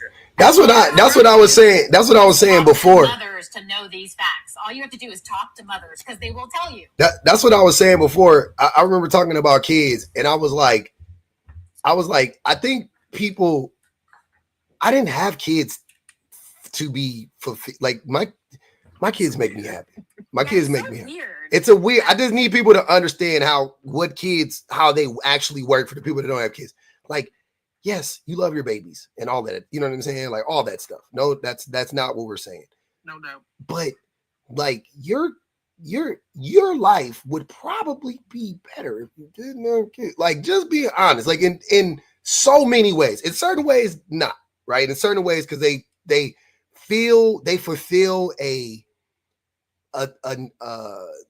itch or whatever you wanted. Like they scratch an itch that like nothing else can scratch, right? Like, fine, I hear that part of it. But if you didn't have them, if you didn't have them, like you probably you would have more money, you have more freedom. Like it's not an either or, it's not a competition. You see what I'm saying? Like I'm not out here saying like kids are bad. Like this is for the people, and I'm only talking to the parents that are involved. I'm only talking to the people that actually show up. I'm saying that it is to have kids is a selfless act. In all honesty, that's not to pat any parent on the back or whatever, but it is though. It's not this like thing where you have a child. It's not like winning $1 million. It's not what it's like. You know what I'm saying? Like it's a selfless act. You're giving more than you're getting, definitely during the time. Like no doubt about it, right? I'm talking about energy. I'm talking about resources. I'm talking about in the material world. I'm not talking about like in some abstract version. I'm saying like you're giving more than you're getting. No doubt about it. No doubt about it, right? Exact. People romanticize having kids. I'm not romanticizing having kids. Two things can be true at the same time. You can love your babies and also not romanticize having kids, which I don't want to do. That shit is crazy. I'm so fucking tired of people like, it's a gift. And I'm like, yeah, man, I'm not. You acting like we saying like, nah, fuck them kids. Like, nah, nigga, I love my babies. You come anywhere near my kids, you gon' like y'all shit not sweet. You But know what the difference is? You know what the real difference is? And I just thought about that when you said that. I think and Ivory said it in the comments. I did always want to be a mom. Me too. I want to be a father. I always wanted a family because Me I too. like the idea of being in a house full of people Yep. that I love, that I know love me, but also I like the idea of getting to know these people from scratch. Yep. I never wanted to live vicariously through my kids. Me either. A lot of people, the reason why they think that it's weird and it's selfish that you can't separate, I want to be my own person and experience these kids as a separate entity, is because of the fact that they haven't done anything with their own lives. So now they're trying to create kids to supplement for the fact that they ain't worth a damn. Like, Yep. that's what it is. Extensions of themselves. It is. I don't look at my kids as an extension of me. They are their own people. I like being, and you've said this before, I like hanging around my kids and being around my kids because I think they cool people. Like, if they weren't my kids, and I tell them this all the time, if you weren't my kid, I probably, like, I would want to be your godmom, your auntie, something. Yeah, my babies, that's same. I'm like, I like these little motherfuckers. They cool as shit, but like, you a cool person. I feel like as a person, I think that you are really, really dope. But people really, like, they invest in their kids. And Leo said it earlier. They invest in their kids as a retirement plan. Yeah, Somebody none of that. on the ideas they already have, as opposed to, I'm creating a safe space where you can grow as whatever person you are, and it's a benefit to me and a blessing and a gift to me that I get to see it. But you know what? Not because I'm investing in you to make myself better. I'm gonna say something it's gonna sound crass, but y'all just take it however you gonna take it. Having kids is like having a fish tank. It's like getting a dope ass aquarium, right? Like you put so much effort and labor into maintaining a fish tank. And you know, the most you get out of it is like watching it be a fish tank. And it's like, oh, that's so fucking cool. And that's it. That's it. But it's like, that's what you get out of it though. And that's enough. Like, I love fish tanks for that. You know what I'm saying? Like, I don't need anything else. Ain't like I need to pet the fish and I'm good. You just get to watch the tank. You just like, no, what? I ain't got no, what? Hold on, wait. What? What'd you say, Leo? A legacy. No. Okay, so I'll put you in perspective, right? I don't have kids, right? We know. I traveled about 20 to 25 countries around in and out, right? I traveled through all the United States. I had my house, I had my car, right? I have everything that I want. I don't have to work anymore. I really didn't really want to. You think that brings happiness and fulfillment if you don't have Nope. Than kids? That sounds like a great life, honestly. No. If Wait. you weren't you, that would be great. Exactly. That doesn't bring happiness and whatever. That comes from within you. You gotta go do that work on yourself, become a whole human being, and then add all that other stuff you have. Oh my God, you'll be living the dopest life ever. You'll be like, kids, ill. Never. You be talking about like Therese. You be I did not have kids because I thought not having kids would make me happy any more than I don't think it's right to have kids to make you happy. I didn't have kids because first and foremost, I never had any interest. And when I talked to mothers, and I really learned about the realities of motherhood, and I read books and I did all this research, I was like, you know what? It's a fast track to poverty. It F's up your health, and I'm not interested. So I feel like kids are a thing where it has to be either hell yes or hell nah. It should be commitment, the commitment, and the amount of emotional labor to raising a child. Yeah. I mean, spending like 4 hours with my niece, I'm like, oh my gosh, answering all the questions, like tending to the boo-boos. It just takes a lot of. You know what he just said? Interested in doing it. You know what he just said, Teresa? That was interesting to me. He said, Leo just openly admitted that he thinks kids are there for his happiness, and that's what I'm saying. Like, that's the selfish part that people like have when it comes to kids. And I don't like BP, like we're all talking about, like, that's what I'm trying to say ultimately is like, I don't have my kids to make me happy. I think that is really weird. Like, what? Like, that's so strange to me. Which is why there's so many screwed up kids, because most people who have kids feel like Leo, sadly. Yeah, that was the way they criticize you when you don't have kids. Yes. And the reasons they give as to why you should. I'm like, so you're having kids as a retirement plan? That sounds messed up. I have a question for Leo. Can I Go ahead, Amanda. him Go ahead, something? Amanda. Thank you. Mhm. All right, so let's say like I did what my grandmother did, and I started having kids at 16, and I had 14 kids until I was 35. What am I supposed to do once they're all 18 and out of the house? Like knit, crochet, watch TV? Like what? Wait until they have grandbabies for me to take care of? What am I supposed to do? Your purpose, right? You filled your purpose as a human being. So I should unalive. I should perish? You know, no, but you can do your purpose until what God gives you, right? Whatever life. Right. So I fulfilled my purpose. I had 14 children, right? They're all out of the house. They're all raised. So now I can unalive. It's not. I'm not. Why are you saying that question? You can do because if women's if women's purpose is to have children and to raise children. I said people. Humans. Okay. If a human's purpose is to raise children and have children, and I've done that, and I have stayed at home. Wait. But no. Don't let them get away with that. Only females can have children, though. So he was saying it's a woman's purpose earlier. Now he's saying, oh, it's human purpose. That's what I'm saying. I'm like, but only females can have children. So women are more important than men are in having kids. That's why we actually need to provide financial support. Because if I want to get a surrogate, it's cost about $100,000 and $150,000. But wait, you never answered my question. sorry. Go ahead, Amanda. Ask the question again. I'm sorry. No, is the answer to my question that once all of my 14 kids are out of the house and I'm left at home alone, do I perish now? What do I do? That's your freedom with whatever you want to do. You want to take your life away. No, it's really. So here's why it's not though, is because all I have done for the last like 18, 20, 25 years of my life is raise kids. That's the only thing that I know how to do. So now that that's done, and there's no more of that to be done, and that's been my whole life. All you can do is be Miss Doubtfire at that point, like for somebody else's kids. Like, what the fuck can you do after that? I guess just go take care of more kids, right? Yeah, all you can do is be Mrs. Doubtfire. That's it. Whatever you want to do, that's your purpose, Amanda. But you fulfilled your purpose. You created new life. I don't understand what. Hold on. You're talking as if you're reading off of a fortune cookie. Like that's so idealistic how you're saying it. Like women have the privilege of like a feather to create life. So you're saying, Leo, I have the privilege? That's a fucking curse if you ask me. I have the privilege of a prolapsed uterus and a 4th-degree tear? No thanks. That sounds like a curse. A privilege? Nah, that ain't a privilege. Leo, I know a woman who has had 2 children. Her uterus is literally falling out of her body. That shit is... And how I found this out was because I was talking to her about my upcoming meeting, February 4th. Can't come too soon. And she's like, oh, yeah, mine just fell out of my body once. I was like, whoa, what? They had to put a little thing in there to like keep it in. No, thank you.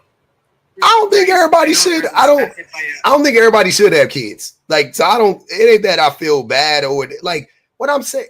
You'll be okay. Like, you not having kids, you'll be fine.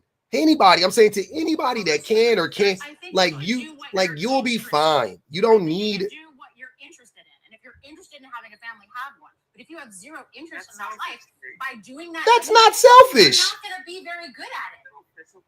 How is that selfish? People who don't want families are not going to be very good at bro. families. Y'all really be saying anything when it comes to this kid argument, like. How can your mother, your grandmother, and all your future generations be wrong? You know, you're the I'm not only saying they're wrong. Who said they were wrong? I'm not saying they're wrong. No one's wrong. I think it's really weird to tell people that their purpose in life is to have fucking kids. I think that's one of the weird. Their parents had 2 children. They wanted exactly 2 children, and that was the life they wanted. But they understand that I'm a different person. I'm a separate person, and I want a different life. Yeah, that telling people that their purpose in life is to have children is one of the weirdest things I can imagine telling people, like telling anybody that your purpose in life is to have children. Like, what? My grandmother, like literally, Leo, my grandma was 16 when they married her off, and she did not stop procreating until she was 40. That's what they told her. Poor lady. You think that that's what she wanted? That's insane. You think that that's what she wanted? Nope. At 16 years old, you think that she was ready to be able to make that decision? Why Amanda, because of that mentality, right? We're becoming selfish. Because of her grandma's mentality? Her grandma had 14 kids, yo. Yeah. And she was forced to by her husband. She was a fucking breeder, dude. That's like that's slave fucking. That's like reproductive slavery. That's reproductive slavery type shit right there. That's fucking crazy. Of that generation, though, of Amanda's grandmother's generation, that was the life. It was reproductive slavery. There were no way out. Work all the time and Hey, come back home. and my grandma had a light 6 babies on both sides. Both my grannies had an easy 6. Like my hero is my great grandma. Grandma Great had one child, gave the husband a son, moved to a different bedroom in the house. Oh, I like that. She's like, one and done. That shit crazy. Yeah, both my grannies together. I think my uncle can't. I mean, 2, 3 uncle 2. She had 6 kids because they had twins. One twin passed away. 5. I know. Okay, so both my grannies had 6 babies apiece. That's light. That was light work for 1938 or whatever the fuck when my uncles 1942 or whatever the fuck. Like that is light ass work, man. That was easy. That's easy breezy for them. 6 kids now. I think, man, having 6 kids in 2024 is crazy. Like I be looking, I judge. Look, I ain't gonna hold y'all. Y'all can say whatever. I don't give a fuck how many kids you got. You can judge. You can say, "Pub, not too much, nigga." I'm gonna say it. I'm gonna tell you right now, I don't judge people that don't have kids. I've never, that shit don't mean nothing to me. If you got fucking 5 kids, 6 kids, I'm judging you. Why? For what? I have a caveat. I don't agree, Pup. I actually don't agree because I think it depends on the reasons why you had the kids. What's the reason? If you had kids for like religious reasons, just because Jesus told you, the Bible told you, that's messed up. Therese, name the reason why a motherfucker got 6 kids in 2024. People that just love having. But just name the reason though. Nah, it gotta be better than that. I grant you, it's rare. It gotta be better than that. There are those people. And as much as I don't want people to judge me for my choices, I'm not going to judge them for their choices. They leave me alone. I leave them alone. If they want to breed like bunnies on a farm, that's their business. Yeah, the only concern. I'm not telling them they can't do it. Hey, hold on. Let's not. Shut up for a second. Let me finish. Go ahead, Therese. Again, is the reasons why. Because your motivations for becoming a parenthood are going to inform how you parent. The people that did not want to have kids are usually crappy parents, and they end up raising like abused kids, and then they wonder why their kids don't talk to them. So I feel like the motivation for having kids, that's like the first step. You have to like really understand what it is. And of course, obviously, until you're into it, you're not going to really know. But you have, the desire has to be there first before anything else. The reason why, wait. The reason why I judge too is because I know that after baby like 3, or actually after 2 babies, honestly, but definitely like 3, 4, 5, the babies are going to get neglected. So you think time, yeah. So you're like, they're not gonna have time. There's no way. There's no way for you to show up for fucking 6 babies. That's a reasonable argument. Like I'm sitting there looking like, why do you got 6? Like this is crazy. You don't like them, but you doing that shit for yourself. You're not doing that shit. At some point, you got to consider the other fucking babies. Like, all right, I got 3, and this shit is kicking my ass. You know what I'm saying? Like, let me add one more. Like, nah. I guess even numbers are better though, because like 2 can help 2. You know what I'm saying? Everybody split. Okay, fine. I could see that. That's why I said I got some homies that got 4, 5, 6. Hey man, y'all can't make it make sense. I feel that way about pets. I don't think the number of pets should outnumber the number of humans in the house. I just think you should be 1 pet for each human. But guys, Therese, like what happens is when you have 6 kids or you have 14 kids or how like more than 5 kids, let's say, the older kids, kid number 1 is responsible for parenting. And that's a problem. They're adultified. They're adultified at 13 years old. Like that's a fucking problem. Like I don't want my baby to be a mama or a daddy at 13. Like that's fucking crazy. Adultifying your older, particularly your older girls. That's crazy.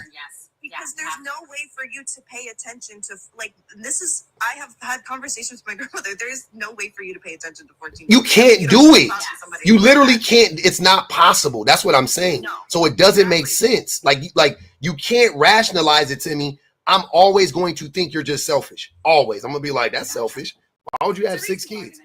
And not pay attention to 5? So you basically got to just pick one and be like, this is my favorite. And then the daddy got to pick one and be like, this is my favorite. And then you other 4 motherfuckers just figure it out. Like, what? That's wicked. It's a lot. That's all I'm saying. It's a lot. Go ahead. Live in action. All right. Live so action. If I could just be anecdotal for a second here, and this is mostly for Leo. You're talking about grandmothers and mothers having it right, and we don't have it right because we don't have children. Okay, so this is a tale of two women. One's my grandmother. The other one is my ex-boyfriend's grandmother. So my ex-boyfriend's grandmother, she was YT. You know, she did the traditional thing. She got married, had a bunch of kids. She never really worked. She never actually worked. She never drove a car. And as soon as the last one turned 18, her husband kicked her out. And that was that. Okay? And that was back in the day. That's her story. My grandmother, she had 3 sons, divorced my grandfather. She's in her 90s, mid-90s, living it up, goes on cruises, owns property, all this stuff. She had that chance to, you know, live a full life because she decided not to be with a man. So here's the thing. You romanticize that first woman, the one who like stays at home, does all this stuff. You don't know how much they suffer. Like that is, I don't think he cares. He doesn't care. Why don't you care, Leo? Because he don't care about women. Exactly. He doesn't care. Why not? Did you not come from a woman? Do you not understand? Come on, you did. You've been here longer than you know these men. Hold on. If I had the choice to stay home and not work and be able to spend time with my children, of course I will do that. But most women, Leo, what we're saying is that you don't understand the full import of that kind of life. You have no empathy for the women that have done it and are telling you it's not all it's cracked up to be. In fact, some of them are telling you that it devastatedly ruined their lives and they are unhappy. You don't understand that what they went through. Who's the only people are going to be next to your hospital bed? It's going to be your family. And when you... Sir, stop. My grandma was alone on her hospital bed because all of her children resented her because she wasn't able to be an effective parent to them. She wasn't alone. I mean, like, you know, some of her kids still talk to her, but most of them didn't. Yeah. So that's sad. The church, and I know a lot of families who have a lot of kids, and I'm not necessarily talking about the parents in that situation, but I talk to the children because we grew up together. I knew this family with 11 kids. I know it's very anecdotal, but 11 kids. Mother passed away from brain cancer. 6 months later, her father. 6 months later, her father remarried. She got her pregnant very quickly, and that family just grew and grew and grew. I talked to the old daughters. They said, guess what? Parents, selfish, never took care of us, only thought about themselves. And that's how it is for the children in that situation. I'm sorry, but like, that is not the only purpose women have. Like, they have a chance to live, to have a life. What kind of life, though, Leah? What kind of life, though? I understand the story is sad, but we all die, we all get cancer. This gave some perspective, Leo. It is so much wider than what you actually understand. But I'm just not I'm not understanding that. Wait, hold on, wait. But Leo, so you're essentially just saying that you want to have kids so that when you unalive, somebody is next to you by your fucking bedside? Like, is that what I'm hearing? Because what the fuck are we talking about? My purpose in this world is to be able to leave a legacy behind. As a man, you don't do that with kids. You don't do that with kids, though. Legacy is money. No, legacy is your actions, what you do. Assets. The technical definition of legacy is money and assets. Hold on. My assets, when I pass away, right? I'm not gonna give it to the government. I'm not gonna give it to any charity. You're gonna die with it like fucking Scrooge McDuck. Give it to my kids, to my family, because that's gonna be my legacy. My kids. What if you don't have no kids? Who you gonna give it to? I'll die. I will not give it to anyone. I have a great idea. I'm gonna give it to somebody. Leo. Well, they gonna take it. So when no one marries you, you don't get a chance to have children. I have an idea for what you do with all your money. You give it to PBS. Fuck PBS. Will go towards the people working there, and only 10% will go towards donations. I get that not everybody has this dream, but if I ever got really rich, I want my name to be listed among all those people that are listed. Brought to you by so and so, Therese Lee, and viewers like you. Everyone has a dream. That's just one of mine. I like that. Everything's my sister. Everything, like all my benefits, is going to my sister. Like that's. Yeah, mine are going to my niece. There you go. Sorry. Hold on, wait, y'all. Give me a second. It's a lot. Let me read this thing real quick. Ali said, he gonna roll the dice on somebody else's life. That's for real. He talking about all this. People should be having kids the whole time. He ain't about to get pregnant. Like, I'm not about to tell no woman her purpose in life is to get pregnant and put her life on the line for somebody else. That shit is crazy. Like, I just don't know how y'all could fix y'all lips. I just don't know. The audacity of men sometimes is just really wild to me. Like, I'll be sitting there thinking, like, so you gonna tell somebody else, like, like, just really think about that shit for a second. You are telling somebody else that their purpose in life is to risk their life? Like, that is their purpose in life, to risk their life. How are you risking your life? Listen. How are you risking your life? Look. Because you're creating life. Women have the What ability. the? Their mother nature. They have to create. They have the ability to create life. Potentially fatal. What are you? Potentially fatal. Like, what are you talking about, bro? Every single pregnancy. It's at the very least, every pregnancy is life. Hold on. At the very least, every pregnancy is life altering. At the very like fuck, like whatever. Every pregnancy is life altering physically. It is life altering physically. It's like saying every single man's purpose is becoming a fireman so they can run into houses and risk their life. Yeah, like, what the fuck? That's crazy. So, Leo, there's a game I like to play. It's called Were You Impregnated by a Demon, or is this a normal pregnancy? Vomiting blood. Were you impregnated by a demon, or is that a normal pregnancy symptom? Pretty sure she's asking you, Leo. Leo, vomiting blood. What kind of topic is this? It's a game. I want to play. I was going to answer the question. Go ahead. So play. Yeah, I'm waiting for Leo. I want to know how much you know about. I want to know how much you know about how women are not having kids is because they're weak. I want. What'd you say? Oh, wait, Charles. He said we're weak. Hold on, y'all. You gotta let the men. You gotta let him. You gotta hear what he's saying. Go ahead. What'd you say, Leo? You think you're stronger than your grandmother, Therese? I'm sorry. You think you're stronger and a better woman than your grandmother and your mom? What? Which grandmother? Your grandmother. Which grandmother? There's two grandmas, bro. I have two. Whichever you want to, like whatever two grandmas you want to choose. I think I'm smarter than my maternal grandmother, and yeah, I think I'm stronger than my paternal grandmother because there's crap she put up with that I would not have put up with. Absolutely not. Kids. You wouldn't be Wow, afraid. thank you very much. I'm definitely. I'm sorry, is Leo talking? I don't know. I just hear want when he talks. I would definitely. I'm definitely stronger than both of my granddaddies. I don't know what you niggas. I want to know how much Leo knows about like what could happen when a woman is pregnant. I told my girlfriend, right? If she doesn't want to have kids, if she doesn't want to use the body, I will pay Leo, 150,000. asking you I want to know. question. So vomiting blood, is that something that happens when you're impregnated by Satan, or is that something that could happen in a normal pregnancy?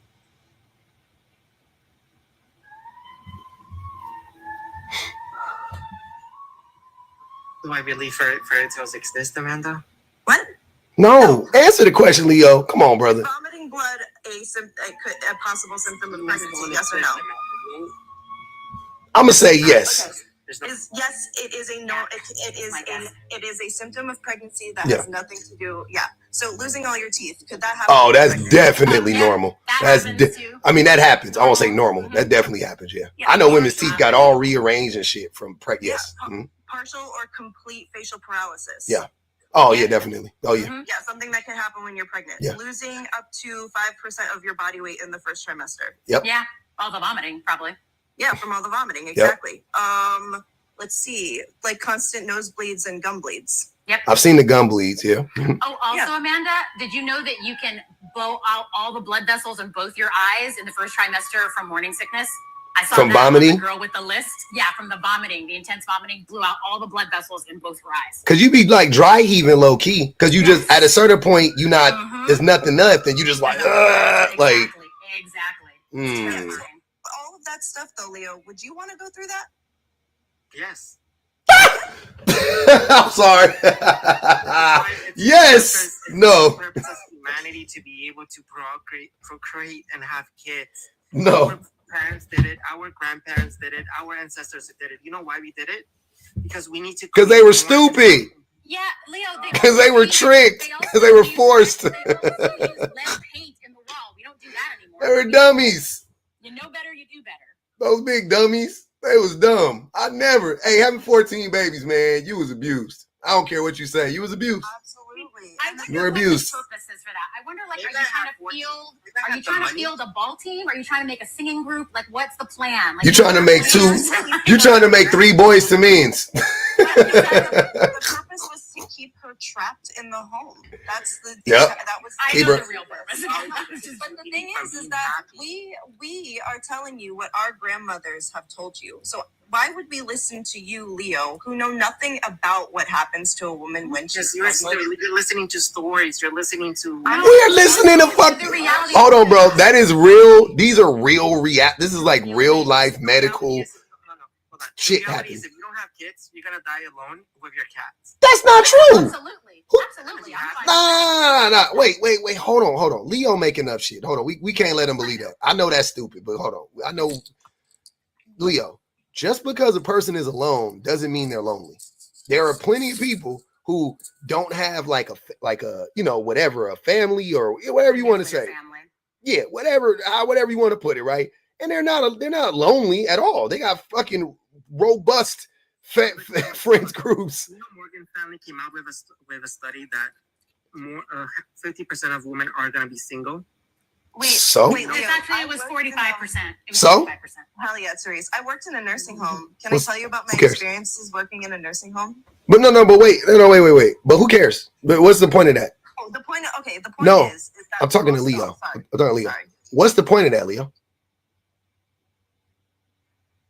You know what? They came out with that study from Morgan Stanley that 45% of all women are gonna be with no child and they're gonna be single. Why?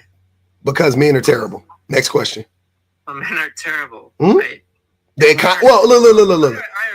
Ultimately, it's men's fault. But if you want to be more specific, it's two prongs. The economy is terrible, which that's why Morgan Stanley cares about it, because it's an indicator of things to come, right? So they have to adjust economically, like they have to adjust their plan, their approach, because if a bunch of women aren't having kids, there's a whole thing that goes along with that. And then secondly, men are terrible. Interpersonally, men are terrible. But yeah, go ahead. Yeah, but if you're saying women are so strong, if women are so incredible, right? They should be able to, right? They should be able to what? To have kids, and they want to have kids. They can have kids. They just don't want to have kids with men like you. Why we come up with a study is because there is economic situations like in Japan and South Korea around the world that we have a deflationary economy that is going to cause ripples in the economy because we're not creating enough new consumers. Yeah. Not enough consumers and slaves. Yeah, they need more consumers. We know. What'd you say, Rick? Hold on, you guys. Go ahead, Rick. I was telling Leo, you're feeding into the argument because what they're going to tell you is the only reason they want more people on the planet is so more people are creating things and spending money so that they can be subjugated under a capitalist society. So, like, the argument that we need kids to, like, make society going is not going to work in this. Society, because we have capitalism, we have the things that you have. You have the easiest life, and you don't have to wash dishes anymore. You have a dishwasher, right? What kind of dishwasher you got? Have you ever filled up a dishwasher before? You still got to wash the dishes, brother. Of course, I wash dishes. I'm not seeing my wife had this argument about the dishes, but go ahead, Leo. No, but my point is we run in a capitalist, and this is the reason why this country is so great, because we have capitalism. We have things to make our lives easier because people have created these things. For example, TikTok, right? It would not run on a non-capitalist kind of world because it would not make money. The public offender would not go on live if there's no money involved. He has to make money. We all have to make money. We all have to. Oh, I would trade this in for communism any day, though. So don't put me in this. If it was between making money and having all of my needs met. Yes, because you need utility. You provide. If there's communism, you don't have any utility. Who? What? Who told you that? Who told you that people don't have? Who told you people don't have utility? Hold on. Do you think people are gonna work 60? You think you don't need to work 60 hours a week? See, you don't know what communism. Don't even. I want to start having this conversation. You guys never understand economic systems or whatever. It's fucking hilarious. You don't need to work. You don't need to work 60 hours a week in communism because the reason why you work 60 hours a week now is because they are exploiting you. It's not because you need to, it's because they're exploiting you. There's almost no fucking job that I can think of where any one person needs to work 60 goddamn hours a week in 2024. Like with all the technological advances that we have. I got a couple actually. Name them. I haven't. Hold on. You got. Go ahead, Rick. Funeral tech, my job. Not one person needs to do that. You could just train more people to be funeral techs. If they want to do the job, the people don't want to do my job, and I'm not blaming them because like it can be disgusting sometimes. But like people don't want to do that job. That's a job that's going to be necessary for no matter what happens. People are going to have to. Yeah, no matter what. Yeah, but you could just train more people to do that job. There's other ways we can do it too. Like, by the way, there's like capitalism has fucked up every single industry, including yours. So I'm sure that I don't know how your job works, but I'm sure if you thought about it, you could think of 10 things that you could do to be like, oh, this would be way easier if we just did this. A lot of it, like burying people to me at this point is very capital. Like I'm not like that whole like having, you know what I'm saying, a casket and that, like all that shit is like, what? Why are we doing that? That's fucking crazy. Throw a motherfucker in the ground. Like, like what? Like, let's be fucking for real. Like at the end of the day, what is y'all like? What is going on here? Cremate me and sprinkle me in a garden. Like, I'm not even tripping. I done told my wife, like, I don't give a fuck what you do with me after I'm gone. I'm going to the worms anyway. Like, I'm going to the beetles and worms. I don't care. Don't give a fuck. I'm not there anymore. Do whatever you Yeah, once I'm dead, I'm dead. I don't give a fuck. Like, I ain't coming back. I ain't no zombie. And I don't want to, and even if zombies are real, I don't want to come back as a zombie. So go on and get rid of me. I'm good, right? Go on and dump my body. I don't give a fuck. That's what I'm saying. I don't understand, like, the purpose of it. This is what I'm talking about. I'm not talking about the burial aspects of that because you can get them. You can get a robot to do that. Like you talking about like picking up the bodies and all that stuff. Yeah, like that. I got you. Like there's always going to be a. Let's get 10 Tesla robots. Call it a day. Next. Tesla robots to do that? Why not? Pick up a body seems fairly easy. It's not for a robot to do it. You ain't got nobody throw. Ain't no grossness. A person is there to oversee it. Throw it in, they pick them up, spoop, throw it on a little thing. Like, I don't think you guys understand the only reason why the only reason your job is difficult at this point, Rick, is because the capitalists don't think it's enough money in it to make it easier. That's the only reason. Like, trust me, if you thought about it, we could come up with 10,000 ways to make your job easier, and you would barely have to work. Real capitalists, if we can make that Rick's job obsolete, we will make it obsolete because there's more margins for the business, right? For the owner, though, then the system you're talking about, Leo, everybody doesn't take part in that wealth. The people at the top get wealthier when there's more people, not us. Go out and buy some not crypto. You can go out and buy some. We're not taking. Don't turn it into a goddamn advice, bro. Financial bros are terrible. I want to go back to this idea of like unaliving alone in the nursing home. I did work in a nursing home. It was in the memory care unit. There were 25 people there, and they all of them. It was mostly women because women outlive men. When the men didn't have their wives around, they unalived really, really quickly. So there were like 6 men as opposed to like 19 women. It didn't matter if you had kids or not, or if you had a husband or wife or not. Many of these people were alone anyway. So, Leo, what you're saying doesn't make any sense. It doesn't matter. And the reason why they were alone is because of the type of person that they were. The men were more lonely than the women were. Of course. If a man ended up in my memory care unit, he oftentimes wasn't visited by his wife or his children because he was probably an asshole. Because he's an asshole, but at least he forgot about it. So, but yeah, exactly. Jules said, Leo, be honest and just say you want to get pregnant. Teresa said, robots won't hunch the dead bodies. Facts. Whenever I had this conversation with people keep bringing up that corpse thing like dudes are just, that's not happening. That was like 2 dudes who did that 5-10 years ago, and they ran with a story like it's a common thing. That's not happening, bro. I don't think most dudes are doing that. I do think that necrophilia happens. So, hold on. You see, people have done weird stuff to bodies. I'm not negating that. Yeah. I understand what happens. But it's not happening in mass where every time I speak about it, everybody goes, "You probably fucking the bodies." It's like, come on. Dog. No, I know. I don't think most men are hunching on unalive bodies. I agree with that. But I think more what we're saying is, if and when it happens, a man is gonna do it. That's all. That's all we saying at the end of the day. If and when it happens, it's gonna be a man doing it. That's it. I do want there to be more female undertakers, though. There should be. For a very selfish reason. because every time I've met a woman who's an undertaker, she's always the most interesting, fascinating person I've ever met in my life. Like, I've met 2 women at like parties who were friends with undertakers. I'm like, who are these women? They're so crazy and cool. Their eyes are always like this. Awesome. I'm gonna need more female undertakers. I like that. Their eyes are, if you're a female undertaker, your eyes are always like, it's permanently, you're like, that's amazing. But they're not like mad or anything. They're just like, that's awesome. Yeah. Yesterday, I'm just like, damn, that's crazy. No, I never met a female undertaker. But Marine, hold on, wait. Marine Prescott said, just so you know, they're trying to take PBS, sign a petition. Yeah, I know. Especially under Trump, man. He gonna defund all that shit. Your favorite irritation said, ask Leo if women should consider it an honor for her to sacrifice her body and her life for a child. He said yes, y'all. Because I was tripping. I'm like, how is this? This don't make no sense. T said, Leo has womb envy, so he hates childless women. Facts. She clocked it. Reese Skyler said, Leo is flippant about kids.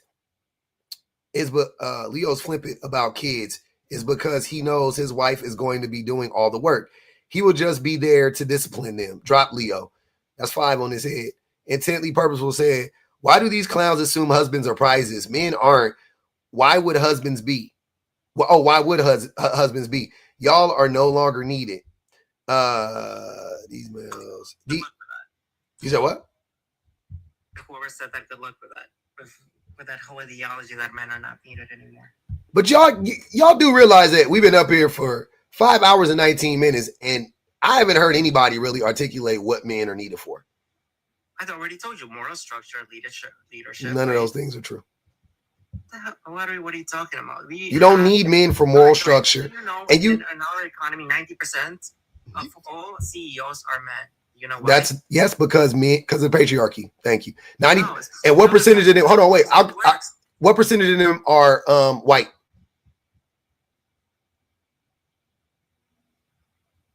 Maybe 80%. I don't know. Okay, and why is that? Are white men just better at being CEOs than everybody else? Why are pilots? Hold on. Why are like 90% of all pilots white? Right? You cannot make that kind of. I can keep going every single time. If a bunch of white Leo, you don't understand. You don't understand race or intersection. You don't get it. Of course. If there are anything where white people make up 90% or 80% or whatever it is, right? It is because they are white. It's not because they're inherently better or innately better at the job. They're not. It is because they are white. The reason why the majority of hockey players are white isn't because black people don't like to play hockey, right? It's not because black people are bad at hockey. It's because, Niggas don't like the cold. That's not what it is. It's a bunch of niggas in New York. What are you talking about? That's not what it is. Listen, fuck it. Baseball. The reason why most American-born baseball players are by far white men isn't because fucking black people don't like playing baseball. Because once upon a time, black people played baseball and we dominate. We still dominate, even though we don't even fucking barely play the shit. The reason is they lock you out when you're at Little League, right? It's expensive to play travel ball. It's a setup. They've written books on this. They talk about how they literally turned their back on the black youth and was like, nope, we don't care if you guys play or not. We want to turn this back into a white man sport. And they gave it to the white. Like, that's the only reason. It's not because white people are better or whatever. Huh? The reason why, hold on, it doesn't work the other way. The reason why there's not a lot of white people that play basketball is because black people are better than white people at basketball. And that's not because we're naturally better. I don't believe that. I believe it is cultural, but I believe that because when you in a community, when you either gotta bounce a rock or sell a rock to get out of it, a lot of times motherfuckers do whatever they got to do it, right? They gonna get through it the way they gonna get through it. So a lot of people play basketball, a lot of people play football, a lot of black people run track, right? But that's really what it is. It ain't because and white people have more options. So they're not like, oh man, if I don't play basketball, I'm not going to be able to go to college. They're like, I'm going to go to college anyway. I'm a fucking legacy child. I'm going to go to college anyway. Or a white man even to be like, I don't got to go to college. Why do I need to go to college? My dad already has a fucking construction business. I'm just going to take that over. I don't need to go to college. My parents already bought a house. I'm going to get the house when they die. I don't need, like, you can just keep going down the line. Black people, if you don't do something fucking great, you're going to end up like, it's hard. It's damn near just as hard for black people to become middle class as it is for us to become fucking NCAA basketball. You know what I'm saying? Like, the odds of us making it out the hood either way is rough, right? So black people like, shit, I might as well shoot for the stars. I don't know. Maybe I'll land on the moon. Like, that's how the shit go. So you don't understand how intersectionality works. That's why I hate when you say stuff like, well, if 90% of CEOs are men, it must mean men are better leaders. They're not. They're not. The reason why 90% of men are CEOs is because they got guns and they have a high propensity for violence. The reason why the world is ran by men is because men are violent, extremely violent, and they have the means to exact that. Listen, look, Yeah. Make a company with all women, right? I would love to. Oh, I'll tell you exactly how, Leo, because we have data about this. I would love to. Companies where we have more female board members and we have female in the women in the C-suite, long term, those companies are actually more profitable and less likely to file for bankruptcy. So there's that. Teresa said necrophilia is concealed, but not an uncommon sexual deviation. Contributing factors and the way forward among selected mortuary workers. That was 2024. That's a study. You can look that up. Rick, apparently she was giving that to you. Allie said, this convo is giving me gummy worm peen energy. Go ahead. I have to drop, but I have a brilliant idea. Yes, ma'am. Somebody mentioned that Leo has womb envy, and I just put 2 and 2 together. After February 4th, I won't be needing mine. So, Leo, what I want you to do is go send me a PM, send me a P.O. box where you want me to send it, and I will send it to you. I'm not using it. It's never been used. Fresh off the lot. Brand new. You're welcome to it, sir. You're welcome to it. If it would make you happy, we'll put it on ice and we'll just ship it right to you. He gonna eat it with it. Clearly you want one so bad, and I'm not using mine. So, you're welcome to it, honey. He gonna eat it with some fiber beans and a nice welcome to it. Chianti. 1-800-psychiatry, if you need some help, 1-800-psychiatry, it's I feel bad about, I don't want to be wasteful, and since I'm not using it, I should have thought of this years ago.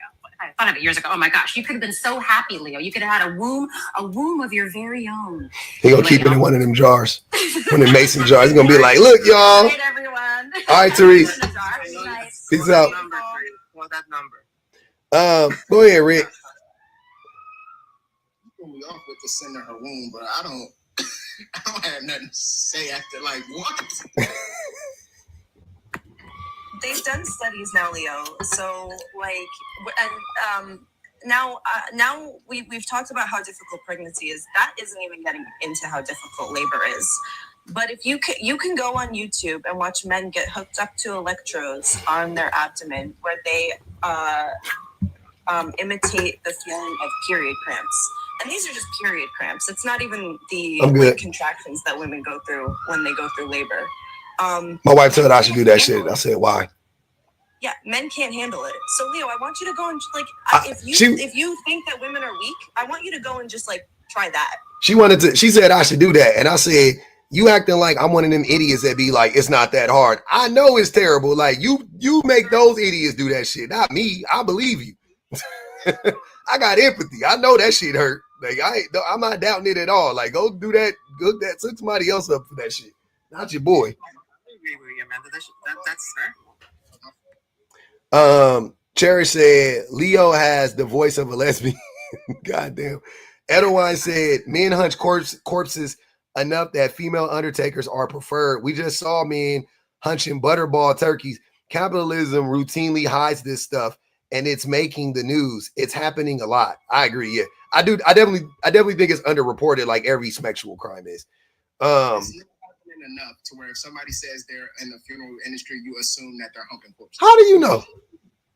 I work in the funeral industry. I know, but how do you know? Like as if you've seen the dudes do it? Like, what do you mean?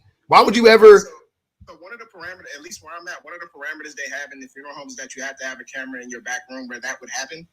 Like, they're not just out here humping dead bodies, bro. Like, come on, man. All right, if you say so. And here's another thing is, oh, wait a minute, shit's changed. Most of the funeral homes in my area, I don't know how it is everybody else across the country, use the same like 2 or 3 people to dress and do all the stuff they need to do to this body. So unless these 3-4 dudes is just, they're not doing that. Like, I don't know what to tell you, but that's not happening like that. If you say so. I don't believe it. But hey, y'all, I ain't gonna even hold y'all. Man. Y'all know what time it is, man. We did it, Joe. Hey, man, shout out to everybody that joined the panel, man. We on our 5th hour and 28th minute. I got work to do. I gotta save a little bit of my energy for myself.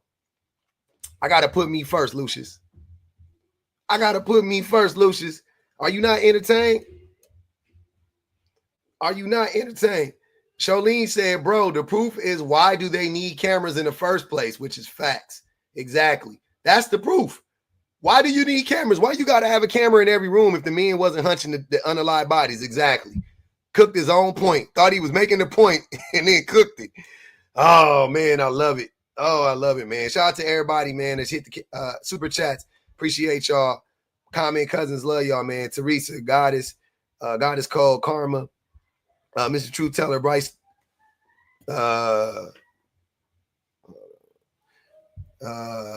Fabrice, Brightest Star, to Nigel, Miss Not For Everyone, Reese Skyla, Nancy at Night, Malika, Brooks, 504 Empress, the Brass Doll, Bun Mistress, Bumblebee,